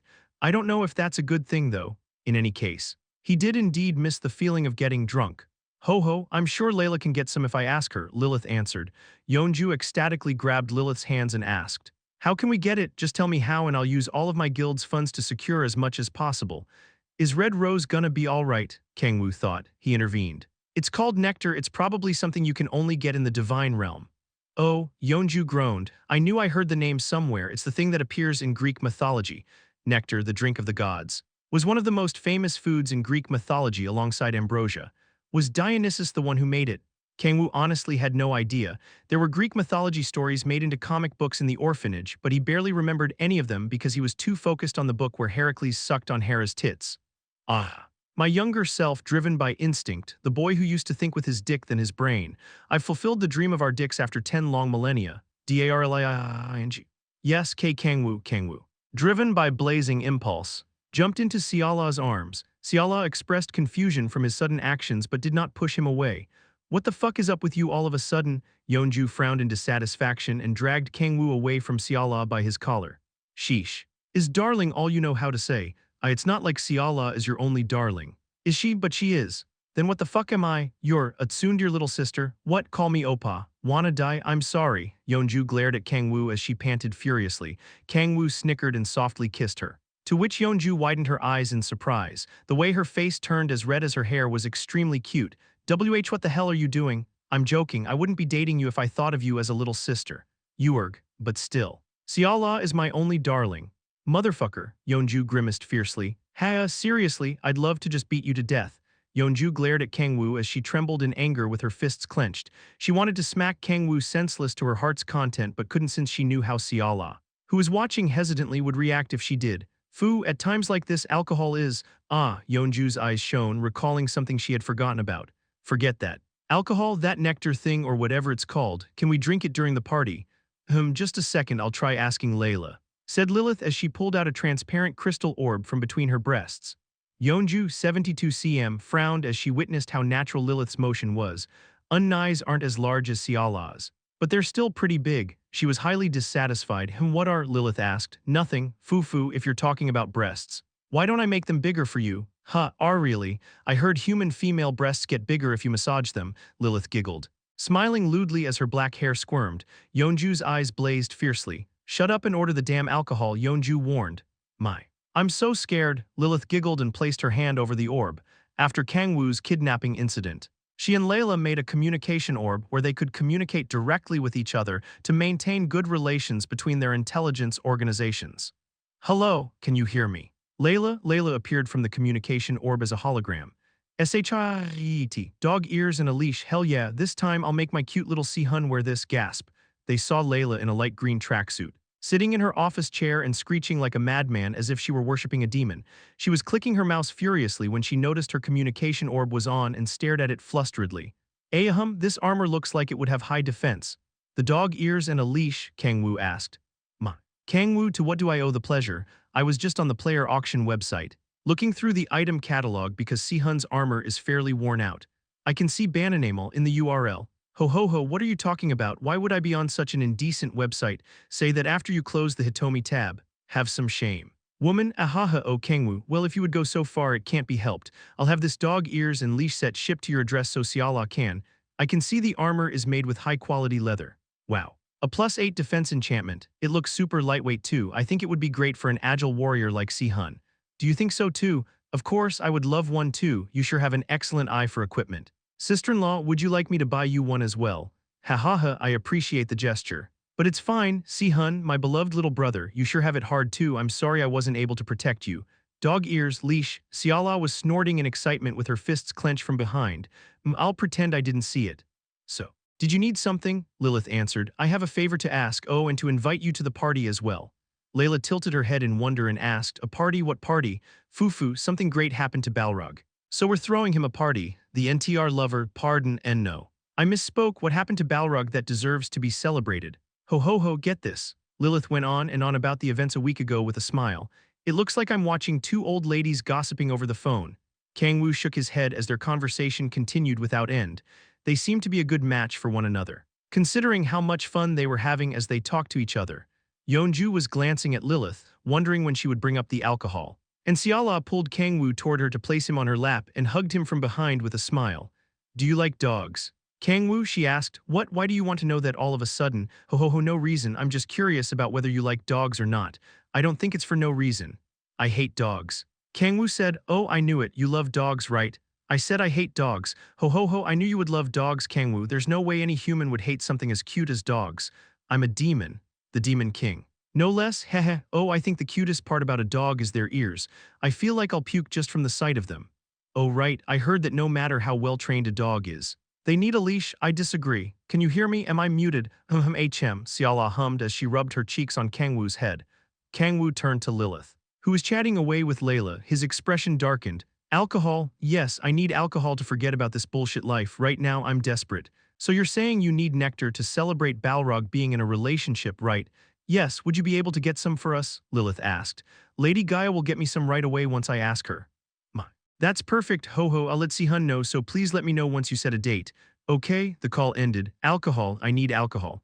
Huff. Huff, and now, right now, Yeonju and Kang-woo were staring at Lilith with bloodshot eyes. Oh, Lilith tilted her head in confusion as she stared at the two of them, who had turned into alcoholics during her call with Layla. Fufu, then why don't we hold the party tonight? She had a feeling she shouldn't make these two wait any longer than that.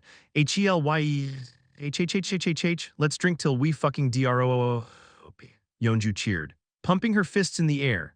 W-O-O-O. Kang-woo sprang up as well as he screamed. Clap, Yeonju and Kang-woo high-fived and they locked eyes with each other. Hihihi, oh Kang-woo, don't you dare fall behind. You hear, Kek, that's my fucking line. Hess. Big words for a brat. Looks like I'll be adding another page to our cherished memories together. Fuck you, shut up. One Bananamal is a Korean online store of adult goods. Side Story Chapter 47, Nectar Part 3, people were gathered on the apartment floor of a luxurious apartment on the coast of Hyundai Beach. The renovated apartment floor that Kang-woo lived in was large enough to host a football game if all the furniture was removed. A ton of delicious-looking food filled a long table, and in the middle of it was of course an extra-large pot containing piping hot kimchi stew filled with various meats. Oh, Kang-woo was seated in front of the kimchi stew that could feed over 50 people, snorting in excitement. Right. Then before we get this party started, said Kang-woo as he held the hand of Han Seala sitting next to him, let us thank Darling for preparing all of this food for us. Fufu, everything looks so delicious. Lilith remarked, you made all of this. Sister-in-law, Kim Si-hun asked, Jesus, what's with the size of that kimchi stew? Cha Yeonju muttered. People stared at the food so plentiful that it could break the table legs as they licked their lips. And no. Echidna and Yeonju helped me, Seala answered. Kang-woo, eat what I made first. Echidna shouted as she snorted, bringing a piece of kimbap to Kang-woo's mouth. Just a second, we're not done yet. Kang-woo patted Echidna's head and turned to someone. Layla, is it finally getting revealed? Kang-woo and Yeonju gulped as they stared intently at Layla wearing a beautiful dress instead of a light green tracksuit. Layla swept her brown hair behind her ear and smiled. Here it is, this is nectar. She stood up and spread her arms widely like a curator displaying an item for exhibition. A giant oak barrel appeared on the ground between her hands. I'll lift it. Layla, Si-hun expressed as he stood up before Layla could lift it. Oh, thank you. The oak barrel was so big that an adult man could swim in it. But Si-hun lifted it easily and placed it next to the table. A tap was attached to the oak barrel so that it could be conveniently poured into a cup. I'll take your cups one by one, said Si-hun as he extended his arm. Finally, alcohol ALCOHO. Kang-woo and Yeonju handed Si-hun their pint glasses simultaneously. Si-hun smiled as he accepted their glasses and poured the nectar. Wow, the scent is amazing. It was a purple liquid with a mystical shine to it. The alcohol that looked like melted gems gave off a scent as sweet as honey. Can my share be poured into this glass? My king, Balrog asked. Sure. A glass far larger than a human head was prepared for the 5-meter Balrog. Everyone's glass was filled soon after. Finally, muttered Yeonju as she caressed the glass. Her eyes hazy as if she were high. Nectar, a drink that could intoxicate even the gods. Looked similar to regular wine at first glance, but one wouldn't dare compare its extraordinary scent to regular wine. Its scent was so strong that it looked like the space was distorting around it. Right then, everyone has their glass. Right? Kang-woo asked. Yes, let's get to drinking already. Be patient, let's get a word from the stars of this party. Kang-woo smiled as he glanced at Balrog and Yuri sitting as if they were stuck to each other. All eyes fell on the couple. Ahum. Balrog coughed, not accustomed to being the center of attention, and raised his glass. Well, I am sure you have already been given the details about her. He gently pulled Yuri close to him by her shoulder and remarked, This is my woman, damn how manly, Jesus your choice of words. Kang-woo squirmed, cringing at how Balrog introduced Yuri. In the few days I haven't seen you, did you threaten Miss Kurosaki or something? Asked Si-hun as he glared at Balrog nonsensically. He couldn't believe Balrog had gotten a girlfriend out of nowhere. Even more so because the woman in question was Kurosaki Yuri, the world-famous celestial maiden. She looks completely different. Though Si-hun heard about her circumstances from Layla, but was still having trouble believing such an elegant and gentle woman accepted Balrog's confession of love. He threatened her somehow. No doubt Si-hun stared at Balrog suspiciously. I was not threatened in the slightest. I decided of my own accord to accept Balrog as my beloved. Yuri smiled as she caressed Balrog's arm covered in muscles. Be beloved. There was no way of addressing more unbefitting Balrog than that. It looked extremely unnatural how a Western beauty with golden hair and mystical purple eyes was clinging to the red giant Balrog as she called him her beloved. What exactly about Balrog did you fall in love with? Asked Yeonju as she chuckled due to the absurdity. Yuri answered without hesitation. These toned and dependable muscles. She gently caressed Balrog's chest. Silence fell among the women. It would have made sense if the muscles were modestly toned. But Balrog was so abnormally muscular that it would even make a gym rat shit his pants. At that point, the muscles were more disgusting than charming. Well, regardless, let's congratulate them. Kang-woo raised his glass.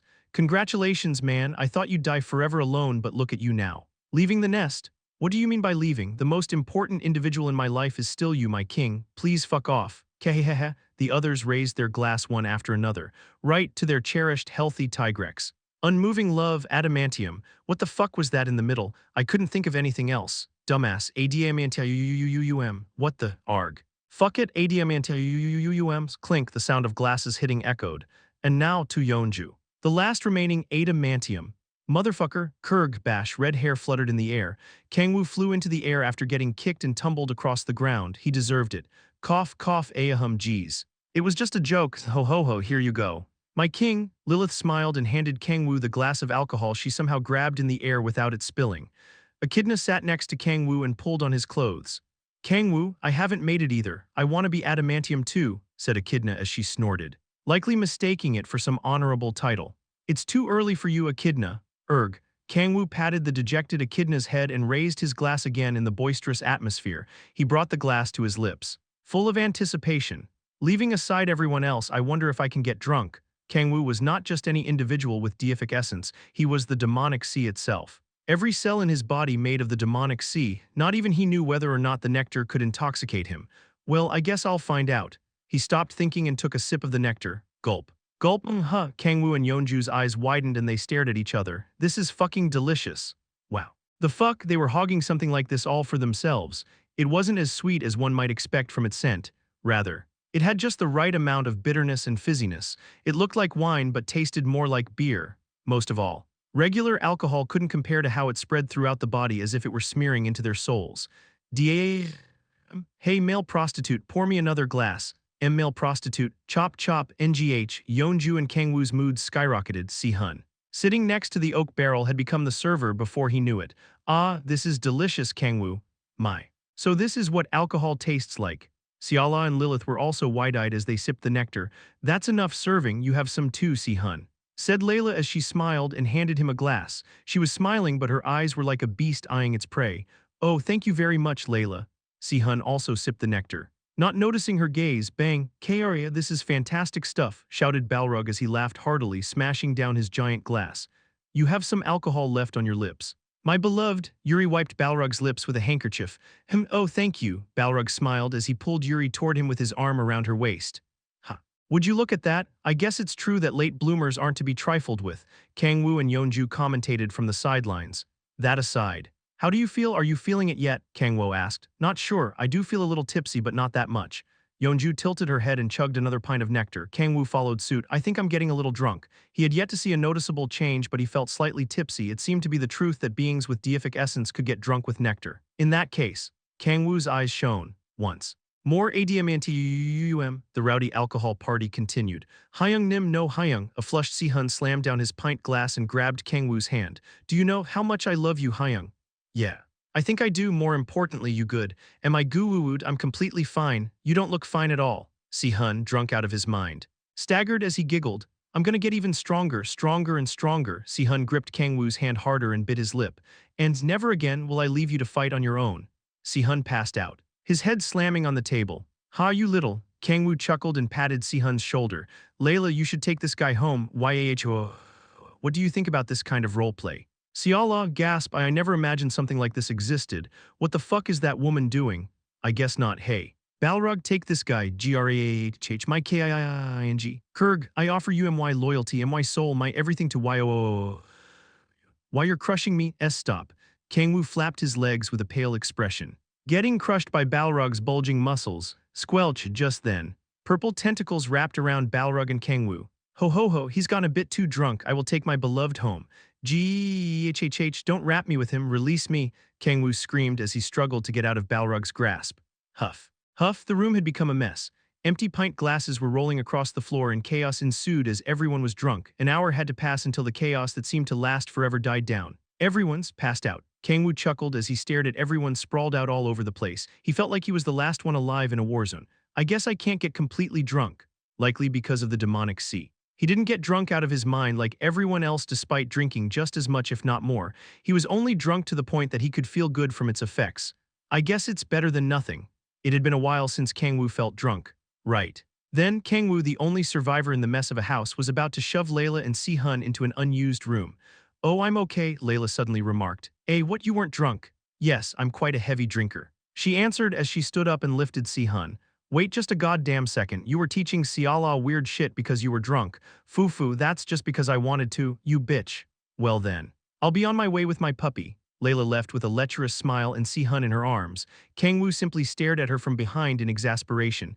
She used to be so innocent back when she was in her wheelchair. No one could have known this was her true self. Now. Then, since Yuri had taken Balrog with her, only Yeonju, Lilith, Echidna, and Siala remained. It just so happened the only ones left were his lovers, although one was yet to be decided. First. Lilith, Kang-woo lifted Lilith and carried her to a room. He laid her on the bed and put a blanket over her. Sweet dreams. He kissed her forehead and turned to leave. Click. The door suddenly locked. Where do you think you're going? Someone whispered in his ear seductively. Kang-woo slowly turned around to see Lilith. Perched on the bed with one leg over the other, her clothes slightly disheveled, he approached her and asked, Why did you get up? You should get some rest. He did not get an answer. He tilted his head in wonder and called. Lilith narrowed her eyes. Swoosh, her hair wrapped around Kang-woo and pushed him to the ground. Erg. Kang-woo, wrapped in black hair and pushed to the ground, looked up at Lilith in confusion.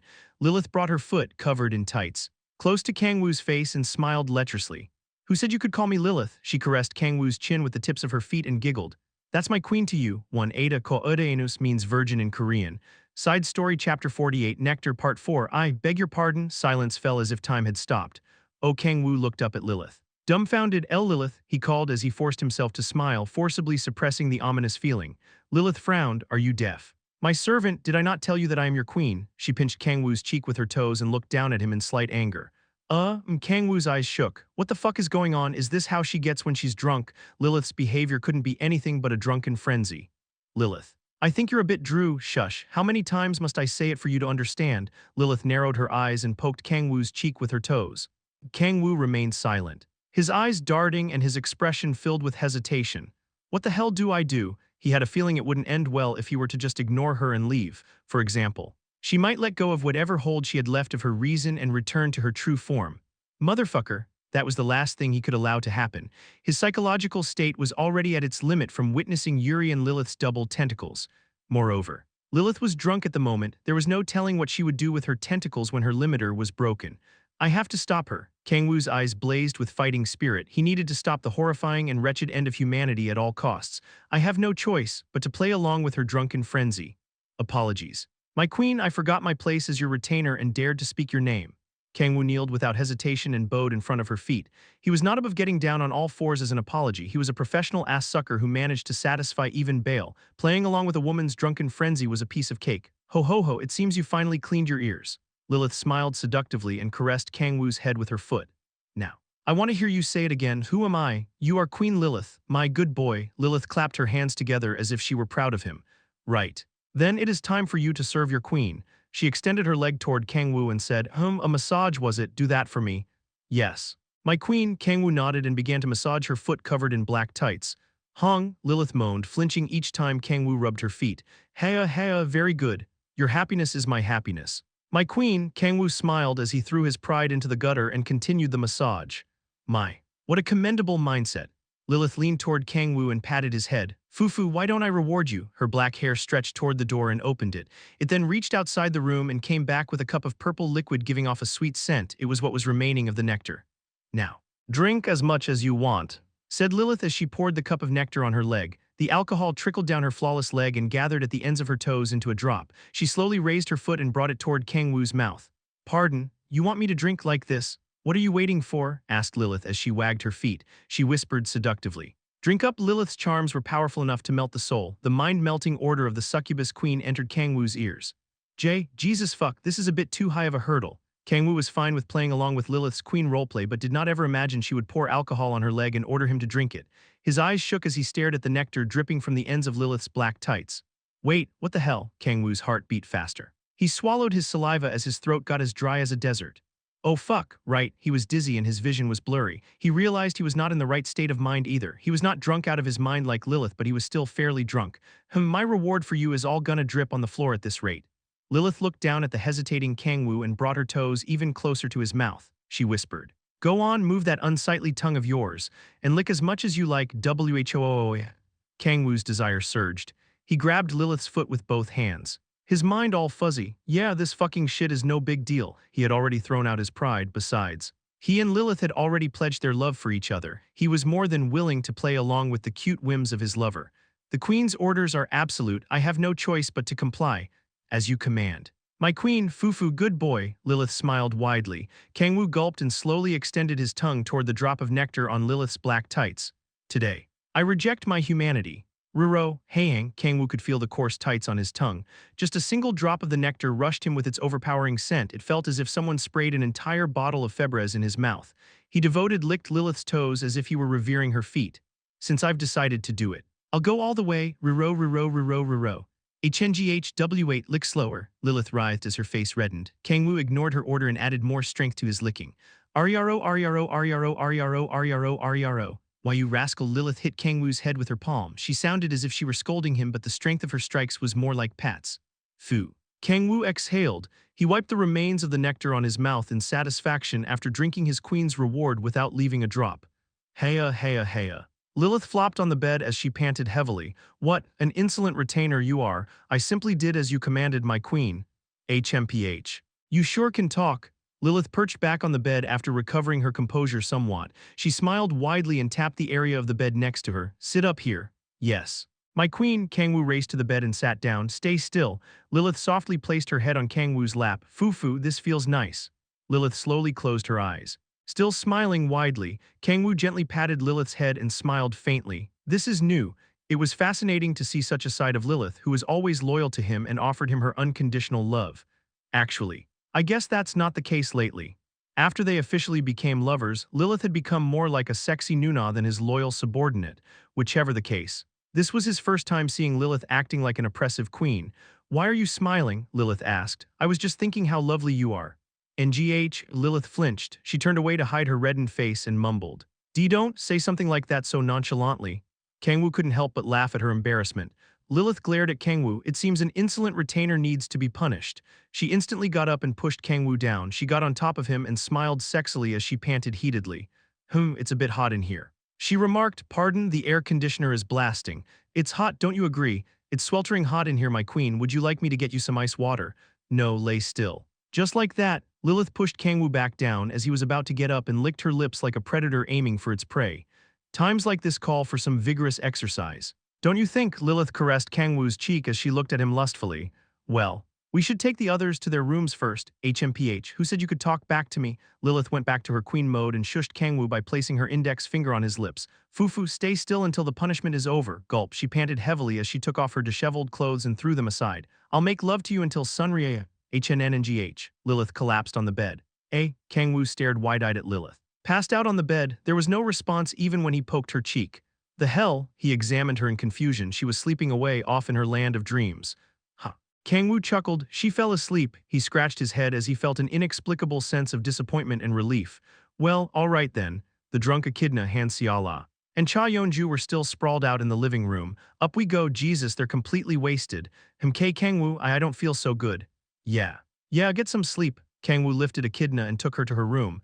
Kang-woo, next was Xiala, sweet dreams. Darling, forget everything you heard from Layla. He kissed her on the cheek and went back out into the living room. Yeonju can use that room. What, you're awake? Yeonju was sitting on the couch in a daze. Her expression brightened as soon as she saw Kang-woo. She sprang up from the couch and raced to Kang-woo. Jumping into his arms, Opa, where have you been? Hihai, don't leave me alone. What the fuck's up with her? Side story chapter 49, Nectar, part 5. Appa, what's Ruwang? Cha Yeonju's face was flushed red. Her eyes were hazy, and her speech was slurred. She rubbed herself on Kang-woo after jumping into his arms. Kang-woo stared at her dumbfoundedly. After all that talk, he could understand Lilith since this was her first time drinking, but Yeonju was an avid drinker. He did not expect her to drink to the point that she would lose control of herself. Not just that. Her drunken frenzy was on par with that of Lilith. Sheesh. Kang-woo clicked his tongue and tried to push her off him but was having a hard time since she was taller than him at the moment. Nuo, don't push me away. Oppa, Yeonju hugged Kang-woo even tighter as she swayed her head as if she were throwing a tantrum. Why the hell did you drink so much? Ah, as he was staring at Yeonju pitifully. His eyes widened as if he had thought of something. Ayesa, how could I not have realized? How could I have forgotten? How could I not have thought about it sooner? Why? Why, you fucking idiot, Kang-woo raged at his moronic self. He had forgotten something crucial as he was taken aback by Yeonju's eggyo. It's not too late. He would have preferred to have cherished the precious time he had with Lilith as well. But he had not thought of it at the time, but at the very least. I'll cherish the precious memory I have with Yeonju. Oppa, what are you doing? Yeonju slurred. Kang-woo took out his smartphone without answering. This can't be helped. It was no different from fate in a sense, no. It could even be called Kang-woo's life purpose. No, forget fate or purpose, it was as inescapable as inevitability. It was as if he had been given a mandate. Recording on, Kang-woo filmed Yeonju acting cute as she clung to him in 4000 to forever keep a record of his cherished memories with her. Oppa, stop playing with your phone and let's play. Yeonju pulled on his arm. Kang-woo smirked. He wrapped his arm around Yeonju's slender waist and replied. Of course, anything for my cute little Yeonju. What do you want to play? She placed her finger on her lips and fell into thought. Heh, I'm not sure. Wanna go to a PC room? Nope, I'd rather just be with you here. Yeonju shook her head after some thought and hugged Kang-woo. She turned to the mess of a table and asked, Oh right, Oppa, did you try my food? No, I only tried the kimbap Echidna made. You made food too, Yeonju, come to think of it. Kang-woo recalled Hanseala saying Echidna and Yeonju helped with the food. Come on, have some of my food too instead of kimchi stew every single meal, Yeonju pouted. All you eat is kimchi stew. You only eat what Seala makes you. I did my best to make it. All right, okay, I'll try some. Kang-woo soothed Yeonju as he headed to the table. What did you make? Yeonju followed behind him as she pulled on his clothes and pointed. It was a jet black stew. Bubbling like the lava of the 9 hells, it was the only food left untouched on the mess of the table. What in the world is this concoction? It was a stew of nightmares. Something blue was floating around the jet black liquid, making it look like a demon in the abyss of the demonic sea. Not only that, but it was still boiling despite several hours having passed since the party started. Hi, it's kimchi stew, Yeonju answered. This is kimchi stew. Why is it black? Kang-woo recalled the time when he visited Kim Si-hun's mother and witnessed her atrocity of kimchi stew. The stew of nightmares was boiling on the table. This is. Kang-woo gritted his teeth as rage and animosity were about to make his head explode. SACRL. E.G. Kai. Oh, Oppa, Kang-woo grabbed Yeonju's shoulders and shook her vigorously. You BII-ICH, how dare you call this kimchi STW? Kaya S. Stop it. Oh, Oppa, if you shake me like that. Her face turned pale. Chills ran down Kang-woo's back. Wait a second. BLEGHHGA. Thick liquid poured on Kang-woo's face. GHHH, MYIs, MYEY. Kang-woo rolled on the ground as he clenched his face. Tentacles were bad, but so was vomit, no matter how beautiful Yeonju was. Vomit was disgusting when excreted by anyone. Kang-woo raced to the kitchen and cleaned the vomit off his face. Oh, Oppa, are you okay? I'm sorry, sniff, I'm sorry. Oppa, where it?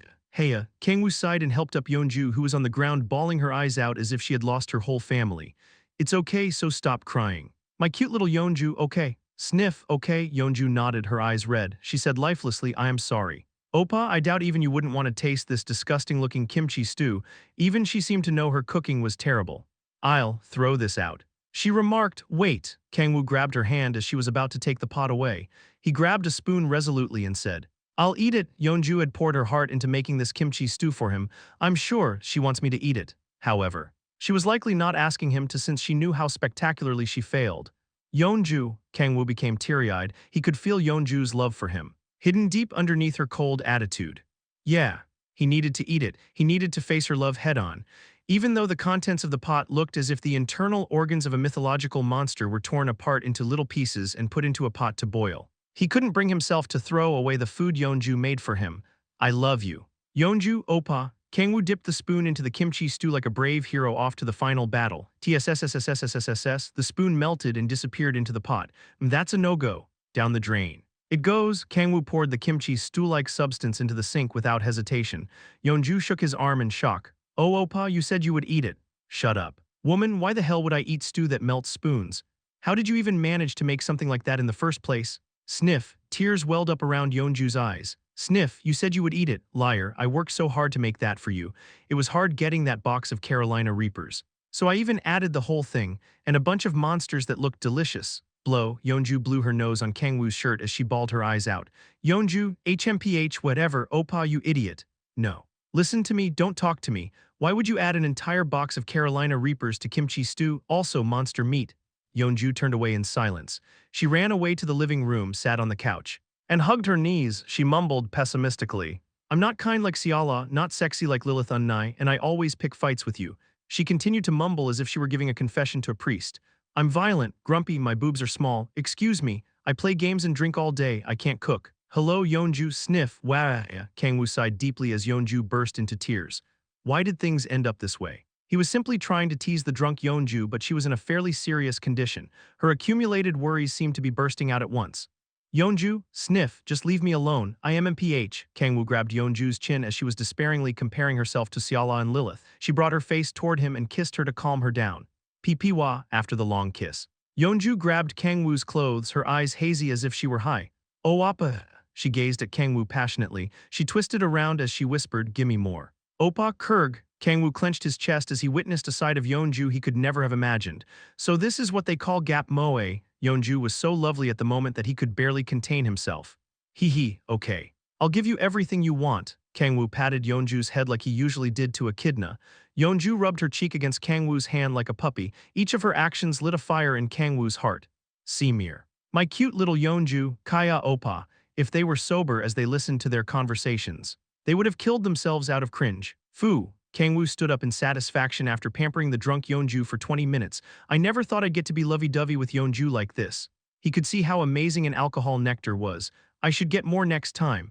He got to see a different side of Lilith and Yeonju this time. But he wanted to see the same for Echidna and Ciala. Right, that's enough for today. No. Yeonju pulled Kang-woo back down. Kang-woo smirked and asked, what do you want more kisses? Then what do you want to do? My cute little Yeonju. Kang-woo's heart beat rapidly from the ecstasy. He wanted to enjoy his time with drunk Yeonjo as much as possible since he didn't know when he would see her again. Then, just say the word, I'll do anything you want. Yeonju fell into thought and then answered with a smile. I want to sleep together with you as we hold hands. What? One, this is a Korean term for acting in a cute and flirtatious manner. K-pop idols do it quite frequently. Side Story Chapter 50 Bloody Family Trip Part 1 The sun rose. Arg, my head feels like it's gonna split open. Yeonju scrunched up in bed, waking up because of the sunlight entering the room. How much did I drink? She drank too much because it was the first time in a while she felt drunk. Oh yeah, I remember up to the point that Balrog began clinging to Kang-woo. Yeonju couldn't remember anything beyond that no matter how much she racked her brain. Arg, she was feeling nauseous, although she was not vomiting as if she had already regurgitated everything in her stomach. Her vision was blurring as her headache got worse. Erg. Never fucking drinking again. Yeonju lifted her blanket as she made a pledge that had likely been broken millions of times worldwide by humanity. She then saw her bare naked self. What the fuck? Yeonju pulled the blanket back down in shock and covered herself. She looked around to see she was in one of the guest rooms in Kang-woo's apartment suite. Why buck naked? She stuttered. She pulled her hair in pallor but couldn't remember what happened last night. Who? Calm down, I'm sure nothing happened. Yeonju placed her hand over her flat chest and took deep breaths. She had likely thrown off her clothes in a drunken frenzy. Yeah. There's no need to overreact. Yeonju felt something soft on her left palm as she brainwashed herself to calm down. She reflexively turned to it and saw something. She suppressed her scream with all her might. Next to her was Kang-woo. Sleeping soundly, KYAHHH. Her inner scream echoed throughout her mind. She examined Kang-woo as she trembled. He's wearing clothes. Unlike her bare naked self. Kang-woo was fully clothed. What the hell happened? Yeonju's eyes darted uncontrollably and her mind was going blank. Did I sleep with him? Did we do it drunk? She had no idea since she was naked while Kang-woo was clothed. I need to check. Yeonju looked around in panic. Her gaze then slowly made its way down her body, but she quickly looked back up. Enna, there's no way we let the alcohol get the better of us. Right? She was sure they had simply slept on the same bed and she threw off her clothes as she slept. Yup. Yeonju smiled forcibly and nodded as if hypnotizing herself. She wanted to wake Kang-woo to be sure but didn't have the courage to. She was about to get out of bed as she laughed awkwardly when she noticed something smeared on the bed sheet. She turned to take a closer look. Ah, Yeonju turned pale. She touched the red fluid on the sheet with trembling hands. There was a faint scent of blood, and no. She stepped backward as she swayed. She pulled on her hair and squeezed her eyes shut to deny reality. There's no fucking way. Yeonju wanted to scream her lungs out but had no idea how to face Kang-woo if he woke up from that. Her inner screams echoed throughout her mind. Fuck, there's no way, my first time couldn't have been taken like this. Yeonju teared up, being faced with an unbelievable reality. She had been hoping for it one day ever since she confessed to Kang-woo. But this was not what she had in mind. Motherfucker, I can't remember a thing. She couldn't remember her precious first time because she had been drunk out of her mind. She had never experienced something so unfair. Her tears did not stop due to her frustration. You, son of a bitch. Yeonju glared at Kang-woo resentfully. Only a lecherous scumbag would take advantage of a drunk person. I knew you were a scumbag. But I never thought you'd do something like this. Her surging fury spread throughout her body. Who? She wanted to summon her chains and attack Kang-woo this instant but didn't dare to talk to him about it sober. Yeonju staggered out of the room. She was met with a mouth-watering scent when she opened the door.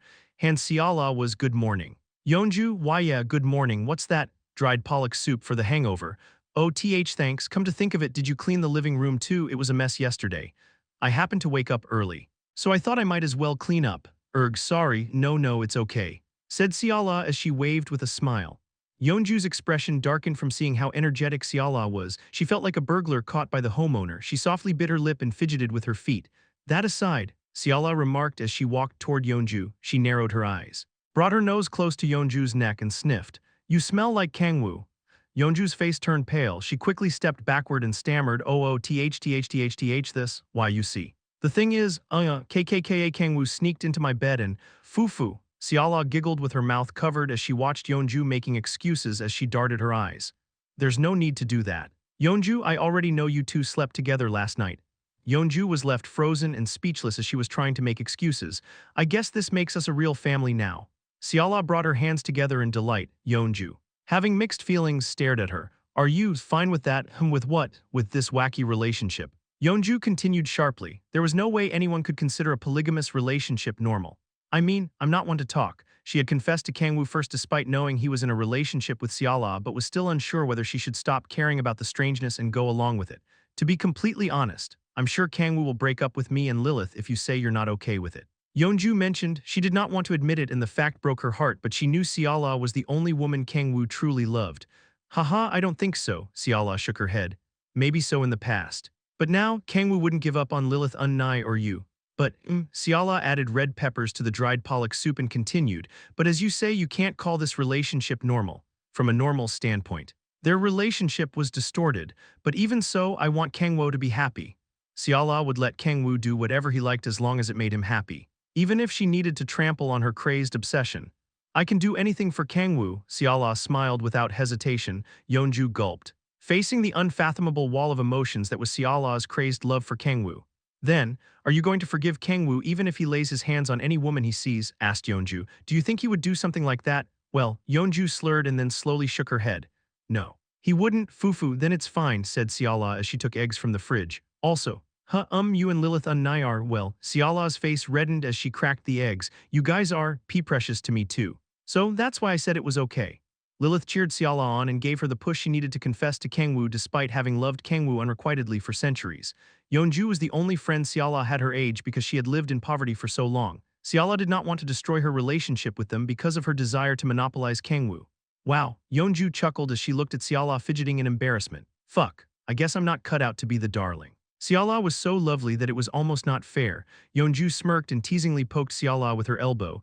Then why did you kidnap Kang-woo for a whole week? That's, Seala shouted, back then. I wasn't right in the head. Hi, what was it like then? Sometimes. I'm usually completely fine but very rarely. My head gets filled with thoughts about Kang-woo and it feels as if they control me.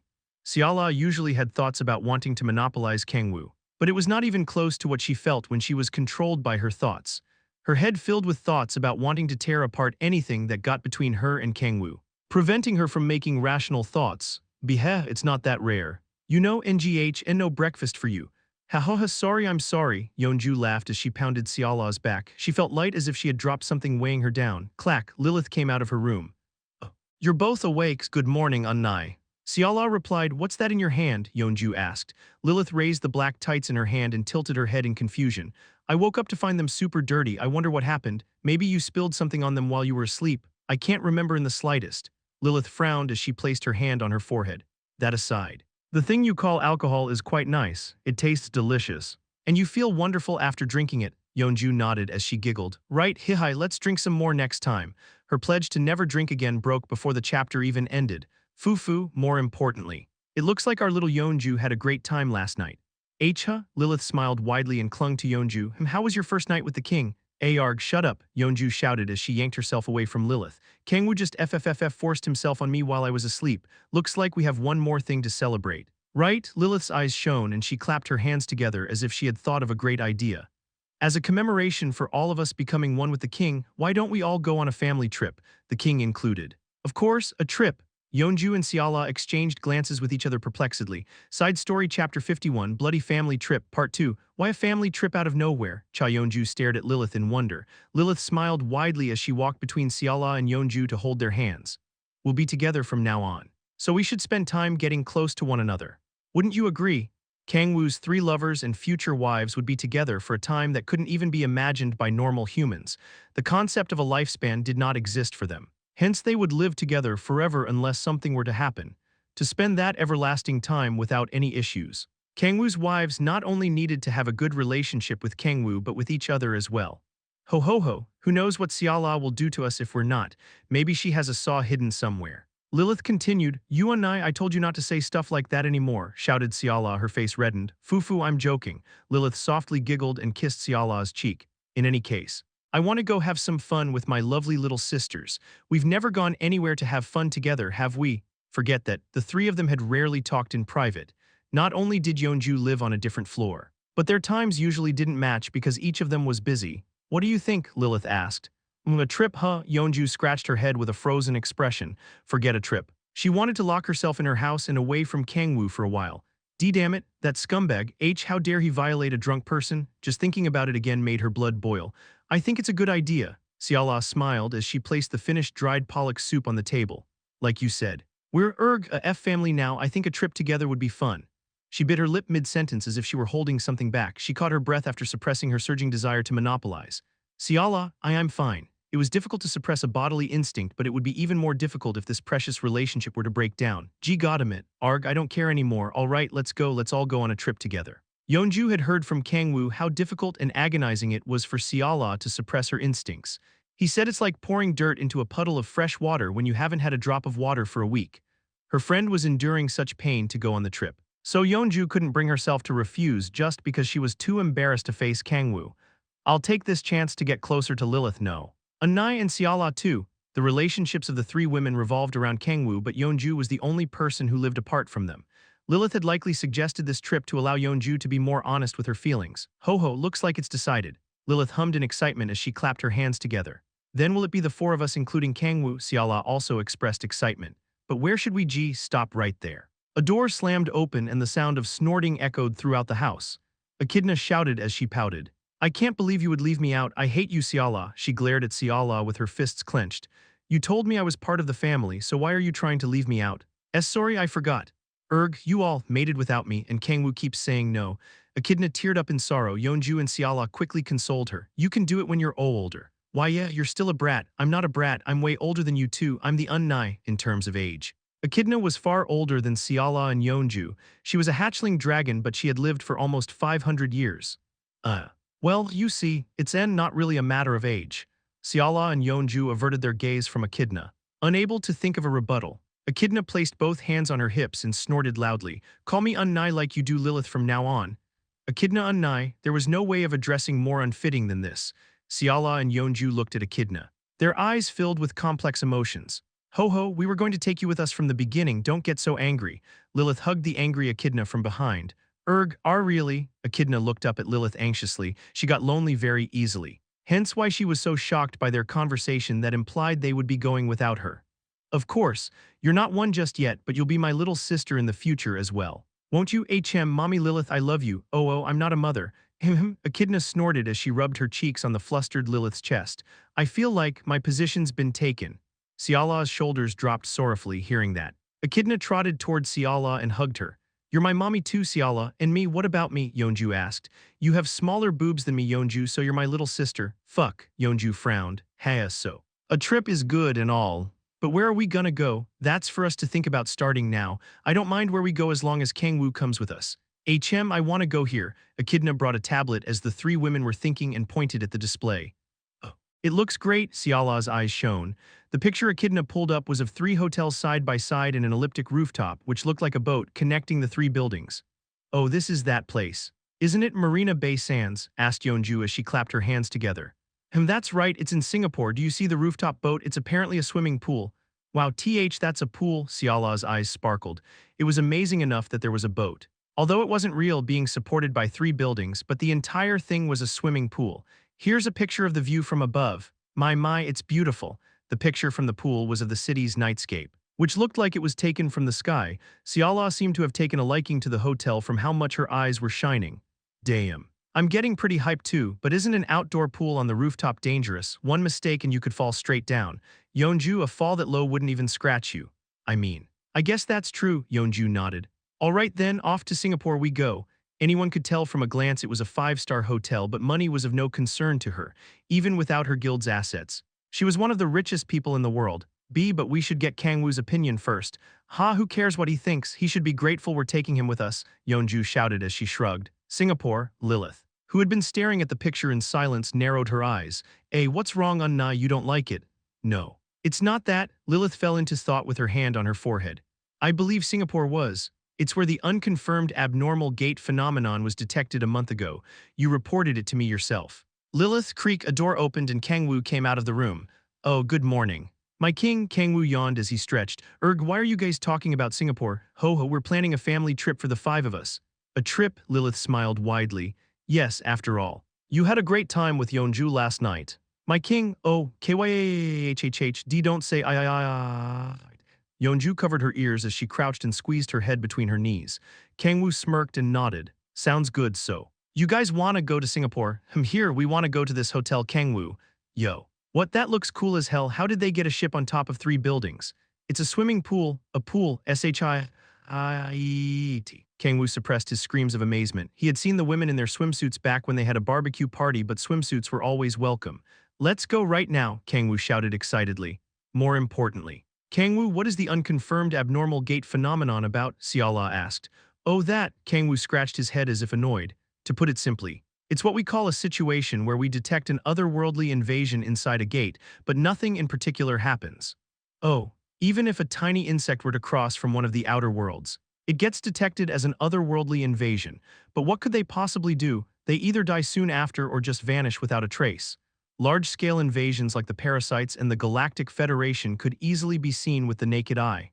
However, if a tiny insect were to cross from an outer world, it wouldn't be found no matter how many people were dispatched to search for signs. This is all because of my lack of ability. Lilith lowered her shoulders sorrowfully. A true intelligence network should be able to track every abnormal phenomenon occurring throughout the world, but such a thing was realistically impossible.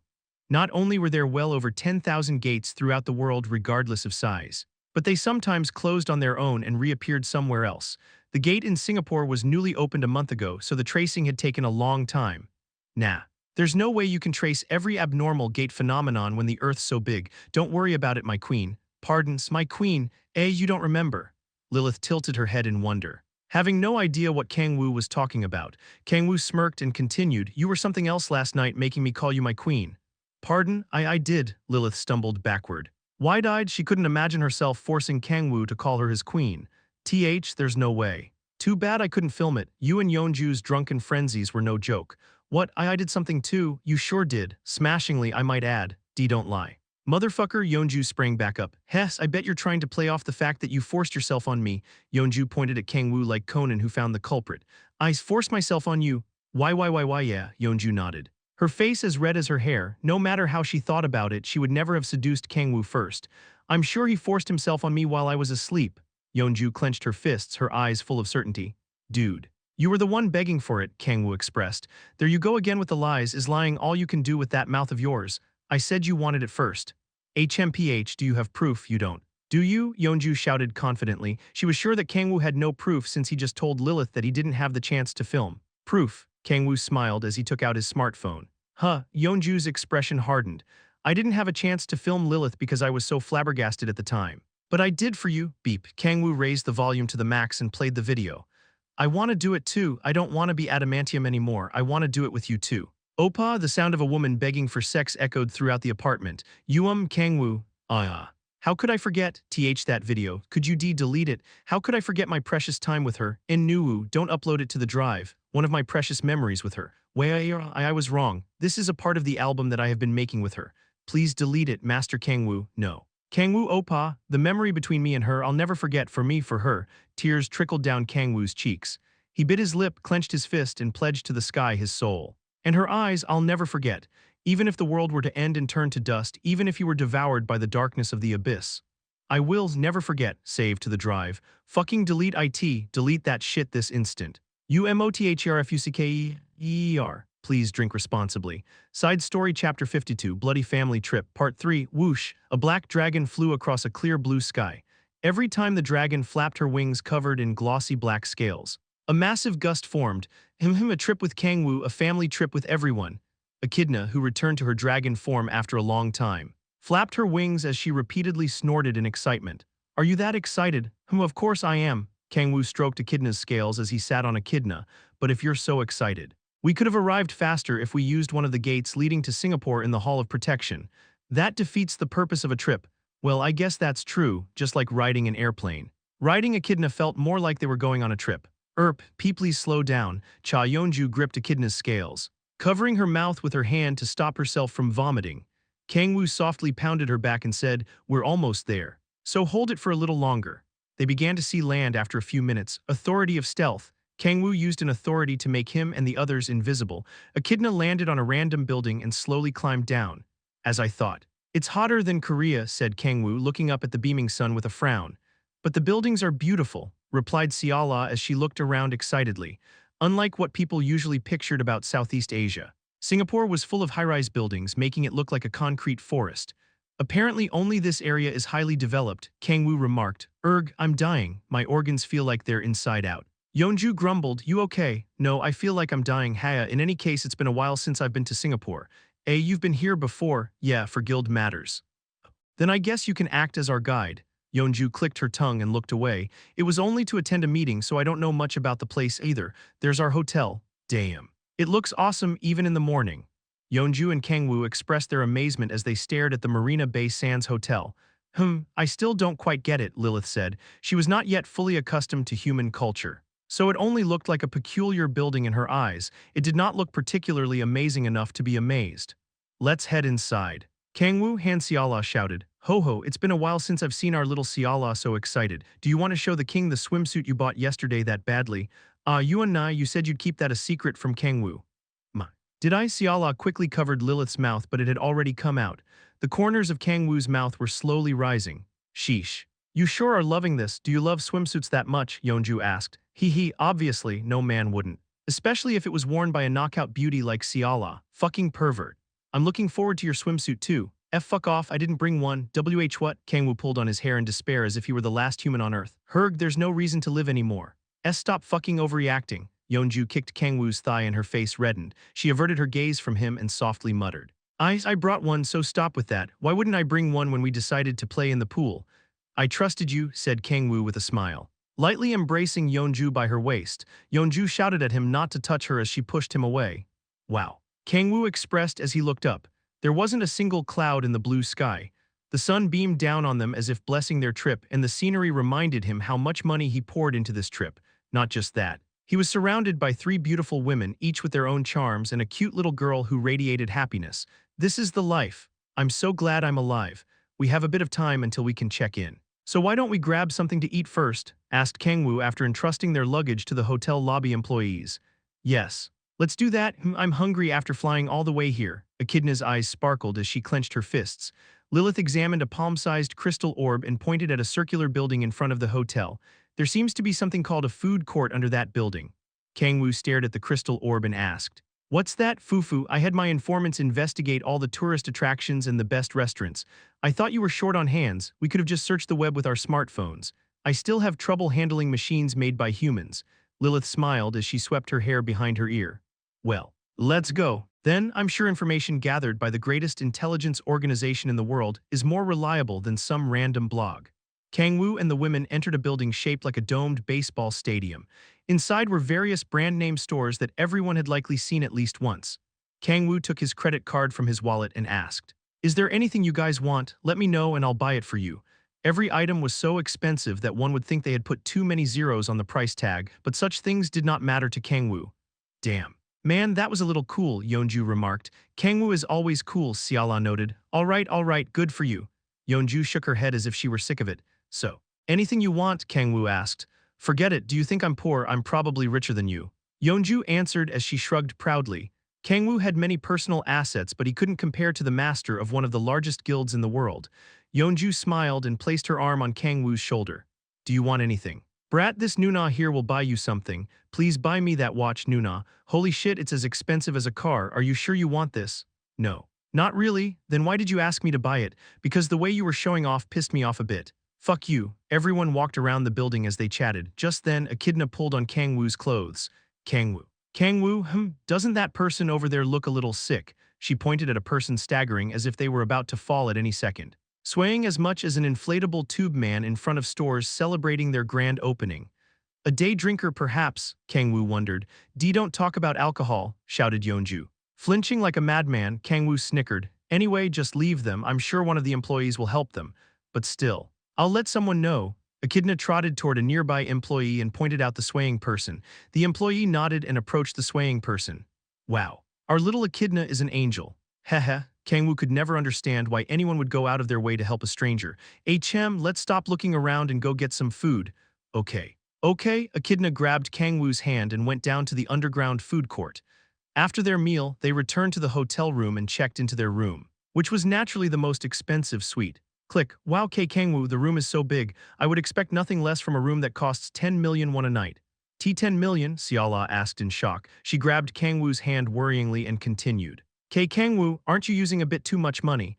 She knew Kang-woo had more than enough money to spend, but was not used to this level of luxury since she had lived most of her life in poverty. I could spend everything I have if it's for you. Darling, Kang-woo, Seala embraced Kang-woo teary-eyed. They kissed as Seala slowly stuck her hands into Kang-woo's clothes. What the hell are you guys doing in broad daylight? Kaya, Yeonju sighed and lightly smacked Seala's head. It was just getting good. Good. My ass, get it together and unpack your things. Yeonju dragged Seala by her clothes into their room. Ho, it sure is lively with Yeonju with us. Mentioned Lilith as she smiled and walked toward Kang-woo. Echidna ran past her and yelled, Chem, Kang-woo, let's share a room.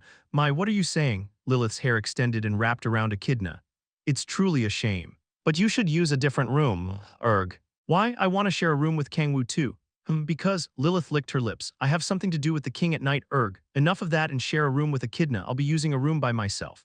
My king, Kang-woo went to his room with his things. They would be in Singapore for 4 days and 3 nights, so they packed light. Kang-woo quickly went to the living room after unpacking. Has everyone changed? The main attraction in the Marina Bay Sands was. Of course, the swimming pool. They needed to go there first and foremost. Fucking pervert, do you want to see us in our swimsuits that badly? Asked Yeonju. Her face reddened as she walked out in a white gown. She had changed into her swimsuit, but she was too embarrassed to show him in the hotel room. The room shook from how furiously Kang-woo was nodding. Of course I do, why do you think I'm even here? Fuck you, Yeonju cursed as she tightened her gown even more to hide her swimsuit. I wonder what Darling's new swimsuit looks like. Kang-woo jumped around with a smile. He had seen Seala in a swimsuit during their picnic, but he was brimming with excitement since she had bought a new one. Click. The door opened and exited Seala. Covered up with a white gown like Yeonju, Darling, Kang-woo ran toward her like a starved beast. Fufu, did you wait long? Kang-woo, yup, how cute. Seala smiled brightly as she hugged Kang-woo and patted his head. Would you like to see my new swimsuit? No, I'll take a good look when we're at the pool. Kang-woo wanted to see Seala's new swimsuit this instant but controlled himself using his superhuman patience. A swimsuit should be seen at a pool. My. You're all so quick. Chem, Kang-woo, what do you think of this swimsuit? Lilith and Echidna also exited their rooms after changing into their swimsuits. Lilith was covering herself with a white gown like the other women, but Echidna was just in her swimsuit. Kang-woo stared at Echidna in her swimsuit with pink frills and said calmly, It's cute, NGH, your reaction is so weak. It'd be bad if I overreacted. From a censorship standpoint. Right then, up to the pool we go. Kang-woo swung open the door. Full of anticipation, his head was already getting hot from the thought of savoring the women in their swimsuits. Fuck yeah, this is life, I'm so fucking happy. Kang-woo so happy that he was about to cry. Entered the elevator with the others. Ring. The elevator door opened after reaching the top floor. Wow, everyone expressed, once they entered the pool above the roof connecting the 3 hotel buildings. They were met with a clear blue sky and a forest of buildings around the hotel. Ah, this is wonderful even by my standards. Hugh, I didn't get a chance to come here when I had my meeting here. But this is fucking nice. Kang-woo, this is amazing. What do you think? You guys are glad you listened to me. Right? The 4 women walked toward the pool as they each gave their impressions. Kang-woo smiled as he followed behind them. Kang-woo. There's another drunk person over there. Echidna tilted her head in wonder as she pointed at someone, just like the person they saw in the department store earlier. A blonde woman who seemed to be in her early 20s was swaying as if she would fall at any second. You're right, why do they love alcohol so much? Could that be Cha Yeonju? Shut up, Yeonju kicked Kang-woo's thigh. Kang-woo snickered as he continued to walk toward the pool. Now then. Ladies, take off your gowns and reveal your swimsuit. KYAHHH. Just then. A scream filled the entire swimming pool. Kang-woo turned to the source of the sound. It was the swaying blonde woman. She was convulsing as if she were having a seizure and clenching her neck. BLEGHHH. She bent down and vomited so much blood that one would think her insides were ground with a mixer and were pouring out from her mouth. Kaya, B-blood, bluewood, a middle-aged woman screamed at the sight. Kurga. The eyes of the blonde woman vomiting blood turned white and she collapsed. Splash, she fell into the pool, which instantly dyed red from the blood. What the fuck? Side story chapter 53 Bloody Family Trip Part 4 Blood splattered everywhere and died throughout the pool as if a can of red ink spilled into it. KYAHHWH what the hell? Holy shit, screams of despair from the depths of hell echoed from everywhere. Someone had died out of nowhere after showing no signs or foreshadowing of it happening. Nightmare filled the rooftop under the shining sun. The woman in her early 20s who had been swaying in a stupor had suddenly vomited every drop of blood she had and was floating lifelessly in the pool. Gah, call an ambulance. Arg, the blood splattered all the way here. The guests enjoying their time in the pool stepped backward from the red pool as they screamed. The guards at the pool entrance quickly ran over as they contacted someone with their walkie-talkies. The hundreds of people in the pool dyed red ran away to the corners. Either crying or vomiting, chaos dawned on the peaceful pool. What? Kang-woo pulled on his hair as he bore witness to the hellscape. In the actual Fu-woo-wook, of course. He was not screaming out of sympathy for the woman's death or in shock. His fury surged as he saw the pool dyed red, the chaotic atmosphere, and the panicking people. He could easily tell how things would turn out. Fuck, I guess we can kiss the swimming pool goodbye. Cha Yeonju in a white gown placed her hand on her forehead. No one knew what kind of drugs the woman was on or if she had been ill from the beginning. But someone had died. There was no way the hotel would reopen the pool after replacing the water and cleaning the blood. The pool would be closed for at least a week, a month at most. Please wait, I'll take a look at her, said Han Seala as she stepped forward. Kang-woo grabbed her shoulder and remarked, Don't, darling, you can't use healing spells anymore. Oh, her wings had dyed black after she fell from grace, completely changing the qualities of her magic from healing and buffing to curses and debuffing. She became unrecognizably powerful compared to before as a result. But she could no longer be relied on for utilities such as healing. Alright, I completely forgot. Seala lowered her head in sorrow. Kang-woo softly grabbed her hand and remarked, besides. It's too late, pardon, she's dead. Kang-woo narrowed his eyes and stared at the blonde woman floating in the water. He examined her using the authority of insight but couldn't detect even a hint of life force in her, even without using an authority. Anyone could tell the woman was dead from how much blood she vomited. My king. Lilith called quietly. Kang-woo could tell what she was about to say. Kang-woo dipped a finger into the red pool water and shook his head. It's not demonic energy. I don't feel any other energy either. There was no demonic energy. Sacred power or other special energies inside the blonde woman's corpse.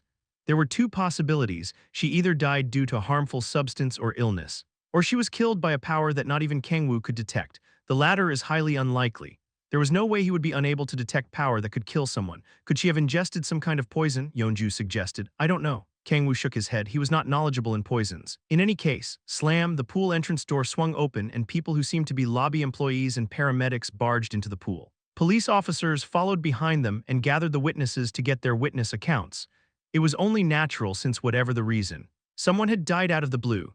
Everyone, please leave the pool in a single file line. We will be closing the pool, shouted a man who looked like the hotel manager. Through a megaphone, Kang-woo groaned in despair. Motherfucker, my fucking swimsuits. Click, heya, what a disaster. Kang-woo and the others returned to their suite after giving their witness accounts and flopped on the couch.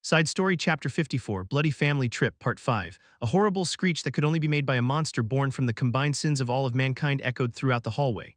Kuwuru.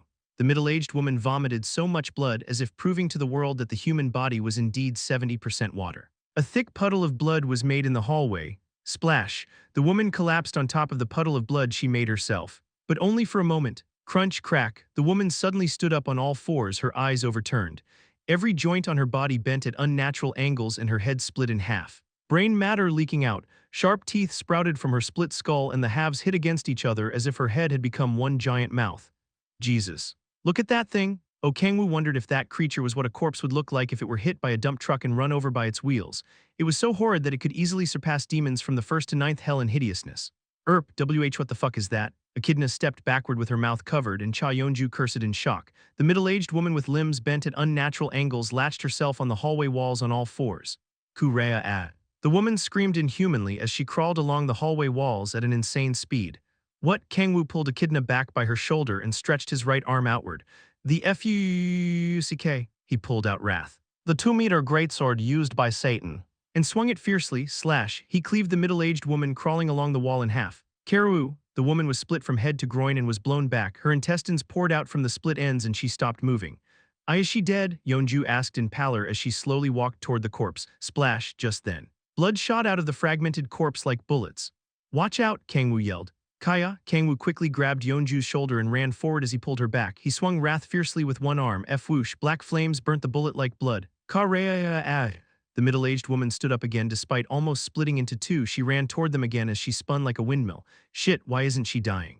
Yeonju became enraged after almost getting hit by the bullet-like blood and ran at the middle-aged woman as she gritted her teeth. Flutter. Her white gown came off and dropped to the floor. Gasp. Kang-woo's eyes widened. Yeonju had been wearing a purple one-piece swimsuit under the white gown. It was swimwear worn by competitive swimmers, although there was little exposure. It was the best kind of swimsuit on her because of her slim body. Fighting in a swimsuit, is this a DLC? Yeonju raced through the hallway in her swimsuit. Fucking Hydra, slam. Yeonju shot forward like a bullet and dropkicked the middle-aged woman. Bash, boom, boom, boom. The woman tumbled across the floor like a rock skipping on a water surface. Ka. The ragged middle-aged woman collapsed as she groaned lifelessly. Looks like she's not immortal, said Kang-woo as he looked down at the collapsed woman. He wondered if the woman was immortal like himself after seeing her rampaging, full of energy like a tiger after eating frosted flakes, but that, fortunately, did not seem to be the case. Shit, what the fuck was that? Yeonju frowned as she wiped the blood off her feet with the white gown. No idea, Kang-woo shook his head. He had never seen or heard about someone vomiting blood and becoming a monster from nightmares. Kang-woo, what's going on, my king? We heard a monstrous screech. Did something happen? Xiala and Lilith came out of the suite room soon after. Well, Kang-woo concisely explained what happened, but there wasn't much to explain since he wasn't sure what happened either. I should examine the corpse. Kang-woo approached the middle-aged woman's corpse and activated the Authority of Insight, just like earlier at the pool. He couldn't feel any energy like demonic energy or sacred power from it. Could this be drug or disease-related then? Kang-woo shook his head. No. I might just not be able to detect it. He couldn't take this lightly since it had happened to two people. He needed to take into account the possibility that an unknown power caused the two women to die. But who? He had no idea whose power could birth such horrifying monsters without being detected by the Authority of Insight.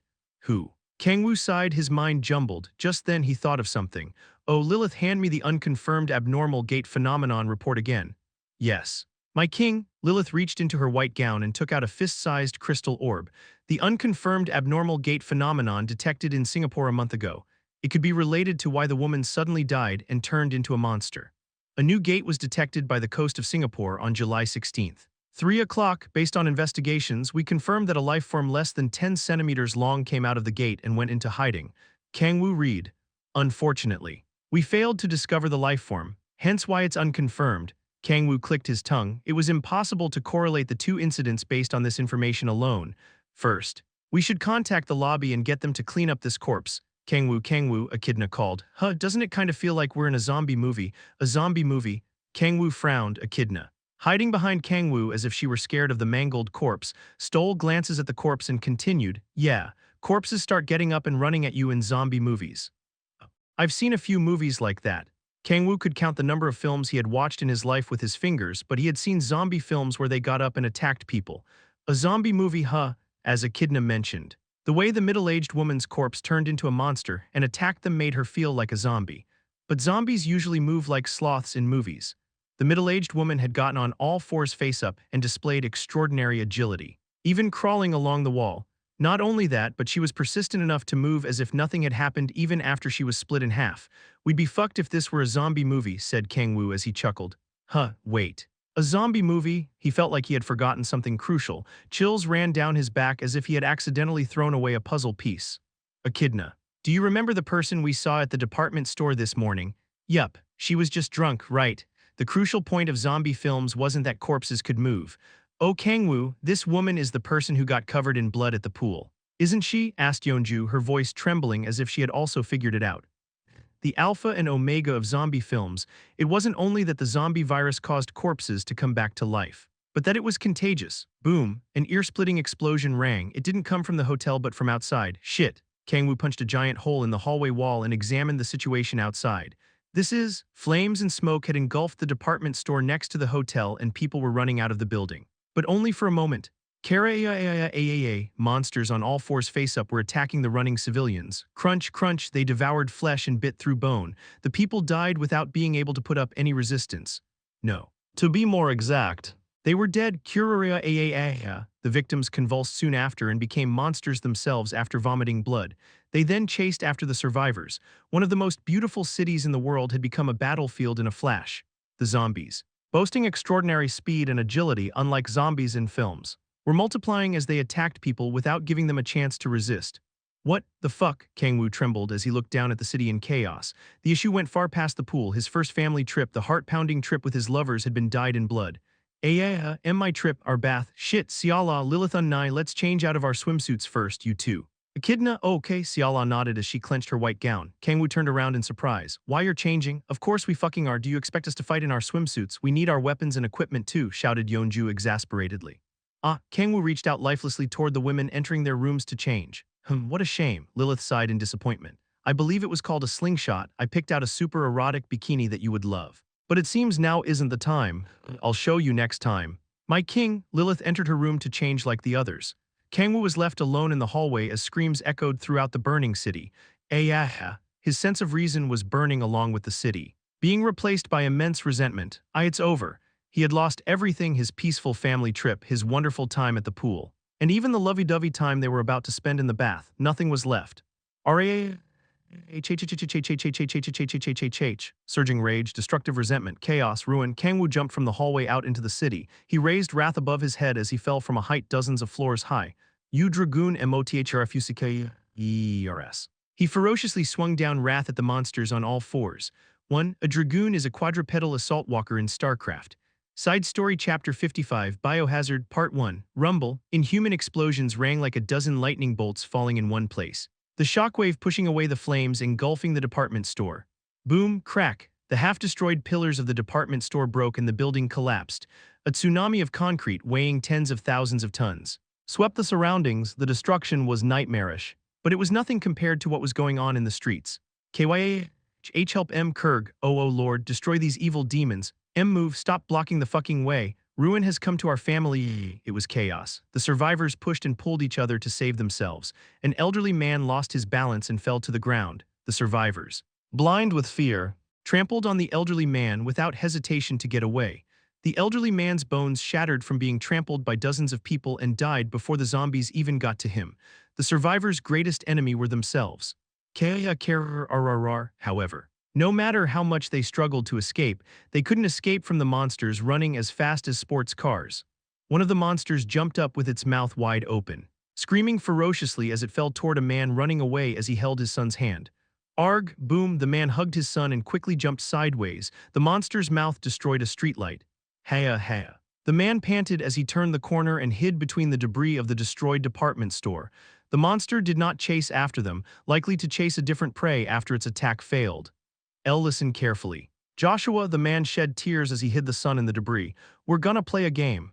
"A game?" asked the son innocently. Far too young to understand fear, the man gulped and nodded. "Yeah, you get 100 points if you stay hidden here without being found by anyone." 100? Yeah. 100 out of 100 points. Wow, what do I get if I get 100 points? Cake, I'll buy you tons of your favorite cake. Really? Of course, the man answered as he patted his son's head. Smiling sorrowfully, "How long do I have to hide?" asked the son with sparkling eyes. The man shut his eyes tightly. Tea tomorrow? No, until you can't hear anything around you. Got it, whatever you do. Don't come out until then, okay? Yeah, okay, the boy nodded energetically. Joshua, the man stood up after hiding his son in the debris. His legs shook crazily. He turned around, his face deathly pale, and smiled forcibly. Please survive. The man ran outside after grabbing a sharp rock. Gerar RRR, a monster's bloodshot eyes widened after discovering the man. Its sharp teeth protruding from its split skull gleamed. Arg. The man suppressed his fear and raised the sharp rock. Didai. You monsty.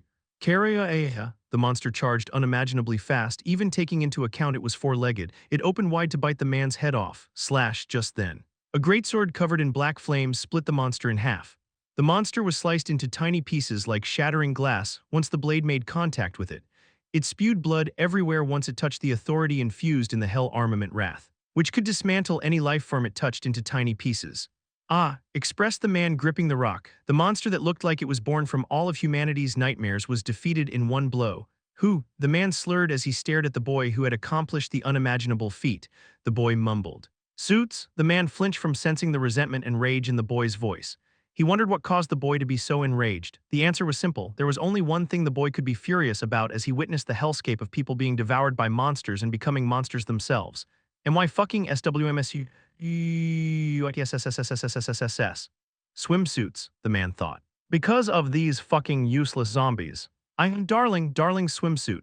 The boy's fury blazed uncontrollably. Herg Lilith slingshot bikini, Yeonju's competition swimsuit, ARGHHHHHHHHHH, the boy screamed madly as he pulled on his hair as if he were possessed. Excuse me, the man called the boy dumbfoundedly. He did not know what was going on, but the boy seemed to be a powerful player. He had no choice but to stick with the boy to save his son.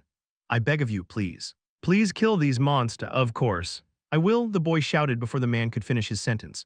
Crack, the concrete split as the boy leaped toward the monsters busy hunting their prey. Kang-woo, slash. The boy's slashes were so fast they couldn't be seen by the naked eye. Split. The monsters cut by the greatsword were sliced into tiny pieces like shattered glass. Even if the monsters boasted high regenerative capabilities, they couldn't regenerate from being sliced as small as peanuts. Kang-woo, what's the situation, my king? I think I'm gonna puke. Kang-woo, Hansiala Lilith. An echidna arrived after changing. Kang-woo turned to them as he was wiping out the monsters. He quelled as much of his surging fury as he could and asked calmly, where's Yeonju? Killing the monsters in the hotel. Really? Right then. Lilith, request reinforcements from Guardians. Monsters had spread throughout the city and were rising in number, no matter how strong Kang-woo was. He couldn't wipe out the monsters spreading like wildfire fast enough. About that, I've been trying for a while now, but it isn't connecting. It's not connecting, Kang-woo frowned. Guardians was on alert 24/7 so that they could mobilize at any moment. There was only one reason why they couldn't get through to them.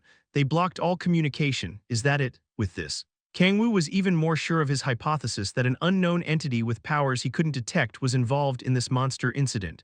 Were you able to contact the muscle pig? Lilith asked. Kang-woo and Balrog were connected by their souls. Hence they could communicate with each other without a communication device. He closed his eyes and tried to contact Balrog but shook his head with a heavy expression. No. That's been blocked as well. It looks like Singapore in its entirety was isolated into a separate dimension.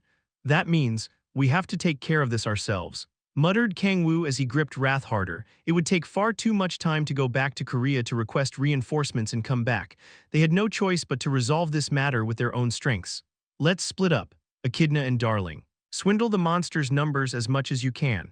Okay, Kang-woo, I'm feeling a bit queasy, but I'll hold it in as long as you say so. Siala and Echidna nodded. Lilith. Try to locate the host of the monsters.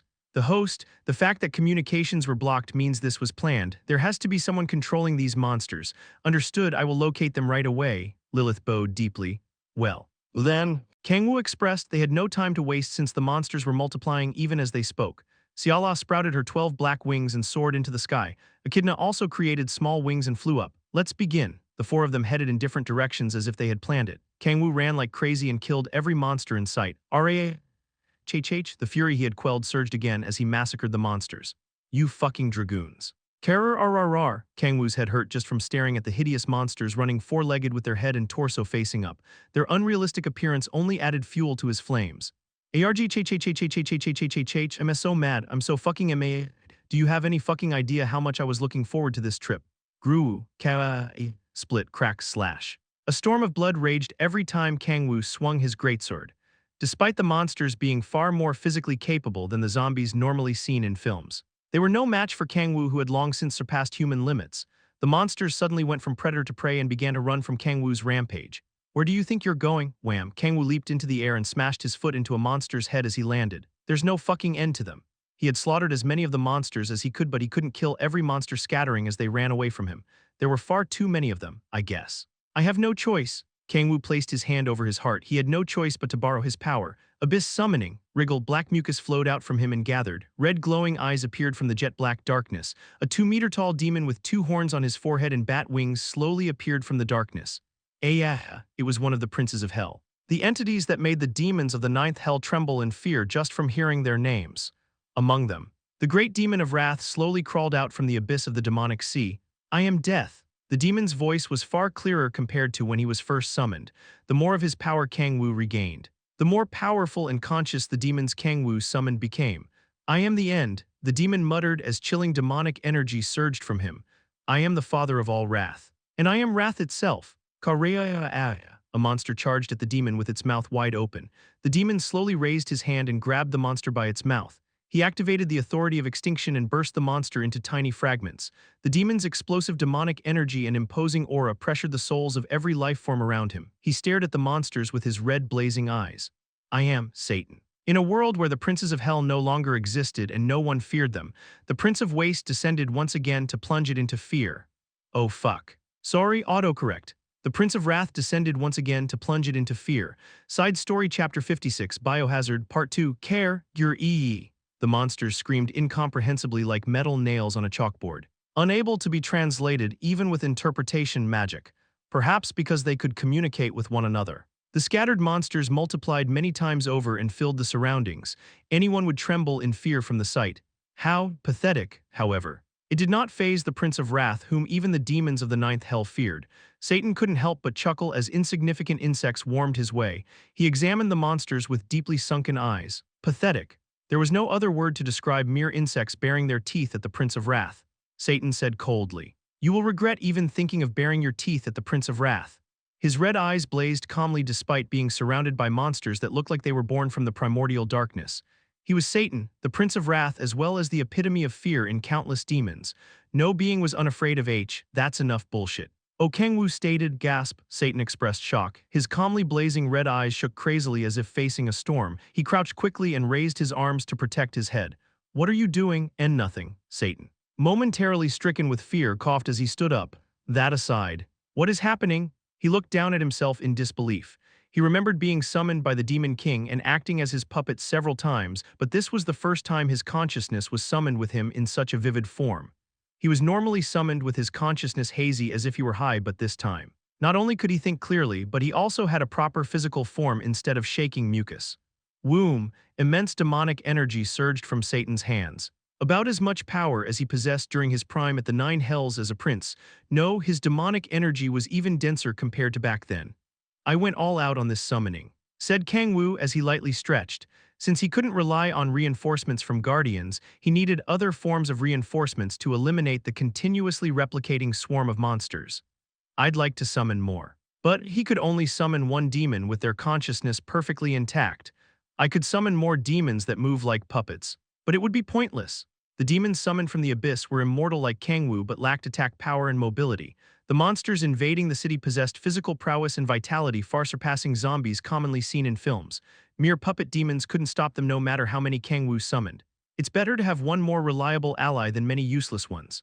Kang-woo turned to Satan, who was looking down at himself with mixed feelings. Satan's Authority of Extinction could dismantle a target's body into tiny pieces once he made contact with them. No matter how persistent the monsters were, they wouldn't survive once they took a direct hit from Satan's authority.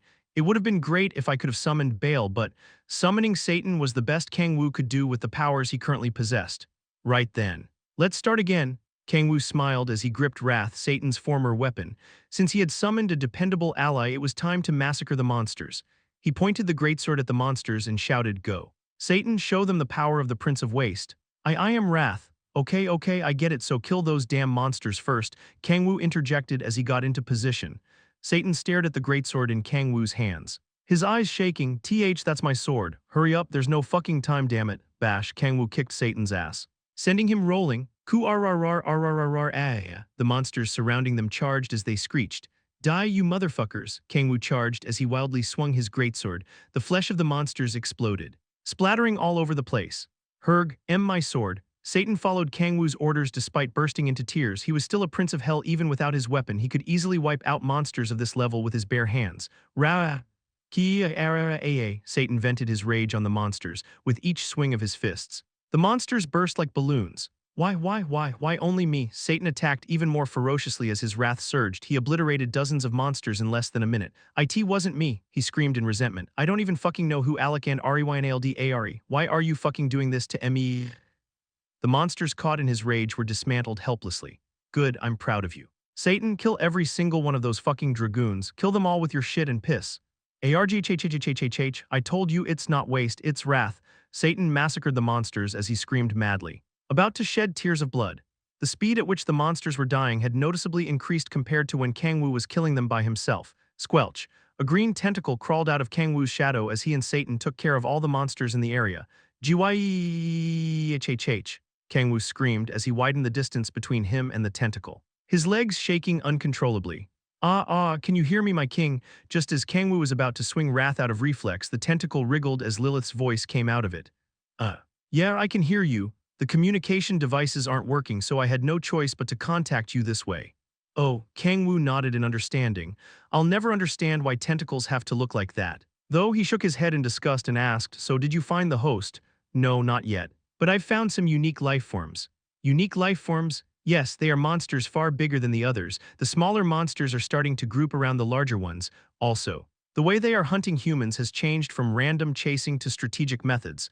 How have their hunting methods changed? They're not killing the humans but kidnapping them and using them as bait. For fuck's sake, it would make obliterating the monsters more difficult than it already was. Ho, no need to be so down. My king, this is a great opportunity for us. Lilith mentioned, it is. The unique life forms have taken charge of different regions as if they are receiving orders from someone. Kang-woo's eyes sparkled.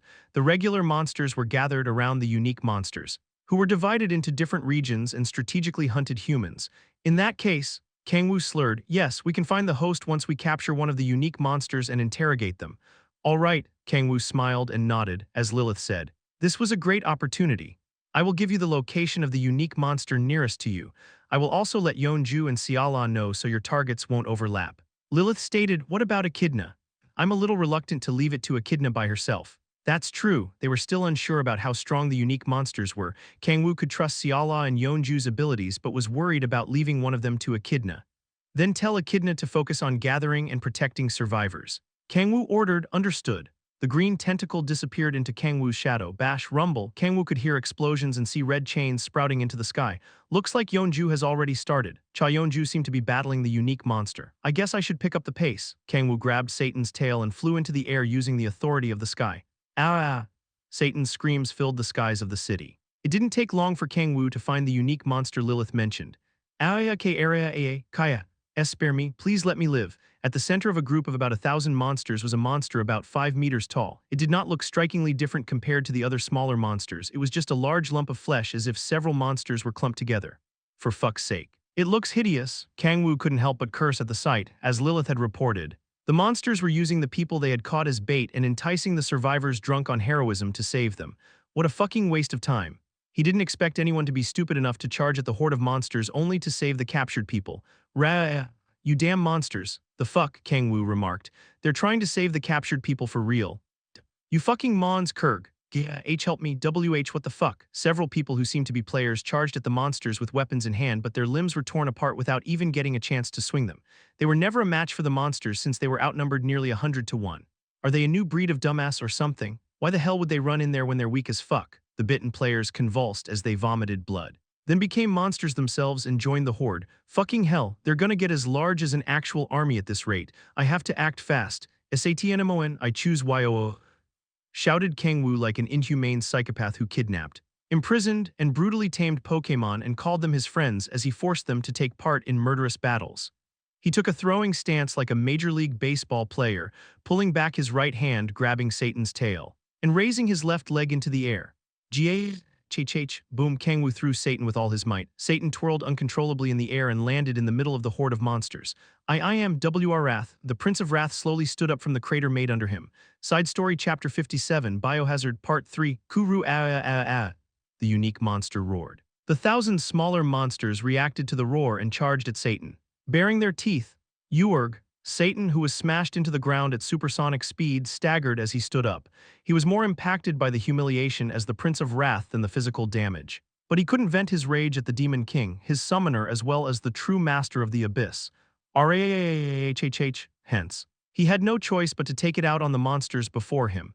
How dare you bare your teeth at the Prince of Wrath? Satan knew he was venting his frustrations on the wrong target, but he would explode from rage if he didn't release it. Die. Pathetic insects. Satan drew out his full power, slaughtering the monsters. There were many of them, but it did not matter. Although he was treated like a punching bag by the Demon King, he was still a prince of hell. Mere monsters were no match for him. Crunch.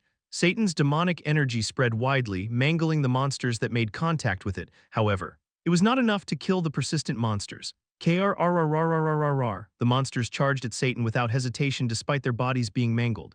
You dare! Satan realized from his earlier slaughter that a simple discharge of demonic energy couldn't kill the monsters. He spread his arms and activated his authority. Crack! The monsters that made contact with the authority of extinction shattered like glass. Satan roared as he rampaged, slaughtering the monsters and creating a storm of blood. Thud. Kang-woo landed next to Satan. He smiled and remarked, "Nice work." He couldn't afford to stand and watch for long. He needed to take action to reduce the monsters' numbers as quickly as possible. Kurg. Satan grimaced as he glared at Kang-woo, who was acting as if nothing happened after humiliating him.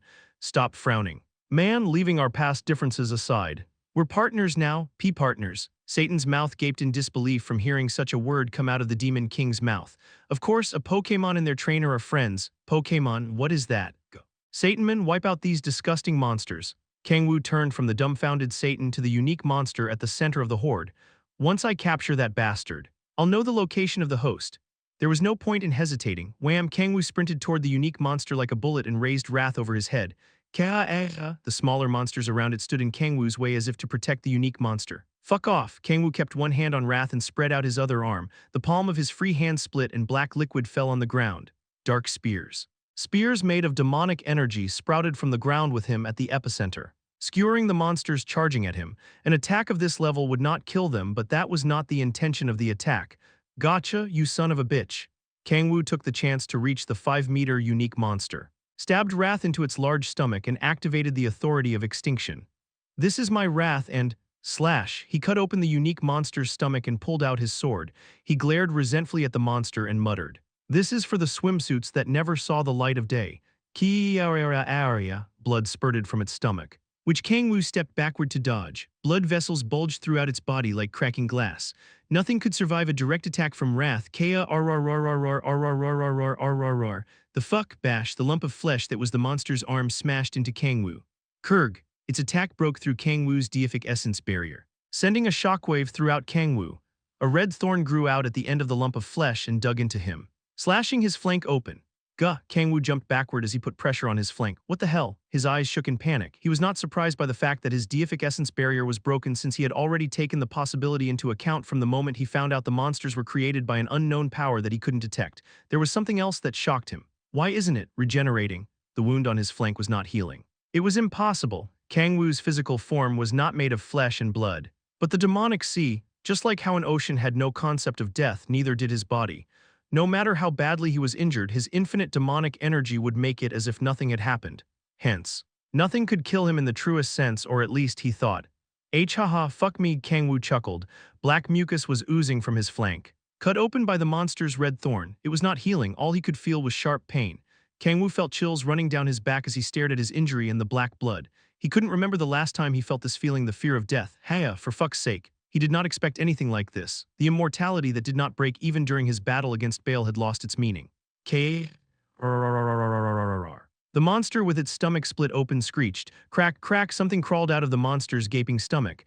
A centipede. It was an arthropod-like creature with countless legs. No. There's no way a centipede is that fucking large. It looked like a centipede, but not a real one. Not only did centipedes not grow to become this massive, but they didn't burrow in corpses like parasites and control their host. That must be, my king, Kang-woo heard Lilith's voice. He looked down to see a tentacle sprouting from his shadow. I found the location of the host. The sound of his dripping blood and Lilith's voice echoed inside his head. The opponent you're fighting isn't a unique monster. Yeah, Kang-woo nodded. I thought so. He smiled, the otherworldly being. Only 10 centimeters long. That caused this biohazard was using human flesh as its nutrition and growing bigger. Crunch, crunch, the centipede crawled out of the monster's belly and squirmed. The monsters in the surroundings attached to the centipede and formed a giant lump of flesh. Red thorns that wounded Kang-woo sprouted throughout it. You're the host. Kang-woo clenched his sword and lowered his stance. His heart beat rapidly. The back of his head was hot and he could feel cold sweats running down his back. He had not felt this way in a long time. Sparks made from the fear of death spread throughout his body. Haha, this is so fucking fun. Kang-woo couldn't stop himself from laughing. He was not scared despite the monster possessing the power to kill him. Rather, he was so ecstatic he couldn't contain it. The centipede screeched. The centipede, which became a giant lump of flesh after absorbing the monsters around it, swung its thorn-riddled arm ferociously. As Kang-woo stared at the arm being swung his way, he muttered, "Burn, F-whoosh." Gold and black flames enveloped Kang-woo and he stepped to the side. Boom! The lump of flesh smashed into the ground. Swoosh! The red thorns shot out from the arm like a claymore mine explosion. A thorn grazed Kang-woo's shoulder and cheek, causing him to bleed. Hell yeah, this is what I fucking call a battle. Kang-woo burst into laughter as he looked down at his wounds that were not regenerating. It had been a while since he felt a need to dodge attacks, which was a natural response for most. He had no need to dodge or block attacks until now since he couldn't die from anything. Battles had become boring for him, but not this moment. Ha ha ha ha, rampage even more. Motherfucker, endorphins flooded Kang-woo's brain. He just barely dodged the storm of red thorns as he approached the monster as if he were dancing. Slash, he swung his sword upward. The lump of flesh split like shattering glass and spewed blood. Kang-woo rolled sideways to dodge the blood.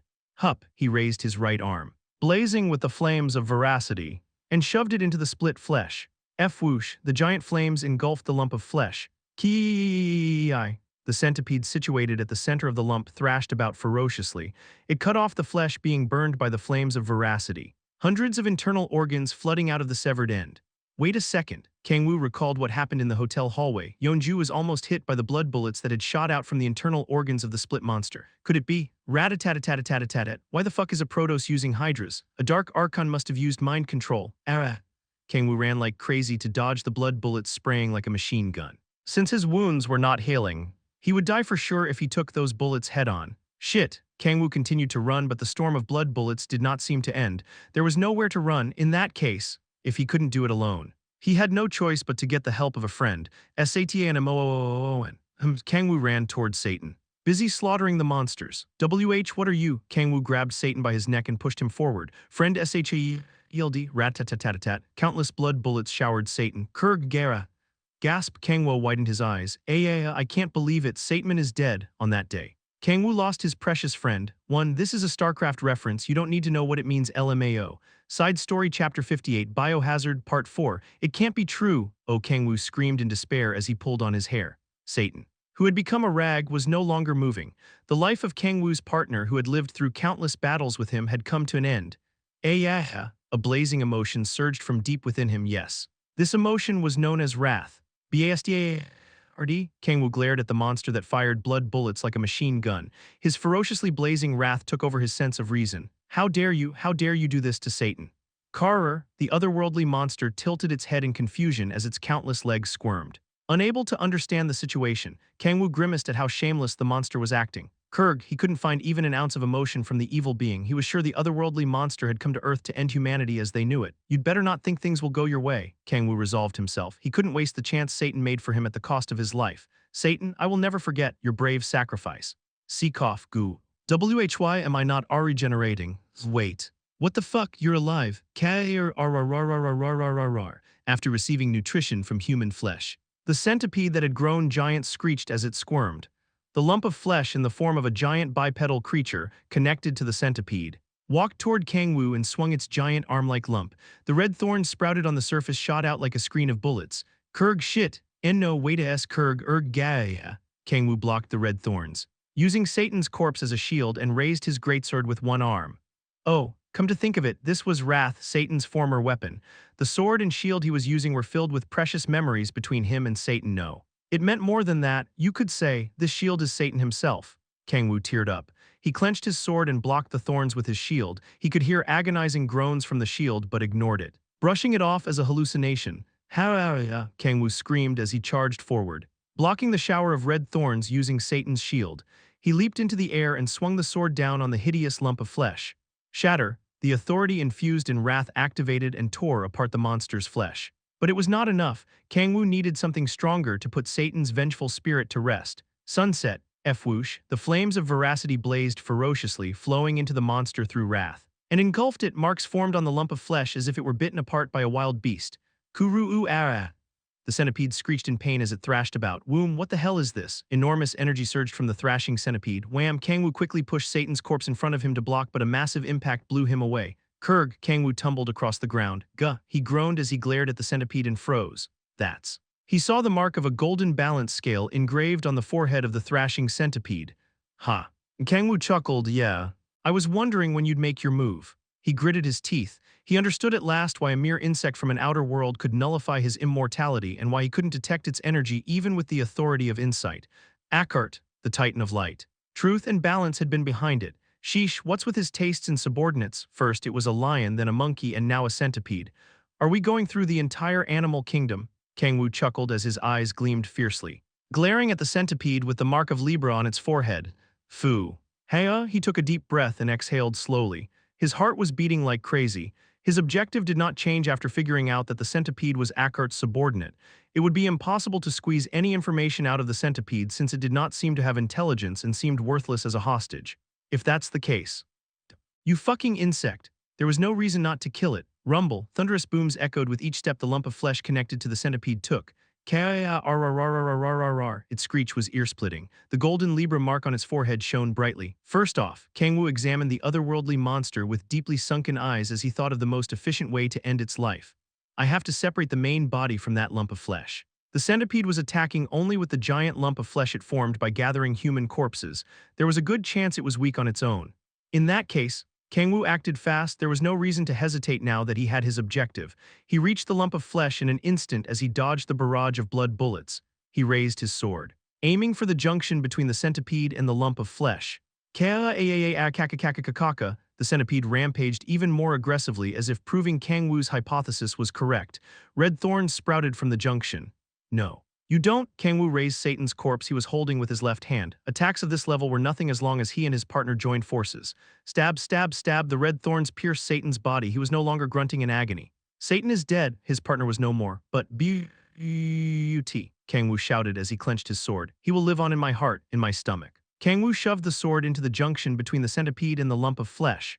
Friend SWORD, blood sprouted like a fountain. Kang-woo ferociously twisted the sword he stabbed into the junction. A red thorn pierced through Satan's corpse as blood spurted all over the place. Ki-ka-a-a-a, the centipede screeched as it stared at Kang-woo, who was cutting away at the junction. Its eyes looked as if it were miserable. It withdrew its red thorns as if it had no intention of fighting anymore. It couldn't talk, but Kang-woo interpreted its actions as compromising to be spared and that it would do as Kang-woo asked. Kahihaha. Kang-woo cackled as he stared at the centipede. No. No, no, you fucking insect. He smiled widely as he reached out to grab the centipede, just barely connected to the lump of flesh. There are no compromises in revenge. Kang-woo gripped the centipede and pulled it apart from the lump of flesh with all his might. The centipede screeched harder than it ever did. The centipede was fully separated from the flesh and tumbled across the ground, squirming miserably, as Kang-woo expected. It couldn't do anything aside from parasitizing other life forms and controlling them. He walked toward the squirming centipede as he put pressure on his injured flank. Do you feel it? He asked coldly as he looked down at the centipede. Do you feel it? You fucking insect? F-whoosh. The flames of veracity traveled up the blade of wrath. Kang-woo recalled the things that disappeared. The trip that would have been fun, the extravagant swimming pool on the hotel rooftop, and the 3 women's swimsuits that would have dwarfed the beauty of the swimming pool. The would-be most precious time of his life disappeared because of the fucking insect from the outer world.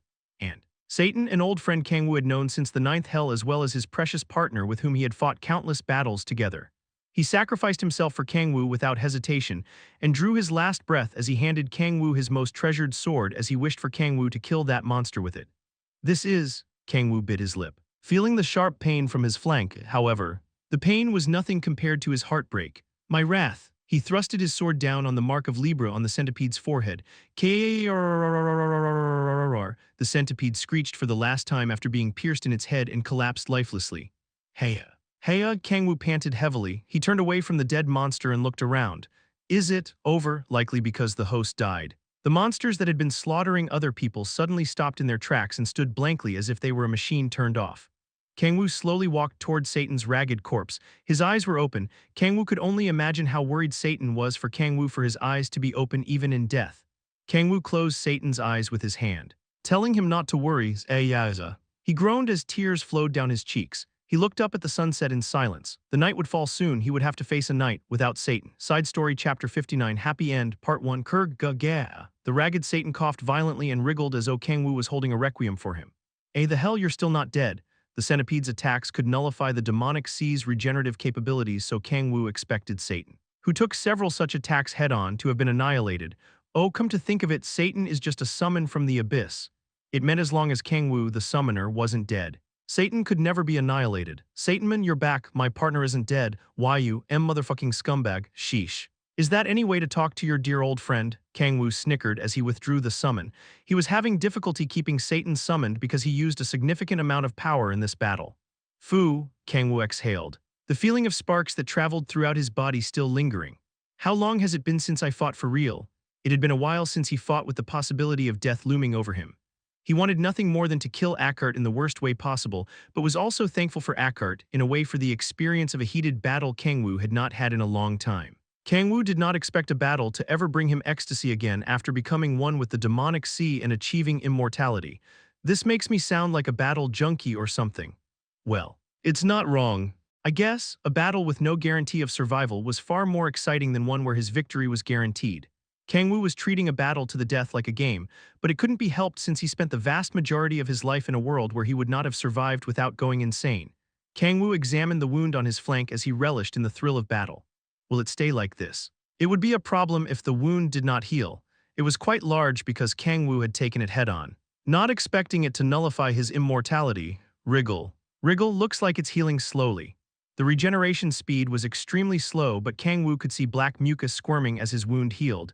He felt like the pain was lessening as well. He ripped off a piece of his clothes and wrapped it around the wound like a bandage. Just then, he heard the chime of a bell. Rizhing, sanctification has been removed due to the death of Eckhart's subordinate. Sanctification? Kang-woo tilted his head in wonder, then recalled how communication with the outside world was blocked, as if the space around the city was isolated from the rest of the world.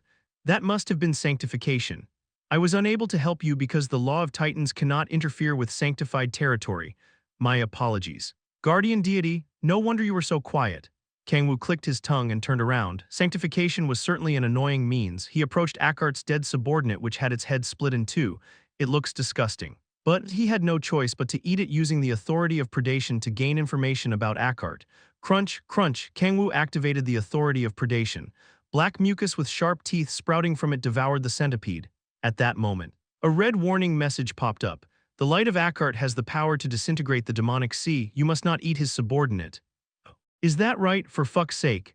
Kang-woo spat out the centipede's corpse. Its ragged corpse flew out of the black mucus. That aside, the power to disintegrate the demonic sea. He had a feeling it would be far more annoying to face Eckhart than he had originally expected. His ability perfectly countered Kang-woo's. Is there no change in my body reconstruction? Kang-woo expected the demonic sea to have received significant stimulation thanks to Kang-woo experiencing the fear of death after a long time. But he couldn't feel anything in particular. Phew. Kang-woo felt dizzy as a wave of fatigue hit him once he lowered his alertness after the battle. He shook his head to keep himself together. I still have things to do. He slowly walked as he looked around. The rampaging monsters were left immobile after the centipede's death, but they couldn't be left in that state. Threats need to be eliminated early. Kang-woo needed to kill every single monster standing still like puppets with no strings attached. Fucking hell. I'm so exhausted, f-whoosh. He couldn't ignite the flames of veracity on his hand, likely due to using it too much during his battle against the centipede. Thank you very much. I'm alive, we're alive. How did that little boy, just then? Kang-woo noticed the survivors cheering and his eyes shone. Oh. He expressed, I can get them to do it. Everyone, rescue teams from Guardians will arrive soon, Kang-woo shouted. Yeah. I would expect nothing less from Guardians. We're alive, alive, Kang-woo smiled as the survivors cheered. He picked up a piece of wood and made a small torch. Right then, Everyone, please burn the immobile monsters while the rescue teams arrive. Pardon, the expressions of the cheering survivors suddenly froze. Why you want us to? Obviously, who else is gonna do it? Yes, please. Kang-woo responded respectfully. One could only expect to be treated respectfully if they treated others with the same respect. That's a bit. I'm bleeding. Guh, how the hell do you expect us to burn those hideous monsters? The fuck did you motherfuckers say? Aren't you part of Guardians? Huh, why are you making us do your job? Shouted a thug with blonde hair and covered in tattoos. You shouldn't talk that way to the person who saved us. What, if you've got a problem with it? Then do it yourself, old lady. Those monsters might start moving again at any second, so why do non-players like us have to deal with the corpses? Shouted the blonde thug as he walked toward Kang-woo. I'm not doing that shit. So deal with it, brat, huh? Kang-woo chuckled, respect. My ass, this was how humans were. They were grateful to Kang-woo for saving them but didn't want to do anything filthy and scary. It somewhat made sense since they weren't obligated to do something they didn't want to do just because their lives were saved. What, do you have a problem with that? Why don't you hit me if you do? Kek, you know what happens if a Guardians player attacks an ordinary person. Don't you? But of course, this thug was not picking a fight with Kang-woo, who wiped out the monsters, because he was brainless. A Guardians player couldn't attack an ordinary person under any circumstances. The same as a soldier. No matter how illogical and unfair it was, the rules of Guardians stated a member could never attack an ordinary person, even if the player was attacked first. The rule had been made to stop members from intimidating regular people with the position. Hence, the thug's actions were not brainless, if Kang-woo were an ordinary member of Guardians. That was, for fuck's sake, you sure love to fuck around. Huh, cursed Kang-woo, it was hard to believe such words came out of a little boy's mouth. Kang-woo grabbed the collar of the thug who was lightly slapping Kang-woo's cheek to taunt him. Huh, the thug expressed confusion. Bash, Kang-woo slapped the thug with as little power as possible but to the thug. The slap was strong enough to rattle his brain. Geez, just listen to me when I'm asking nicely. You dumbass, you think I'm having you work for no fucking reason, huh? I'm asking you to burn the motherfuckers before they fucking eat your brains out. Is that so bad for you? Kurg, why you attacked me? So what? Dipshit, I'll report you. I'll report you to the leader of Guardians and say that a member of Guardians attacked a regular person. The leader of Guardians is my sister-in-law. Huh, the thug's wide eyes darted rapidly. Then I'll tell the sword dragon, he's my little brother. Dumbass, crush, Kang-woo twisted the blind thug's left arm, breaking his bones. The thug screamed monstrously. MMY fucking It was so hideous that Kang-woo had difficulty believing it had come from a human. Is this son of a bitch infected? Kang-woo was sure the thug was infected from how nightmarish his scream was. The thug did not seem to be injured, but they could still be infected through blood. Son of a bitch, so you were infected. What, what the fuck are you talking ob? Shut up. Kurg, gurg. Such hideous screams, I knew it. Bash, smash, crunch. The thug's screeches only became more monstrous the more Kang-woo beat him up, as he had thought. The thug was infected. Will burn the monsters right away. Haha, it's only natural we help Guardians. The survivors watching the thug get beaten up slowly picked up pieces of wood. Getting fire was easy since the entire city was burning. The survivors began to burn the immobile monsters. Gurg. Foo, that's better. Kang-woo smiled widely as he watched the survivors fervently burning the monsters. Forget respect. Violence was the most effective form of communication. Sheesh. Kang-woo clicked his tongue, after witnessing how cunning the cowardly survivors were. He naturally recalled the father who recklessly attacked the monsters to save his son's life. Although the result was terrible, some players had charged at the horde of monsters to rescue the captured people. That's just how humans are. I guess some risked their lives to protect those precious to them, some risked their lives for strangers. And others only cared for themselves as they thought of their weakness as some sort of right to do nothing. No two people were the same. That aside, muttered Kang-woo as he stared at the burning hotel sorrowfully, I guess this puts an end to our trip. The family trip had gone to shit before he even had a chance to enjoy it to the fullest. His shoulders drooped. He managed to see Cha Yeonju's swimsuit but did not even get a glimpse of Han Seala and Lilith's new swimsuits. Can you hear me now, my king? Just then, Lilith's voice echoed inside Kang-woo's head. Communication magic was back now that the sanctification was removed. Yeah, have you contacted Sihun and Layla? Yes, they are sending rescue teams right away. Got it. Why do you sound so dejected, my king? It's nothing, Kang-woo said as he pouted and shook his head. Fufu, I thought you would be like this. So I asked Layla to make some considerations. What considerations? She said that since Guardians was of no help whatsoever in this incident, she told us to leave the rest to them and enjoy the break. Oh, how nice of her. But where are we supposed to enjoy the break? Exactly, the entire city was burning down. It doesn't look like the hotel is going to collapse or anything. Wouldn't it be nice in its own right to enjoy the pool on the roof of a burning hotel? What a galaxy brain idea. Side Story Chapter 60 Happy End, Part 2. Isn't this a bit much? Asked Cha Yeonju dumbfoundedly in a white gown. To be honest, I agree it's not something a sane person would do. It's picturesque in its own right, isn't it? Oh, Kang-woo answered. Picturesque. My ass, the lower floors are still burning. Yeonju looked down from the roof. The fires were quickly being put out, but smoke was still rising from the lower floors of the hotel. But the building won't collapse. They were in the best five-star hotel in Singapore. The building wouldn't collapse just because of a fire, even if it were to collapse. It wouldn't leave a scratch on the members here, after all. They would be completely fine even if they were to jump down from the roof with nothing to protect them. Do you want to see swimsuits that badly? Yeonju tightened her gown as her face reddened. Kang-woo took the women back to the chaos-filled hotel after he left the handling of the aftermath to guardians. Fortunately, the pool on the roof was fine since the fire was contained on the lower floors of the hotel. They refilled the water that had been emptied and gathered at the swimming pool after the women changed back into their swimsuits. Heh, obviously, snickered Kang-woo as he nodded largely. He had been waiting desperately for this moment. One always wanted to do something more if they were stopped from doing it. Desire far stronger than when they were initially at the pool blazed furiously. Sheesh. Yeonju expressed, "My, are you that against showing the king your swimsuit?" Lilith asked. "He already saw mine back when we were fighting the zombie earlier." Ho ho ho, but seeing swimsuits at the pool is different, right? My king, hee of course. Sigh, Yeonju shook her head. Kang-woo. Han Xiala approached Kang-woo in worry. She stared at a piece of his clothing he had wrapped around his waist like a bandage and asked, "Is your wound okay?" It's fine, it's healing slowly," answered Kang-woo as he tapped his flank. Zzzt. Erg. A sharp pain traveled throughout Kang-woo's body. He grimaced. The hell wasn't it healing? He slightly unwrapped the piece of cloth and saw that the wound was almost fully closed. What was that? Then, his wound was almost closed, but he could still feel pain like being stabbed by a knife and it getting twisted. Kang-woo, Xiala approached him in pallor. It still hurts. Doesn't it? Let's play at the pool another time. Gasp. What you just said hurt me several times more, darling. Heya. If only I could still use healing magic. Xiala rolled her feet in anxiety. She used to be happy that she would be of better help to Kang-woo after she fell from grace, but was filled with regret now that she couldn't heal him in his time of need.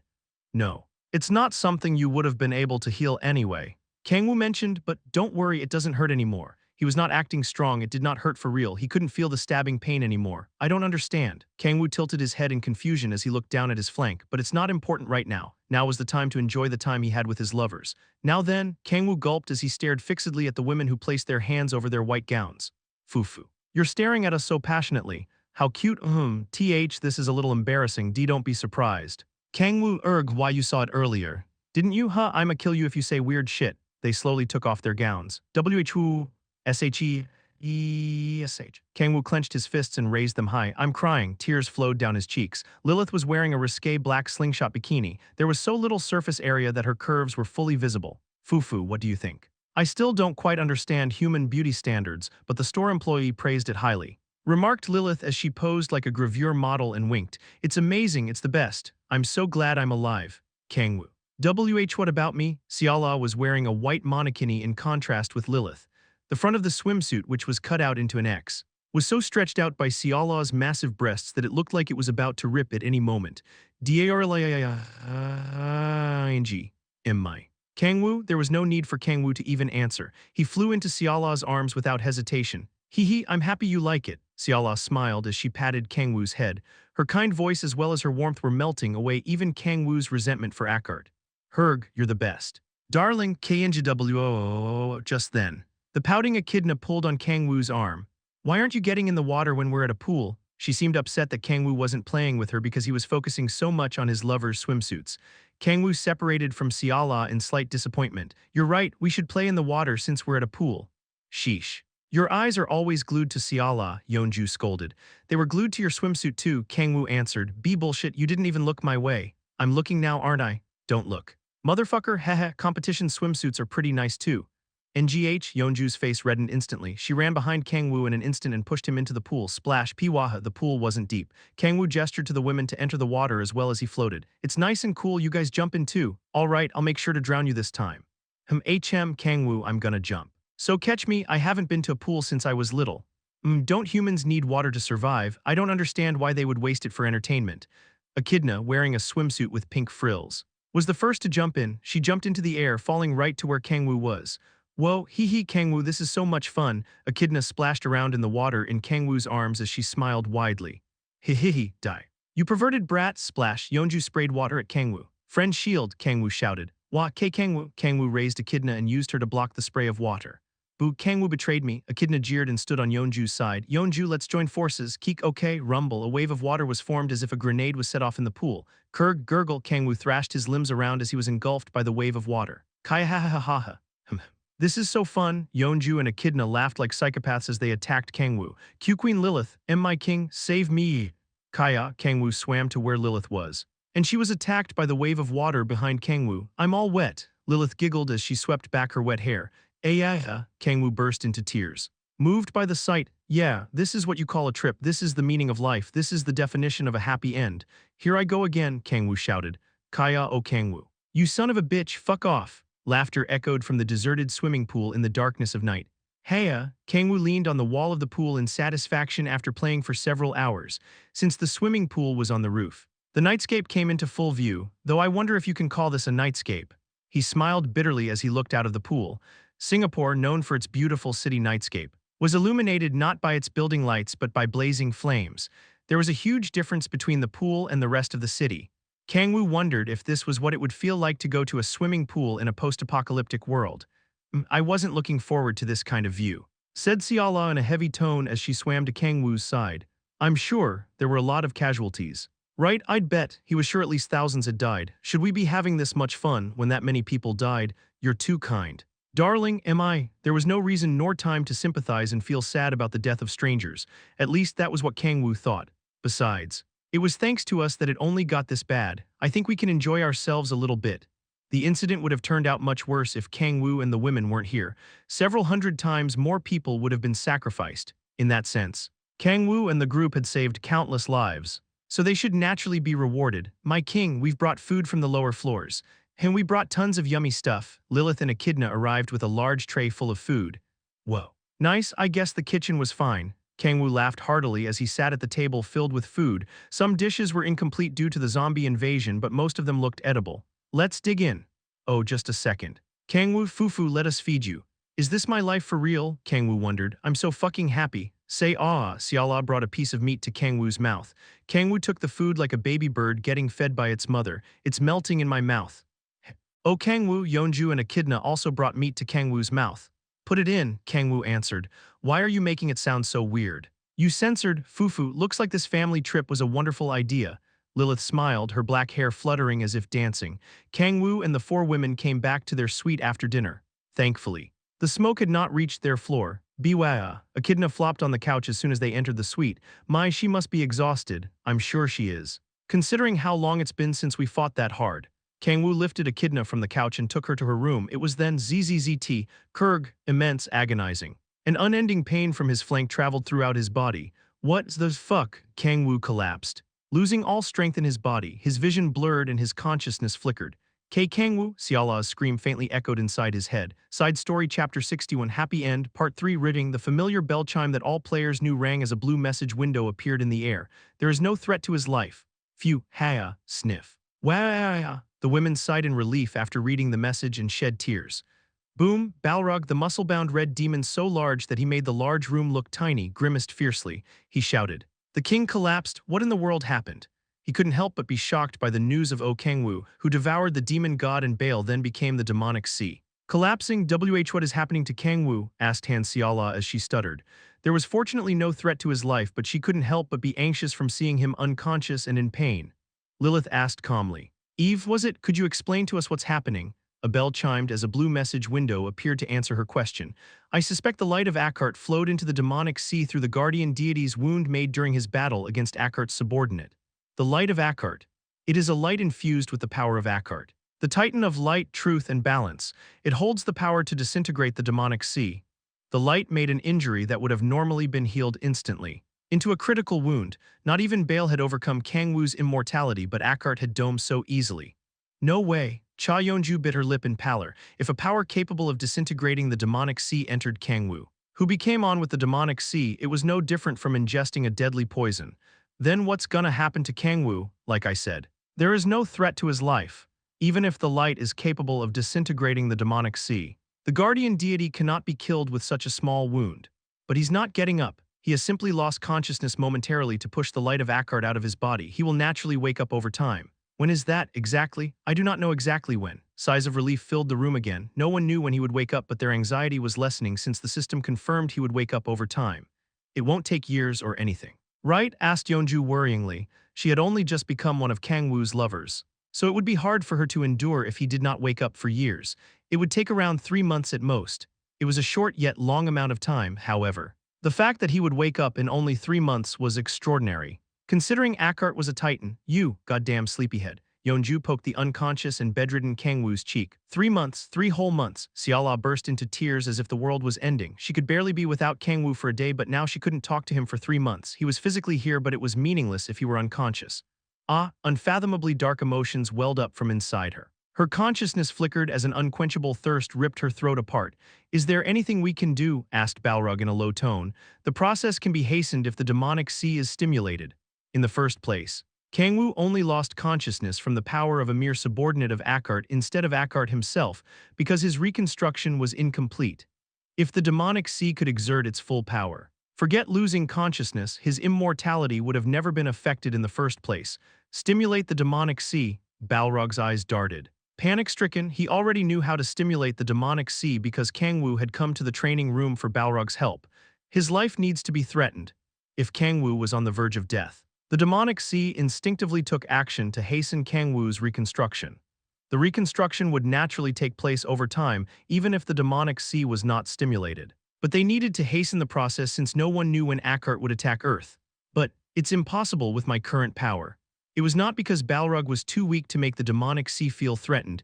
Kang-woo had already become accustomed to Balrog's attacks through their training together. In other words, the demonic sea no longer treated Balrog's attacks as a threat.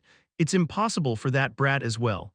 Since Kim Si-hun had also participated in the training, he couldn't stimulate the demonic sea anymore either. If that's the case, Balrog looked around with deeply sunken eyes in search of someone strong enough to stimulate the demonic sea as well as who had never joined the training sessions with Kang-woo. Come to think of it, there was someone perfect for the job. Balrog's eyes shone as he looked at Xiala. She fell from grace not long ago. If I remember correctly, in exchange for losing her healing and buffing magic, Xiala gained powerful curse magic. She had also obliterated several battleships by herself during the space invasion not long ago. She's more than enough to threaten the demonic sea. From what Kang-woo had told Balrog, she could temporarily surpass even Si-hun in strength. In that case, she could easily stimulate the demonic sea with her curse magic. King's woman called Balrog as he bowed to Xiala. Why yes, Xiala raised her head, which had been lowered in despair. Could you give it stimulation? I think I misheard you. Did you say you want me to give Kang-woo stimulation? Yes, you could say that, since Kang-woo was the demonic sea itself. Stimulating the demonic sea was the same as giving Kang-woo stimulation. I want you to give the king the greatest stimulation possible. Her powerful curse magic was more than enough to threaten the demonic sea. Pardon? Xiala stared at Balrog in disbelief. Her face reddened as she twisted in embarrassment. The greatest stimulation. Xiala panted heavily, her eyes as wide as those of a predator eyeing its prey.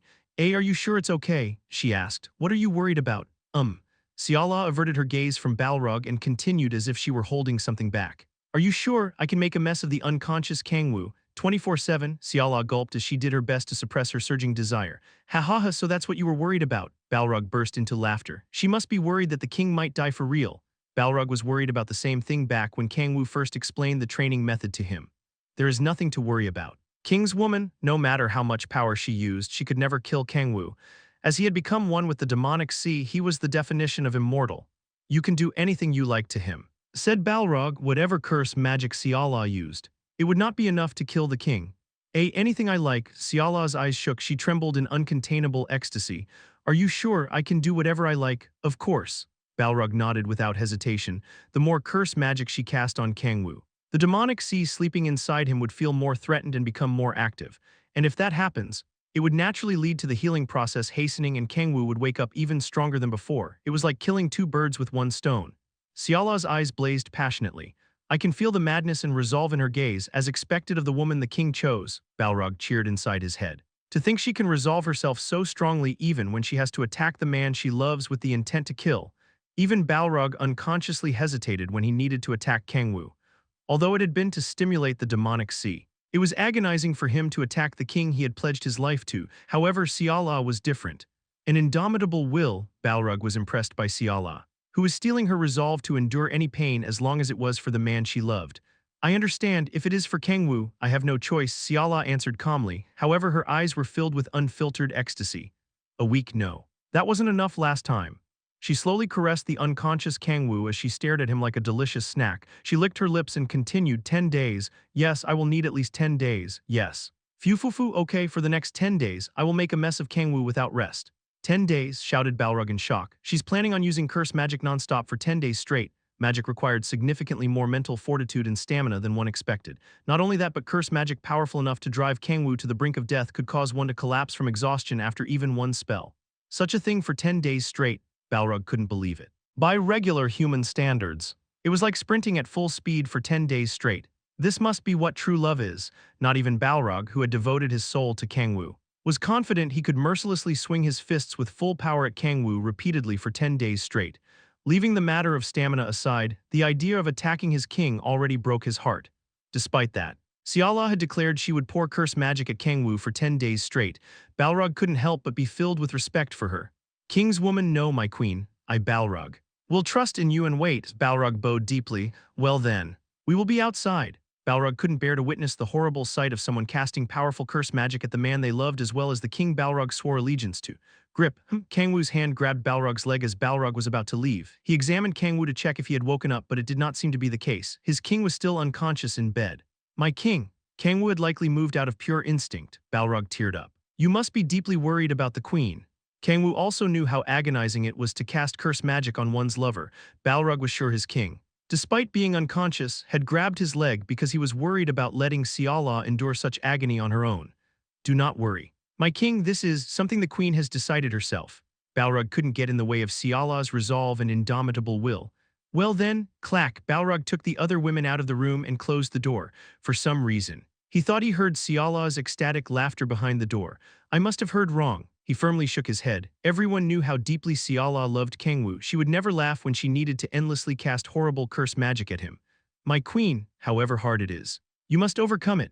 Balrog bowed respectfully in front of the closed door. Side Story Chapter 62 Happy End, Part 4. Kang-woo sank into a bottomless swamp. Embraced by darkness, he was familiar with the environment. It was the abyss. A place he had been stuck inside for so long he had gotten sick of it. The souls of demons filled the endless black sea. Looks like I'm back. He had left with the determination that he would never come back, but had ended up back in the abyss after not even half a year. Well, Kang-woo smirked as he floated in the darkness. The situation is a little different compared to before. The abyss had already submitted to him once before. Facing a loser a second time would be far easier than the first time. Not only that, but my mind is clear. Unlike how clouded his mind had been the first time he was stuck in the abyss, it was almost as clear as usual. Likely because he was not significantly injured, it would be a piece of cake for him to escape the abyss in his current state. That aside, Kang-woo narrowed his eyes. This is probably because of that light of Akart or whatever it is. He couldn't think of any other reason why he suddenly fell unconscious along with immense pain and sank into the abyss. Tusk. What a pain in the ass. Akart could disintegrate the demonic sea. He was far more of a dangerous opponent than Kang-woo had thought. That's a titan for you.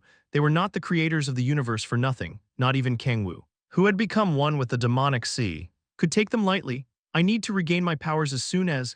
Kang-woo narrowed his eyes. The vengeful demons who should be attacking him by now were nowhere in sight. Where the hell are they? He looked around and saw them cowering in fear from a distance. They screamed in terror once they met eyes with Kang-woo and scattered.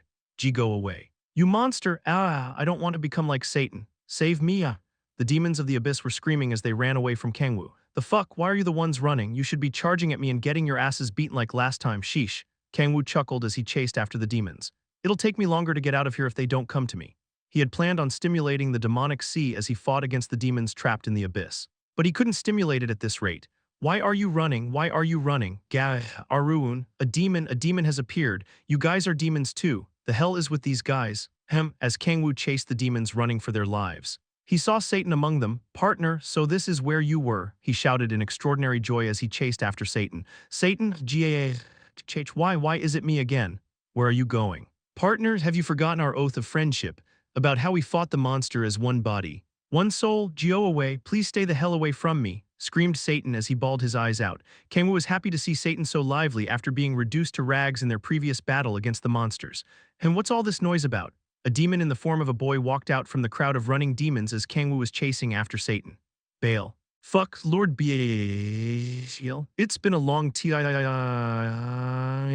It was Bael. Kang-woo's lord whom he had served with undying loyalty for a time. Gah, why the fuck is the Demon King here? Bael screamed as he also ran away. Where are you going? Lord Bael, stay away. I'll lick your feet so let's fight. Stay the fuck away. These sons of bitches have no intention of fighting, man. It's gonna take too long at this rate. He would have no choice but to do nothing and watch the demonic sea's natural regenerative capabilities slowly flush out the light of Akart from his system. Kang-woo gave up on chasing the demons and sighed in frustration. Even if he caught up with all the demons, it was pointless if they had no intention of fighting. Is there no other W? Just then an unknown power pulled Kang-woo. Who? He slowly rose into the air, getting further away from the abyss. What is this? What's going on? Kang-woo couldn't help but be curious. He looked down to see the demons cheering as he was sent out from the abyss. What the fuck is Kurg? Too dark. Wet walls that felt as if they were made of flesh pressured him from both sides. Inexplicable pleasure instead of pain swept over him, causing Kang-woo to panic rather than be happy. It's getting sucked out. Kang-woo's strength was getting sucked out of his body. The dark walls crushing him squirmed as if they were alive. Shit. He could easily endure pain since he had gotten so used to it, but enduring pleasure was a different beast. His strength was getting sucked so quickly he was on the verge of passing out. I'm gonna die. Kang-woo wondered if this was what it felt like to have the water in one's body sucked out with a syringe. The pleasure grew stronger as he was drying up into a mummy. Kurg, huff, huff. The dark walls crushing him disappeared, but as to give him no time to rest. A dark mushy substance wrapped around him like a snake. What is it now? Unlike the powerful pleasure the walls gave him, the squirming snake-like darkness amplified a ticklish yet pleasurable feeling. A sticky liquid doused him from head to toe and the darkness wiggled up and down like a tongue as if it couldn't wait to eat him. Chills ran down Kang-woo's spine. It felt like he was inside a colossal monster's mouth. I'm getting eaten. It was different from getting ferociously devoured into tiny pieces like what the Authority of Predation did. It was like he was inside a Venus flytrap and getting slowly digested. He was like a candy rolled around in a mouth and slowly melted by saliva. The amplified pleasure was turning his head blank. Gasp! He struggled with all his might to escape the feeling of getting melted, but the darkness wrapping around him sucked something out of him with immense absorptive force. Immense fatigue swept over him after the surging pleasure. But it did not end there. A new form of darkness, of a different texture and pleasure, wrapped around Kang-woo as if they were taking turns, not giving him time to rest. Shit. The hellish pleasure seemed like it would last forever. Kang-woo realized for the first time that pleasure was harder to endure than pain. The fear of death traveled throughout his body. Not even he could smile ecstatically as he had during his battle against Akart's subordinate since he had no idea what the cause of his fear was.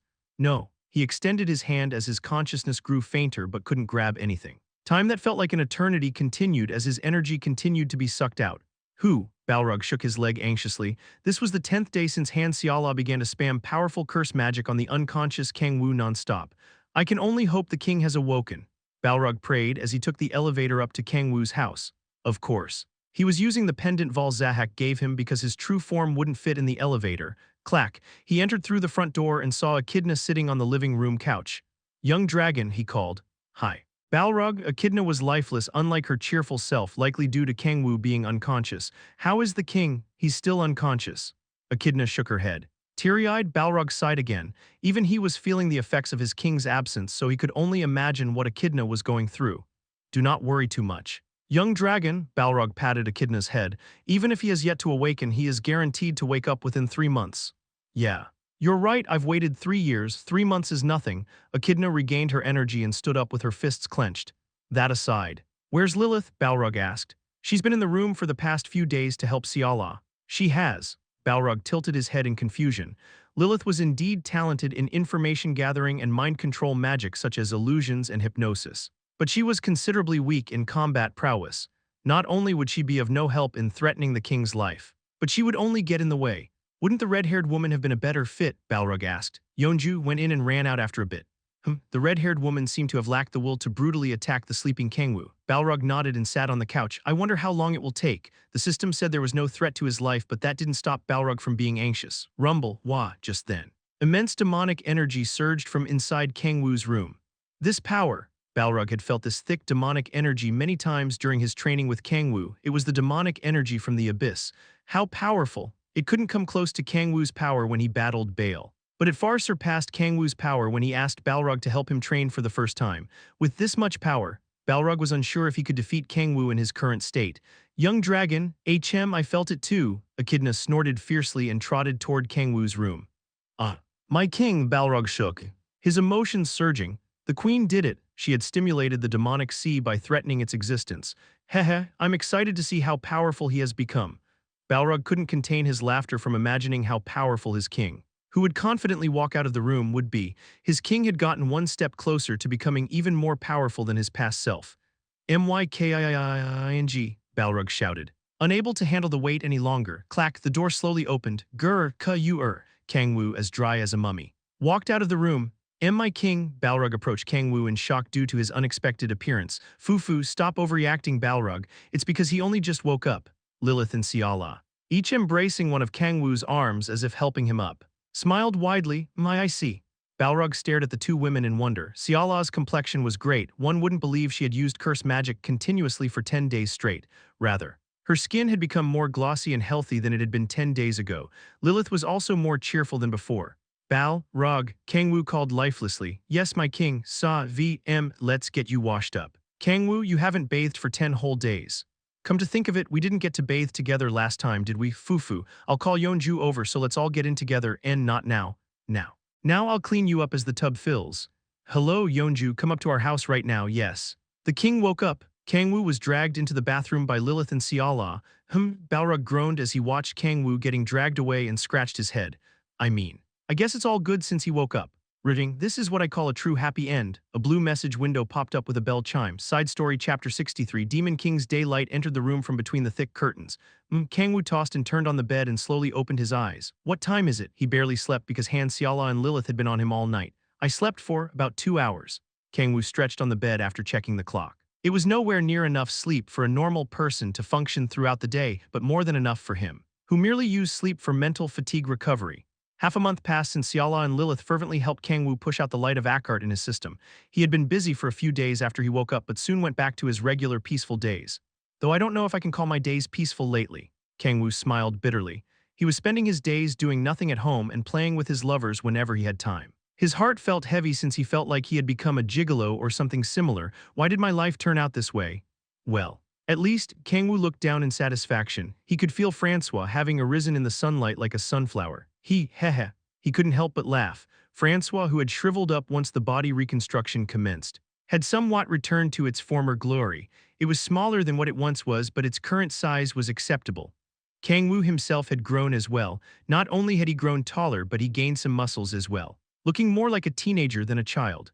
I've gotten a lot stronger too. Kang-woo was strong enough to face Balrog without relying on his immortality now. His life must have been endangered significantly during his 10 days of unconsciousness. The light of Akkart also ended up being of help in stimulating the demonic sea as well. Although Siala and Lilith cling to me more than before because of it. However, he did not dislike spending time with his lovers since they were both bombshells. Kang-woo, did you wake up just now? Asked Siala as she entered the room and into the bed with a smile. Yeah. Kang-woo said gently and kissed her on the cheek. Kang-woo, my. Is there nothing for me? Asked Lilith, who followed behind Siala as she giggled. Mir. Kang-woo kissed Lilith's cheek as well and chatted with them for a bit. Wait. I shouldn't be doing this. He couldn't spend his days lazing around at home all day. I should be getting out of bed.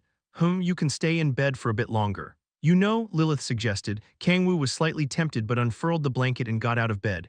I have work to do. Besides, Echidna is gonna wake up soon and ask for food. Siala also got out of bed and answered. In that case, I'll make us something right away. It'll only take a few minutes. Okay. Answered Kang-woo as he folded the blanket and opened the window to air out the room. The cool autumn wind pushed out the moist air in the room. Clack, Kang-woo came out of the room. Good morning, Kang-woo, Echidna, who had been gaming on the couch, trotted toward him. Kang-woo caught Echidna as she jumped toward him and smiled. Morning, when did you get up? An hour ago, come to think of it. Are you resuming your idle work anytime soon? The agency contacted me to schedule a return date. That's good. It was good to have something to do in life. Siala, I'm hungry, Echidna shouted. Ho, I'll make you lunch. So wait just a bit, is there anything you want to eat? Pork cutlet. Then I guess we're having pork cutlet and kimchi stew today. Kimchi stew was a regular item on the Kang-woo household menu. Then let's play games while we wait, Kang-woo. Okay, Echidna dragged Kang-woo to the couch by his arm. Kang-woo, use your burst, hurry, damn it. Why aren't they hitting? Are you sure this isn't a bug? The family sat around the table filled with delicious food after Kang-woo and Echidna played games while the food was being prepared. Oh, let me call Yeonju. said Siala as she pulled out her smartphone and contacted Cha Yeonju. The front door opened after about 5 minutes and Yeonju entered. "It's pork cutlet today," she asked. "Yeah, Echidna wanted some. So I made it. You could have called me earlier, I would have helped out." "Oh, it's okay." Siala smiled awkwardly and averted her gaze from Yeonju. With that, Kang-woo and the four women sat around the table like usual. "Thank you for the meal." "Fufu, dig in, Kang-woo. Damn, your kimchi stew is the best, darling. Don't you ever get tired of it, you eat it for every meal." Yeonju mentioned, "How could I when darling's the one making it for me?" Sigh. "Goddamn kimchi stew maniac." Kang-woo smiled as he and the others emptied everything that had been prepared on the table. The kimchi stew was naturally delicious, but so was the pork cutlet.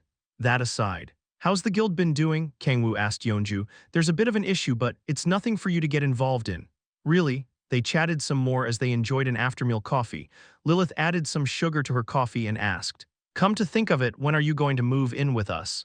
"Yeonju, it must be annoying for you to keep going back and forth, and you can't be with the king."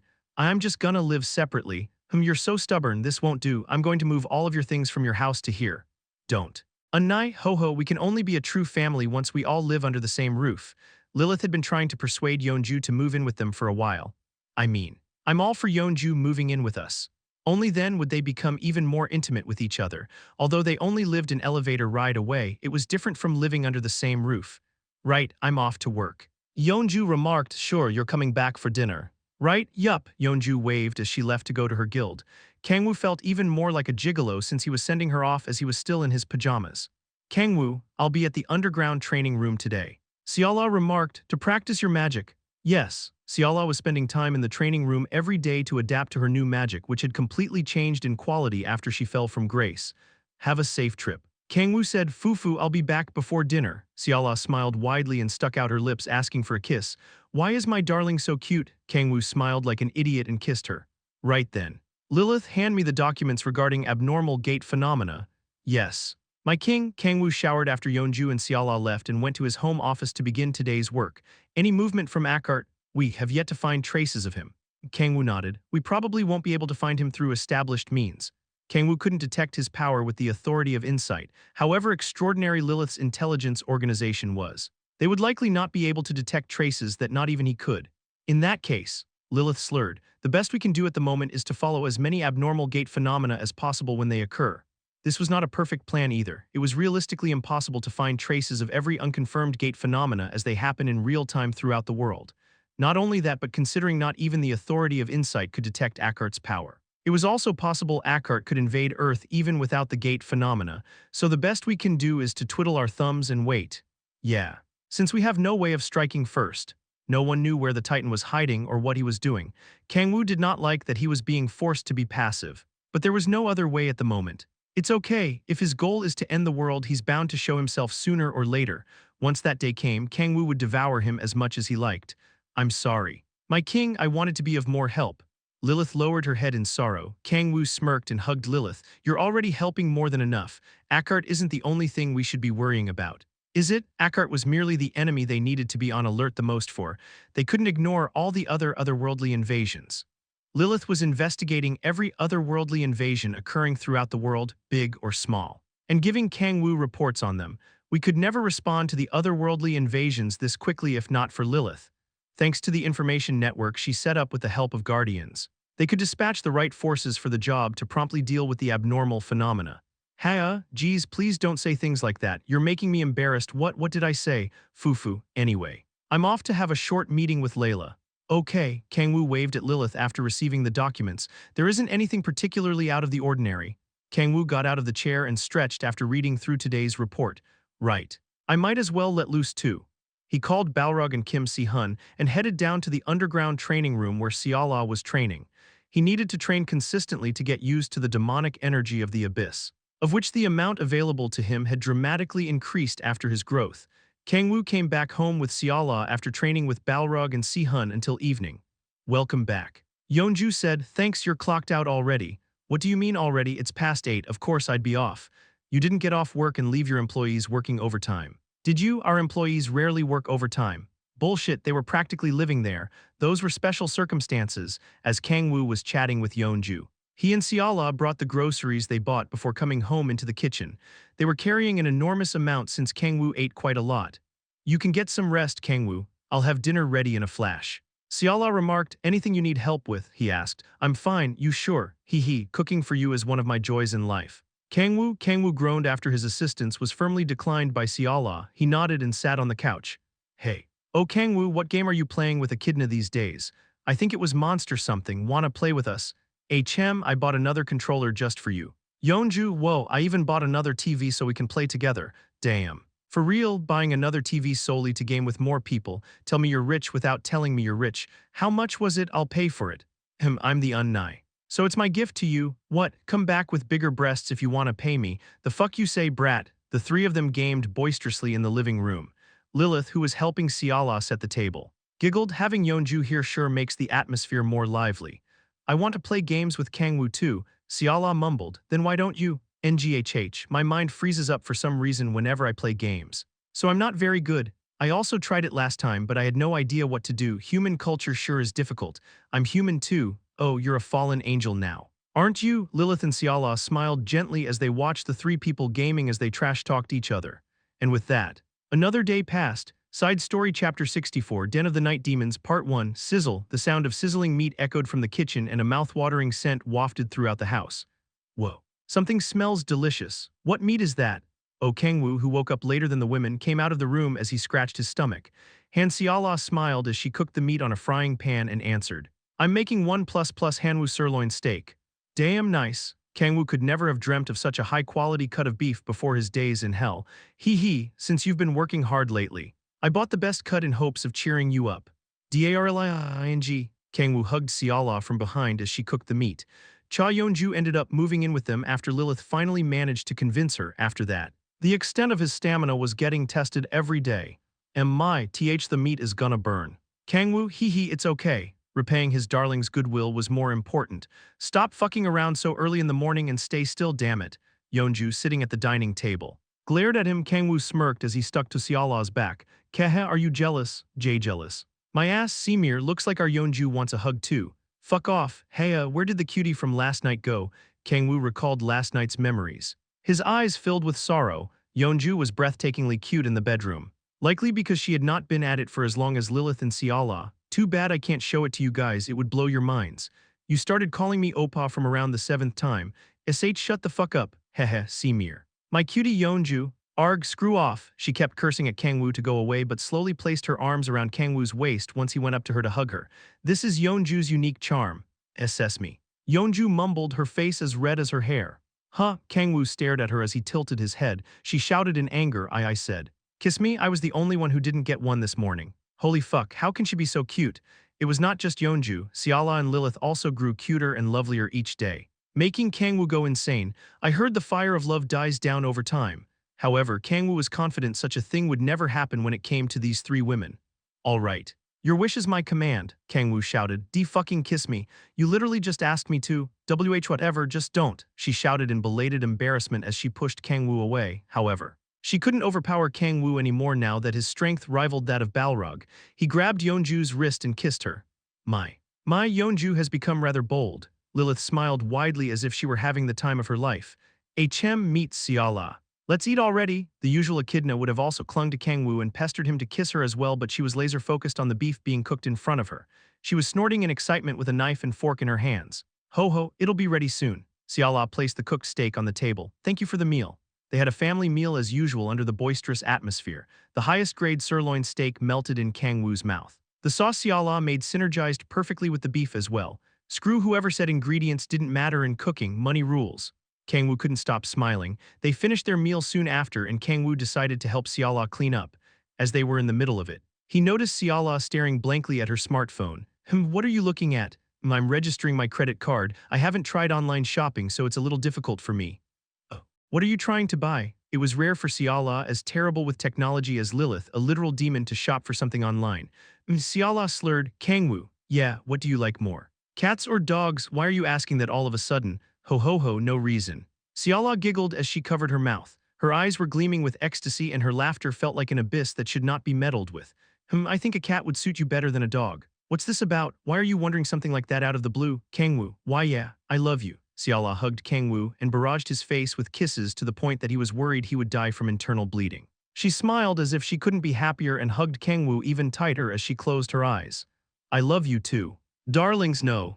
Wait a second, don't change the subject. Why did you ask me that? Look at the time. I promised Yeonju and Echidna to go shopping with them today. Siala blatantly avoided answering the question and stormed into her room after taking off her apron. Kang-woo, left alone in the kitchen, stared at Siala's back anxiously. He thought he saw a pervertedly laughing Layla overlapped with Siala for some reason. Nah, I'm sure it's nothing. My kind darling would never. Yup, yup. Yup, no way in hell. Why the long face, my king? Lilith asked. Oh, it's nothing, more importantly. The other girls are going shopping. Are you not joining them? Ho ho, I have to report abnormal gate phenomena to you after all. Oh, come to think of it.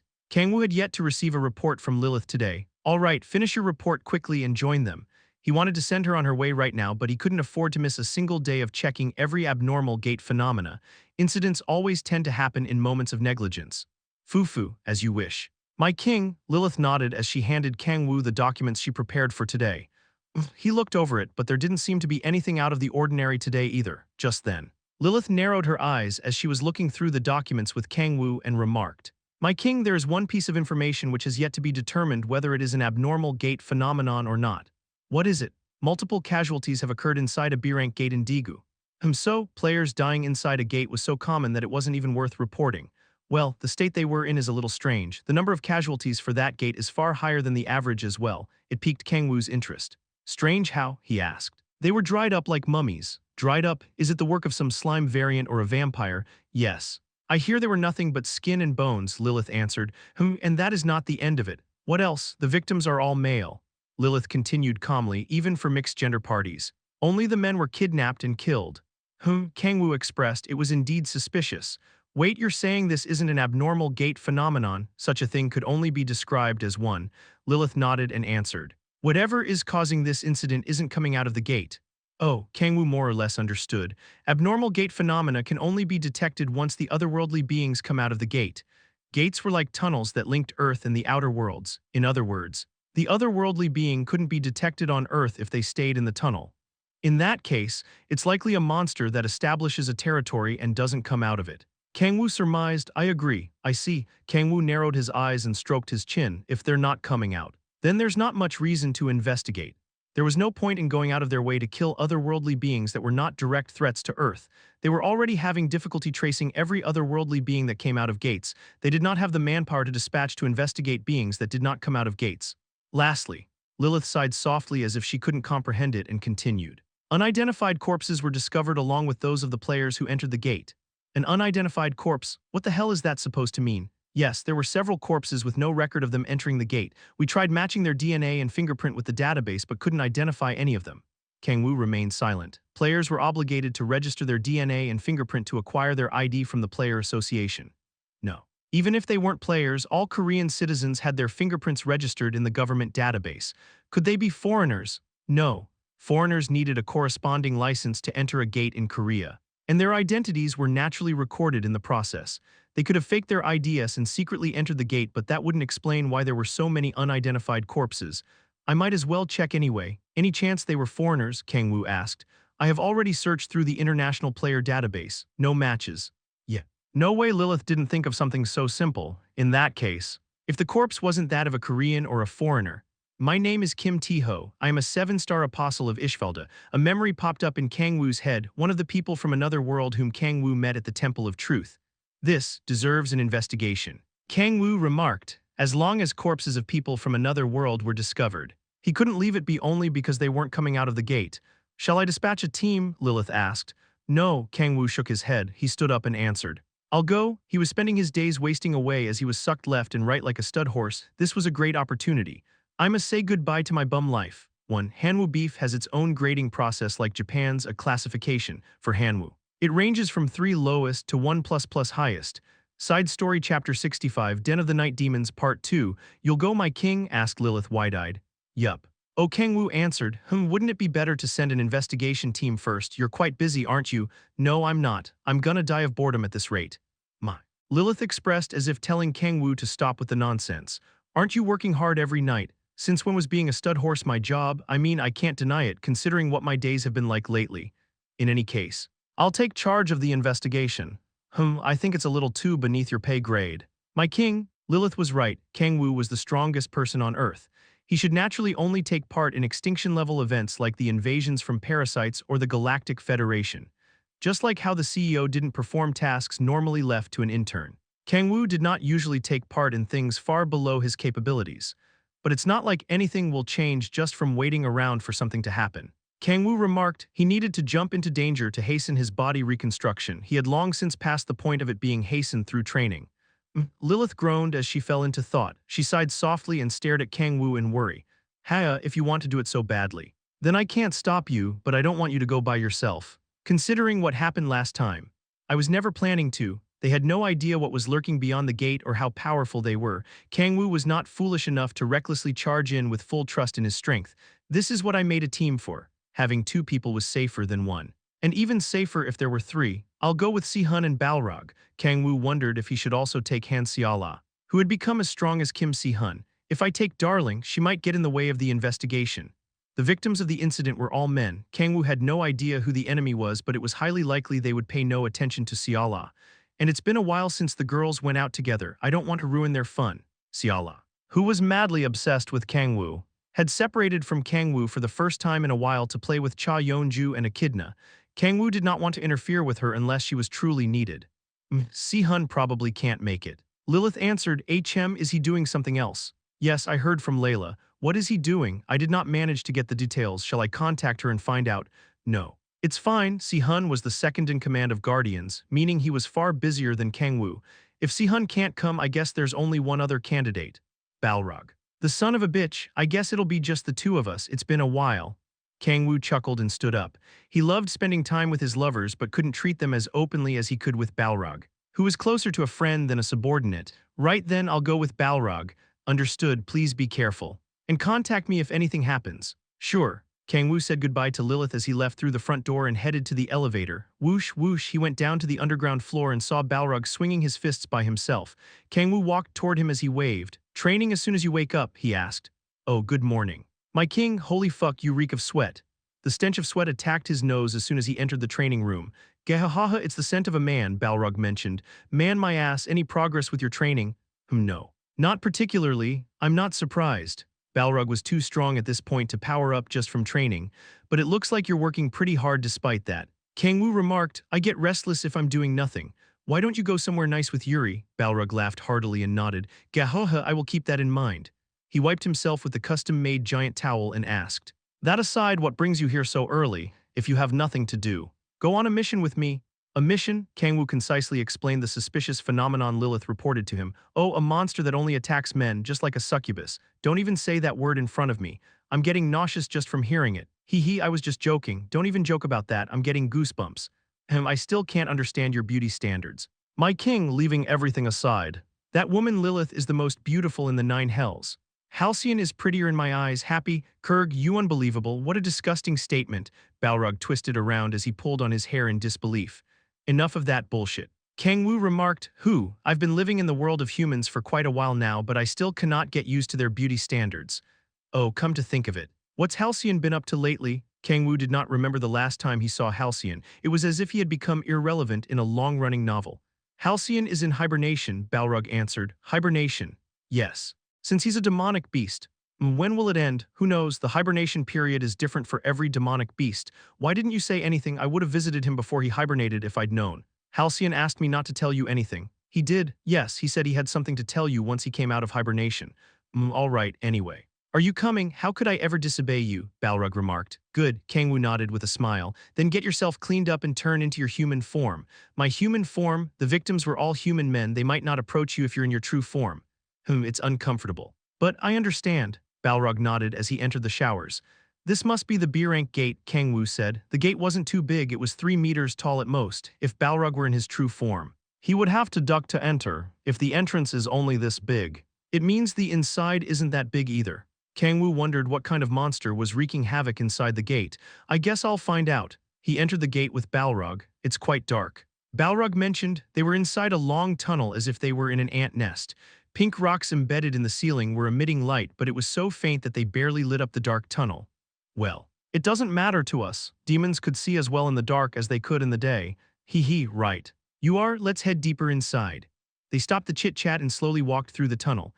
Kang-woo rubbed his hand against the wall and looked around. Nothing out of the ordinary so far. All he could notice was that it was dark and slightly moist. Gerer, a monster that looked like a giant larva, screeched ferociously and attacked them. Crush, and of course, it exploded with one blow. Looks like shit. Kang-woo frowned and rubbed his shoe against the ground to wipe the green goo off of it. Is this thing the culprit? Balrog asked. No, take a look at its teeth. They're super sharp. A monster with teeth as sharp as these could never create corpses as dry as a mummy. Then it must be a monster that originally inhabited this gate. Probably. Let's head deeper inside. Kang-woo and Balrog continued to walk down the tunnel. They sometimes came across a forked road or an empty cave, but they did not find anything special. All they could find were giant larvae that Bear Grylls would eat and say were creamy in texture. For fuck's sake, where the hell are they hiding? The tunnel seems to end here. They had already hit a dead end despite not having walked for very long, as Kang-woo had expected. The gate was fairly small. Let's try going another way, Kang-woo suggested. Yes, my king. Kang-woo and Balrog backtracked and went down the other tunnel. This is also a dead end. Balrog said, this is driving me nuts. Both of the forked roads led to a dead end. Have we not explored the entire dungeon? Balrog asked. How does it only take an hour to fully explore a B-rank gate and there's no sight of those goddamn Imhotep makers? What is Imhotep? You don't need to know, Kang-woo sighed. Let's get out of here and come back another time. There was no point in searching a dungeon they had already fully explored if the monster appeared at a specific time of day. They were better off coming back in the evening. Understood, Balrog nodded as he took the lead, although the tunnel was dark and narrow. They did not have difficulty navigating the way they came from since the tunnel system was not complex.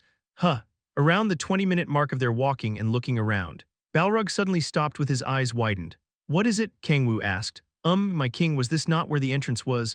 It should be, there's only one path. Balrog's expression hardened. He slowly turned around and said quietly, the entrance is gone. What? The gate entrance is supposed to be here, but I don't see it. The fuck are you talking ob? Oh fuck. Kang-woo cursed after walking past Balrog and looking around. It's really gone. The gate entrance they had come in from was nowhere in sight. Kang-woo turned around after searching some more and remarked, let's backtrack. They went back to the forked road they were just at. Why are there 3 fucking paths now? Did it get a boner? The hell is going on? Not only were there 3 paths instead of 2, but each of them looked completely different from what they had been like when they first came across it. You thought this was enough to make me panic? Keh, I don't know who they are. But they sure are arrogant. Let's rip their heads off once we catch them. Of course, my king. Right, let's investigate again. Starting from the left, Gehoha, stop hiding like cowards and come out. Kang-woo and Balrog laughed heartily as if they were unfazed and walked down the left path. With that, 5 hours passed. Kang-woo had no choice but to admit it. Fuck, we're lost. Side Story Chapter 66, Den of the Night Demons, Part 3, Godamit. Oh, Kang-woo cursed. He had no idea where they were. Once a new path opened, an existing path disappeared. Where the hell are we? I am not sure either at this point, answered Balrog as he looked around and sighed. Shit.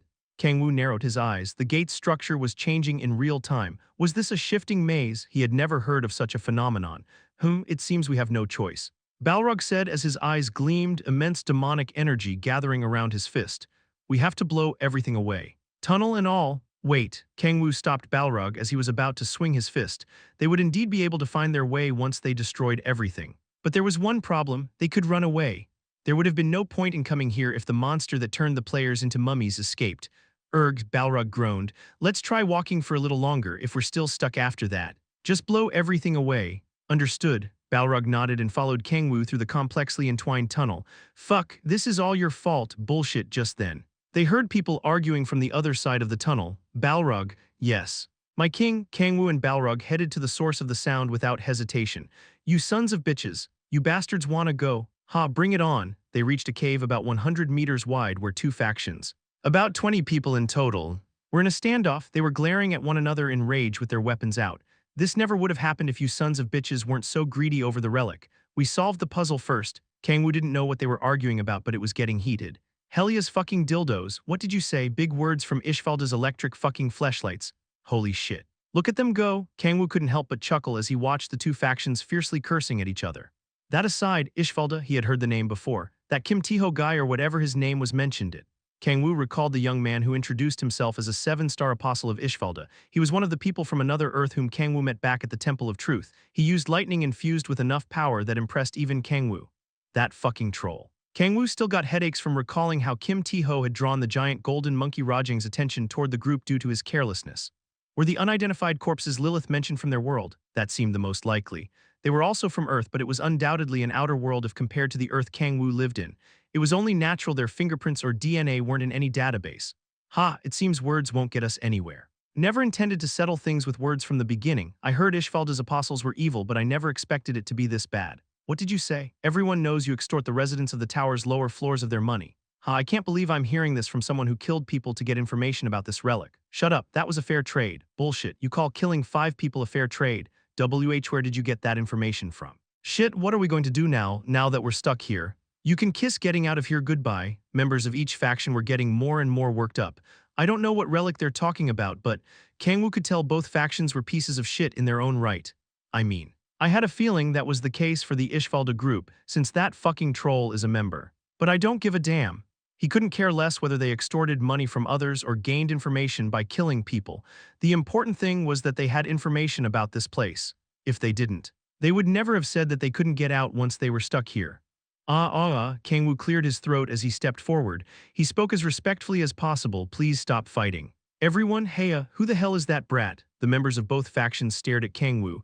Kang-woo smiled and said kindly, I am one of the people who are stuck here. This is not the time to fight. He then shouted with all his heart.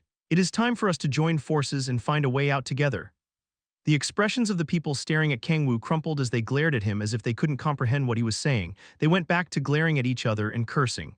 Damn Ishvalda dogs. Ha, it seems your brains aren't developed enough to understand words, Kang-woo quickly shouted. Everyone, violence breeds nothing. Yes, violence never solved anything. They needed to join forces and get out of here together. Bring it on. Motherfuckers, oh hell yeah, grant me the power of the sun, F-whoosh, intense flames raged.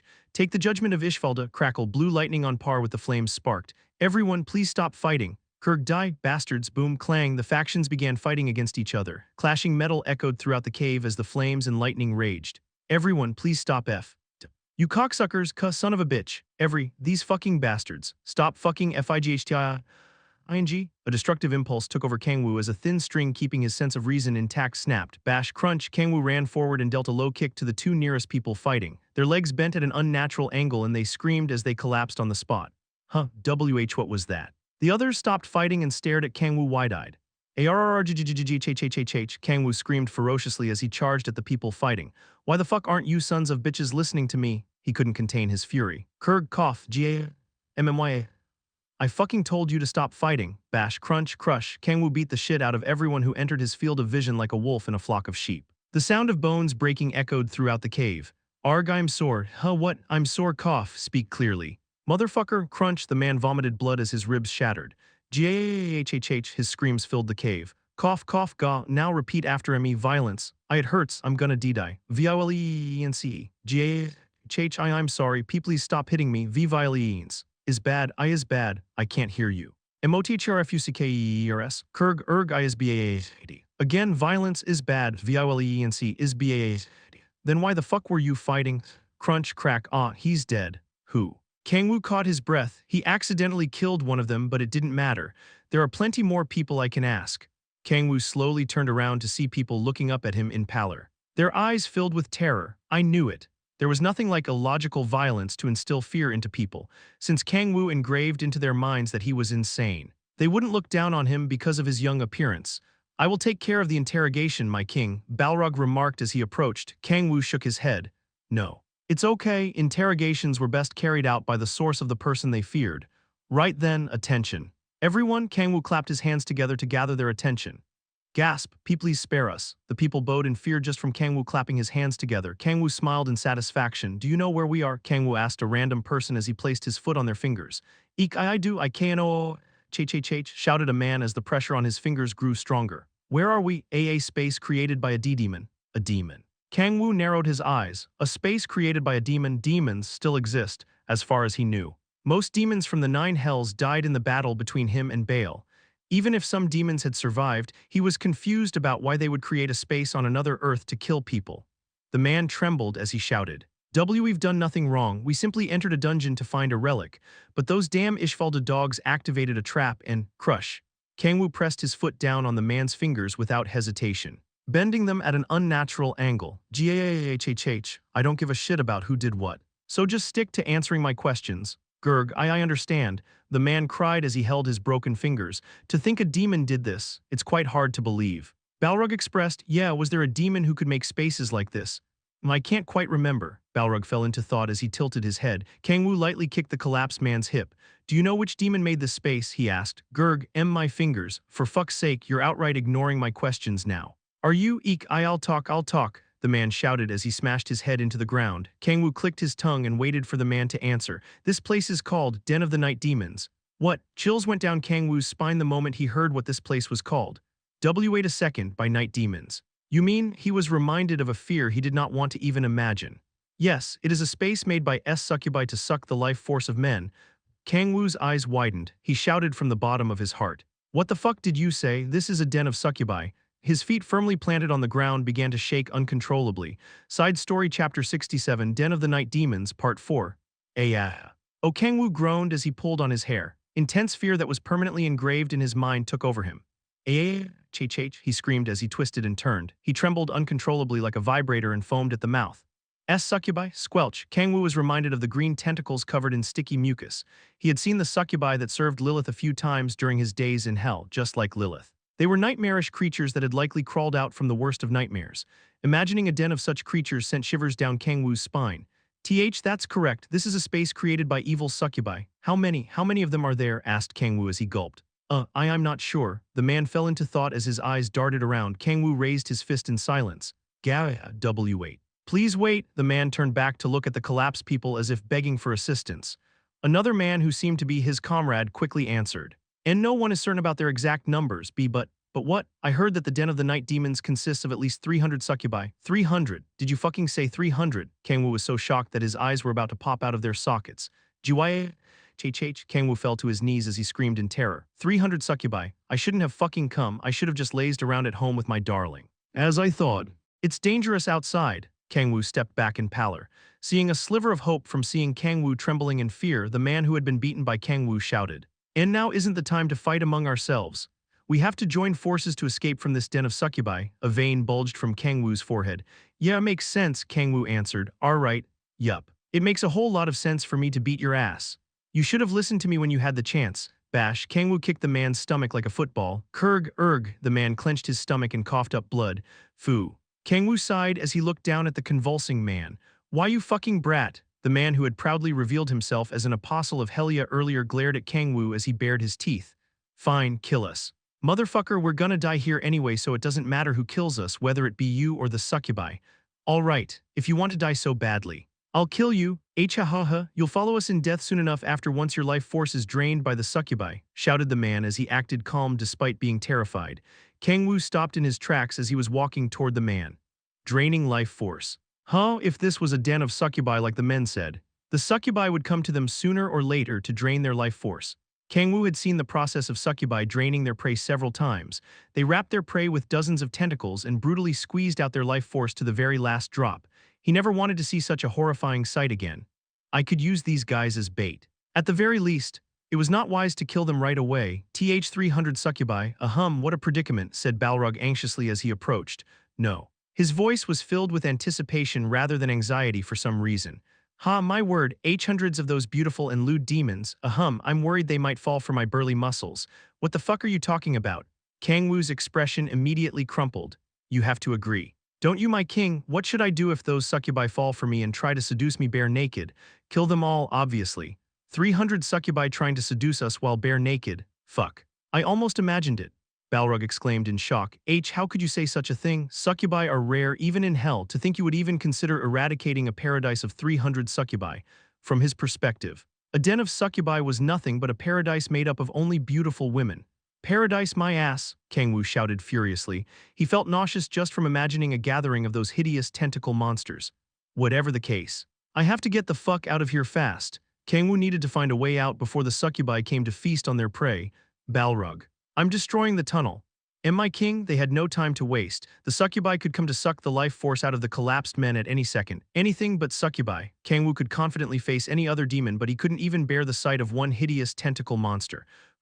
Womb, immense demonic energy. More than enough to obliterate the tunnel gathered around Kang-woo's fist. Swoosh. Ho, as he was about to swing his fist. Pink smoke covered the ground. The collapsed men trembled in terror as soon as they saw the fog-like smoke.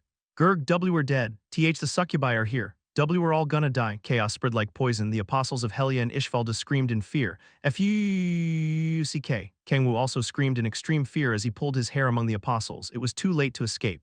They're coming. Here they fucking come. Kang-woo trembled as he took several steps back. He could see a black silhouette inside the pink mist walking seductively toward them. He wanted to shut his eyes tightly, but he knew better than anyone else that it was meaningless due to his transcendental senses. W-O-O. Balrog cheered with his fists clenched, unlike the terrified expressions of the others. Only his face was filled with excitement and ecstasy. Fufu, we have quite the feast today. Hara, such a thick scent of energy, I'm already getting wet. Oh, why are they all collapsed, Fufu? Are they offering themselves to us? Seductive voices, as if they were born to seduce men, echoed throughout the cave. The succubi revealed themselves from the pink mist at last. Save-me. The apostles who could no longer move after getting beaten by Kang-woo screamed in terror. Fuck, they're here, they're really here. Kang-woo trembled in despair and panic. Oh, there's a cute little boy among them. Kai. I call dibs on him, Fufufu. I'll let you taste the greatest pleasure you've ever had. So why don't you come here, little boy? The succubi giggled bewitchingly as they approached the men. The beauty of the succubi who came out from the smoke lived up to their reputation of draining the life force of men. Fuck off. Damn tentacle mons, huh? Why are they beautiful? Kang-woo's eyes opened widely in disbelief. They were tall and slender. Not only were their breasts plentiful, but their waists were narrow and their buttocks were thick in comparison. The succubi who came out of the mist looked as if they were the culmination of every man's hopes and dreams. What the fuck? What the fuck? Why are they beautiful? Kang-woo stared at the succubi, his expression frozen. The succubi, who were wearing so little clothes to the point that there was no point even wearing anything, giggled as they posed like supermodels. He's asking why succubi are beautiful. Fufufu, did you come here without knowing what succubi are? Cute little boy, ho ho ho, don't you worry. These older ladies here will teach you nice and well about what succubi are. Hee hee, that boy is cute, so let's raise him as our pet. The succubi giggled, having completely misunderstood the reason why Kang-woo was shocked. Oh, Kang-woo expressed. He finally understood everything about why demons from the 9 hells were targeting another world out of the blue, and why people of another Earth knew about this place known as the Den of the Night Demons. These succubi aren't from the 9 hells, just like how there was another Earth. The succubi were also from another hell. Kang-woo's hands shook. Something boiling deep inside his heart surged up to his brain. A blazing emotion took over him. Intense rage burnt his sense of reason to a crisp. Why the fuck is the 9 hells? In the 9 hells they were. Succubi from another world are so beautiful. But why are the succubi from the 9 hells so? Fucking bitches, why the fuck are you trembling in fear for succubi that look like that? Kang-woo screamed as he picked up one of the collapsed men by the collar. Why are you? Unimaginable frustration boiled inside Kang-woo. If only he had fallen into the other world's hell instead of the 9 hells and rose to become the demon king there. He would never have developed this wretched trauma. Haya. Kang-woo panted heavily as he glared fiercely at the succubi. Such power. The succubi turned as white as a sheet after feeling the energy bursting from Kang-woo and stepped back. They mustn't exist. Kang-woo clenched his fists. Beautiful succubi. Succubi with no more than 2 eyes and no yellow pus.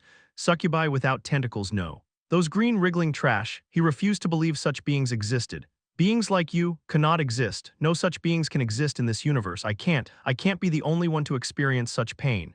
As Kang-woo was spending his days in agony with tentacles wrapped around him, beautiful succubi were giggling and frolicking in a hell of another world. He refused to believe such a reality. Yeah. You guys aren't succubi. Kang-woo slowly raised his right arm. Swing, a jet-black greatsword appeared in his hand. Balrog. He called Blehhhh.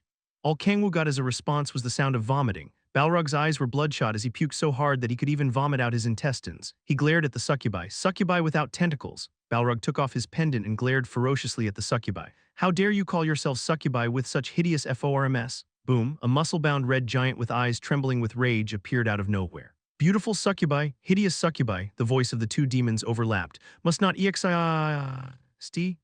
what Kang-woo and Mr. Balrog entered a gate, said Han Seala anxiously as she grabbed Lilith's hand in pallor.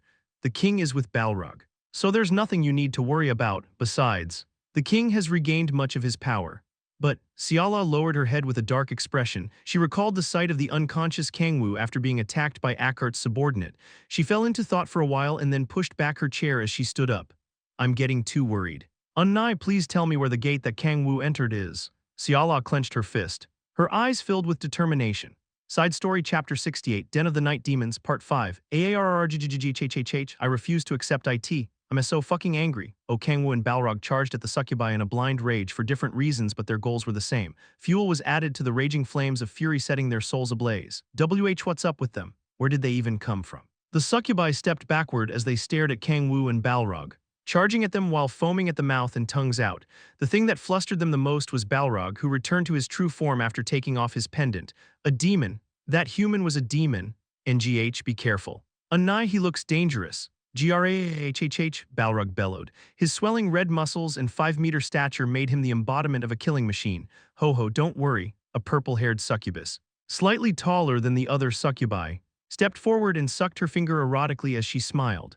However strong the demon, no man can resist our charms. The succubus flapped her wings as she exuded pink mist that stimulated male desire.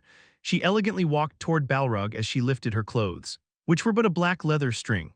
Now why don't you embrace me with those magnificent musks, kyhh? How dare an ugly bitch like you try to seduce the great Balrog? Bash. Balrog did not stop his charge and drop-kicked the succubus with all his might, caving in the succubus's stomach. Kurg, the purple-haired succubus collapsed as she coughed up black blood. Kyhhh, you and I, how could you? The succubi screamed in shock. They glared at Balrog and shouted, "An ugly bitch, how dare you spout such slander to Unnai's face? You have no right to call yourselves succubi, you should at least be on par with my woman." HMPH, how beautiful could she possibly be? The succubi asked as they snorted. Khehe, I will show you if you are so curious, shouted Balrog as he took out a picture from his pocket. The picture, which was printer paper size, was of Kurosaki Yuri's purple tentacle monster form. What in the world is that monster? The succubi covered their mouths to stop themselves from vomiting. Did you say, monster? Balrog gritted his teeth, not having expected such a response from them. How dare you call this perfect woman a monster? Boom, the entire cave shook as Balrog stomped his foot. A destructive demon roar burst out from him. Eek, he's crazy. The succubi distanced themselves from Kang-woo in disgust. They naturally switched their attention to Kang-woo. He called that boy his king. Didn't he? Then as long as we seduce him. Foo, he doesn't look like a demon. So it should be a piece of cake. They didn't know why the crazy demon was calling the boy his king, but their plan of action was decided since they confirmed the demon was following the boy's commands. The more innocent the boy, the easier it is to drown them in desire. Foo, leave it to me. A well-endowed succubus flapped her wings as she smiled seductively. She flew toward Kang-woo and licked her lips as she pulled down the black leather string covering her breasts. Now, little boy, why don't you try touching my breasts? Foo, you don't have to hold back. You've never seen breasts this big and beautiful. Have you? Kang-woo chuckled as he stared at the succubus trying to seduce him with her breasts. You think you can seduce me with mere breasts? Pathetic. How dare they try to seduce the demon king with mere average breasts? Only my darling's breasts can satisfy me. Damn it, Kang-woo gritted his teeth and punched the succubus. Kyara, the succubus tumbled across the ground with her breasts exposed. Foo. Heya, Kang-woo glared at the hundreds of succubi coldly. All of them were indeed beautiful enough to live up to the reputation of succubi, but they don't even come close to my lovers. Balroo. Just say the words. My King. Kill them. As you see, yeah, I refuse to be the only one who suffers. Hopes and dreams should never exist in hell. Kang-woo and Balrog roared madly as they began to slaughter the succubi one by one. What's with these crazy sons of bitches? Our charms aren't working against them. Succubi drain the life force of men through powerful illusions and charms. If those did not work, then their combat prowess drastically went down. Bash, rip, arg, they're insane. What's wrong with these impotent bastards? Not only that, but they were facing Kang-woo and Balrog. Mere succubi were no match for two beings who could easily tear apart the average god. A purple-haired succubus wearing a small crown unlike the others, bit her lip anxiously as she watched the number of succubi dwindle rapidly from the middle of the crowd. My queen, at this rate, the succubi guarding her shouted anxiously. The succubus with the dreamlike purple hair was the succubus queen. The succubus queen examined Balrog and Kang-woo with shaking eyes. It's impossible to take them on. The red demon and the boy were monsters. I've never seen monsters like them even in Pandemonium. Not even the bloodthirsty demons of their home were this powerful. There's no way, the succubus queen gulped. What should we do? It was likely impossible to escape from those two monsters. The succubus queen focused her attention on Kang-woo.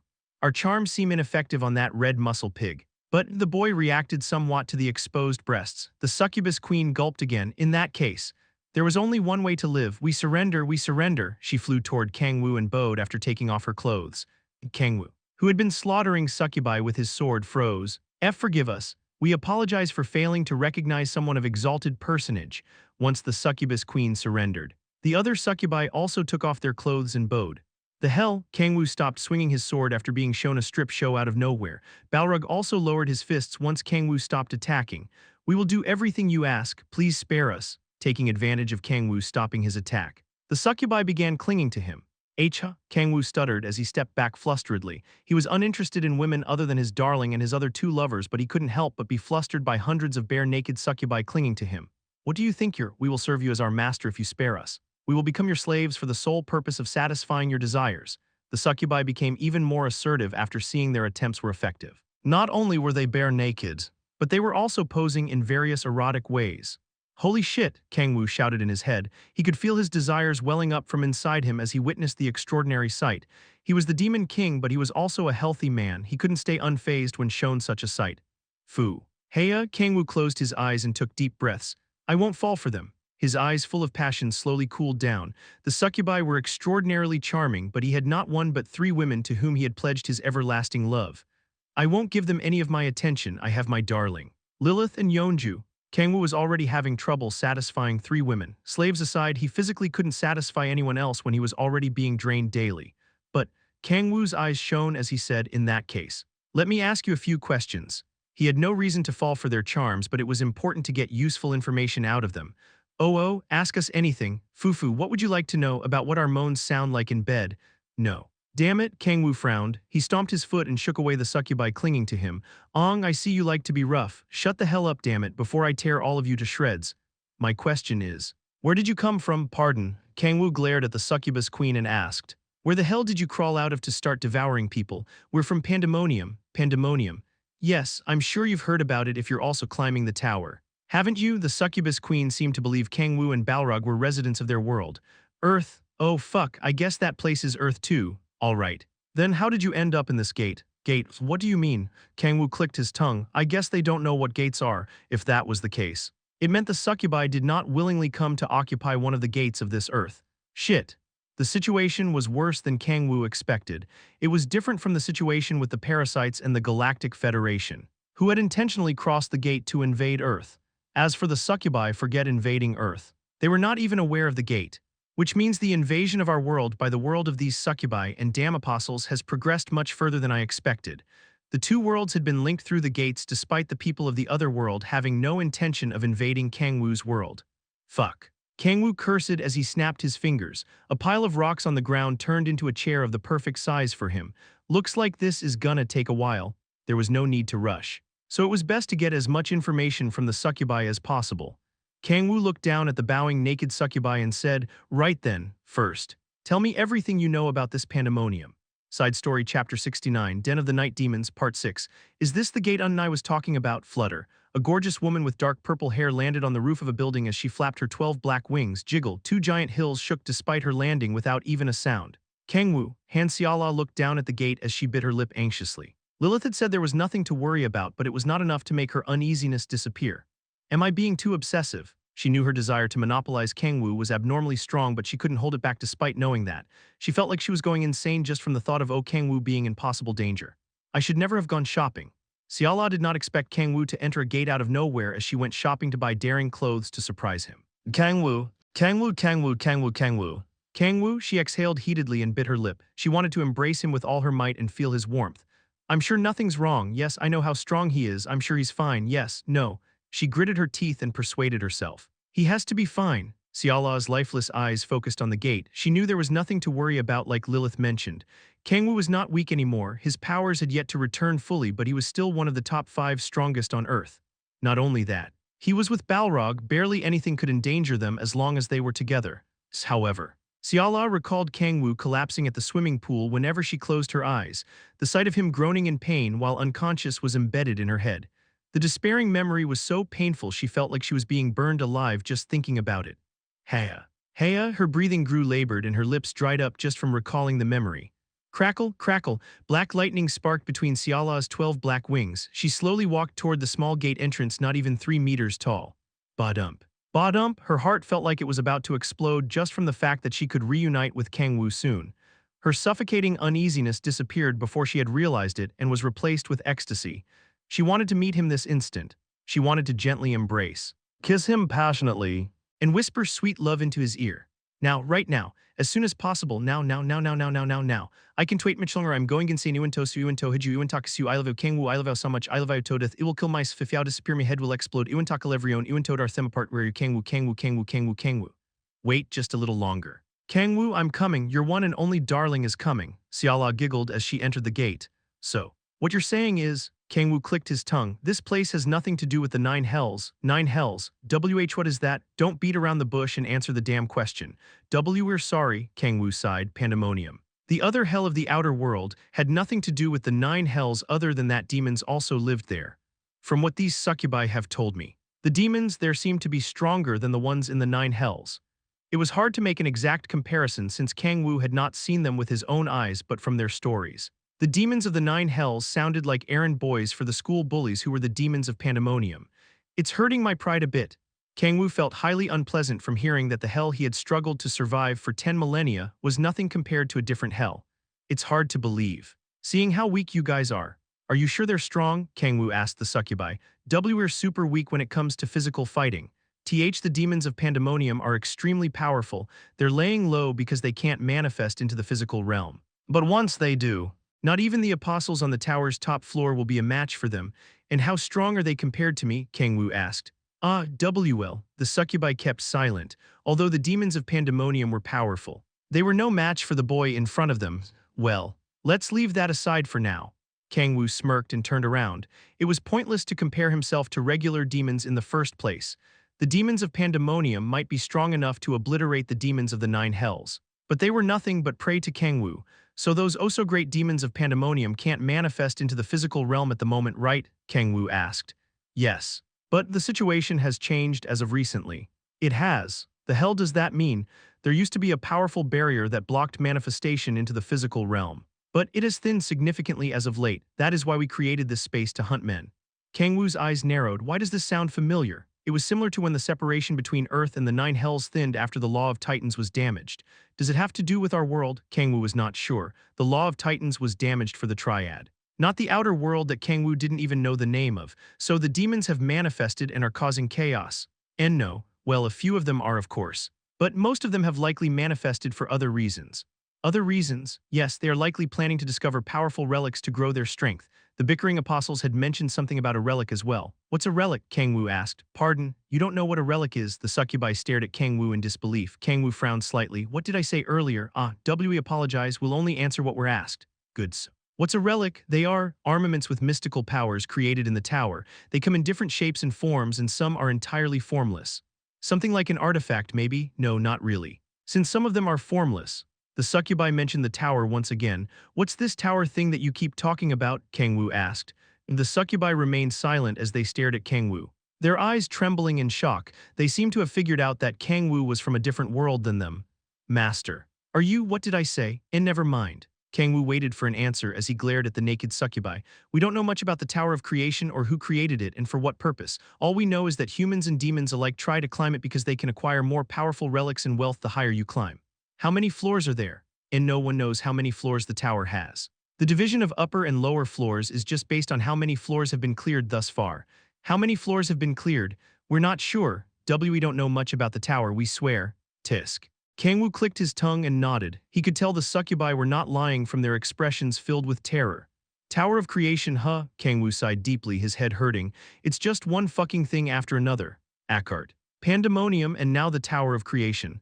I thought this was a side story. You said it would only be about 50 chapters long, damn it. All right. Fine, that's enough for now. Were we of help? The succubi asked. Yeah. Kang-woo would be able to effectively use the information about the Tower of Creation and that the outer world was slowly encroaching on Earth. We're glad to have been of help to you. Master, since when did I become your master?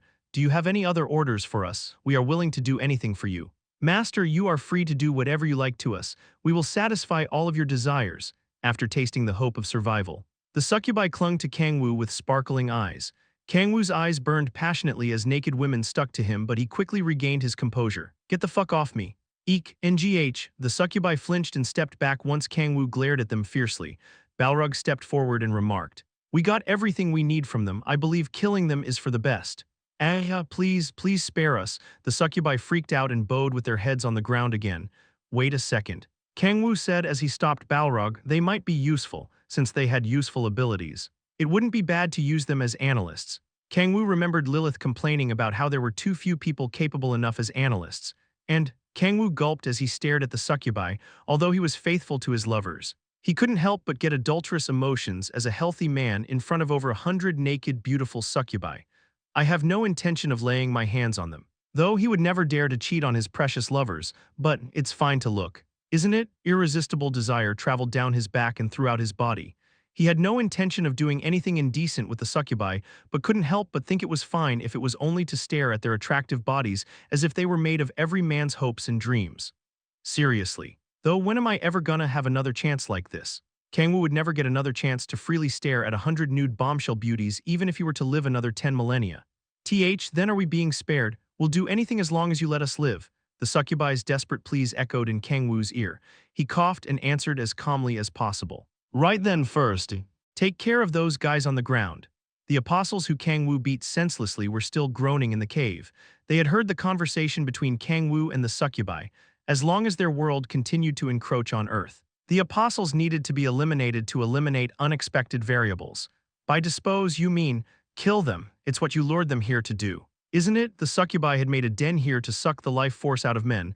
That was the only kind of disposal Kang-woo could have meant. Yeah. It can't be helped. Kang-woo gulped as he imagined the mass-devouring session of the succubi. They needed to be full of energy since he was planning to use them as analysts. And he also needed to eliminate the apostles. It was two birds in one stone. He could swear on his life that he had no other intentions.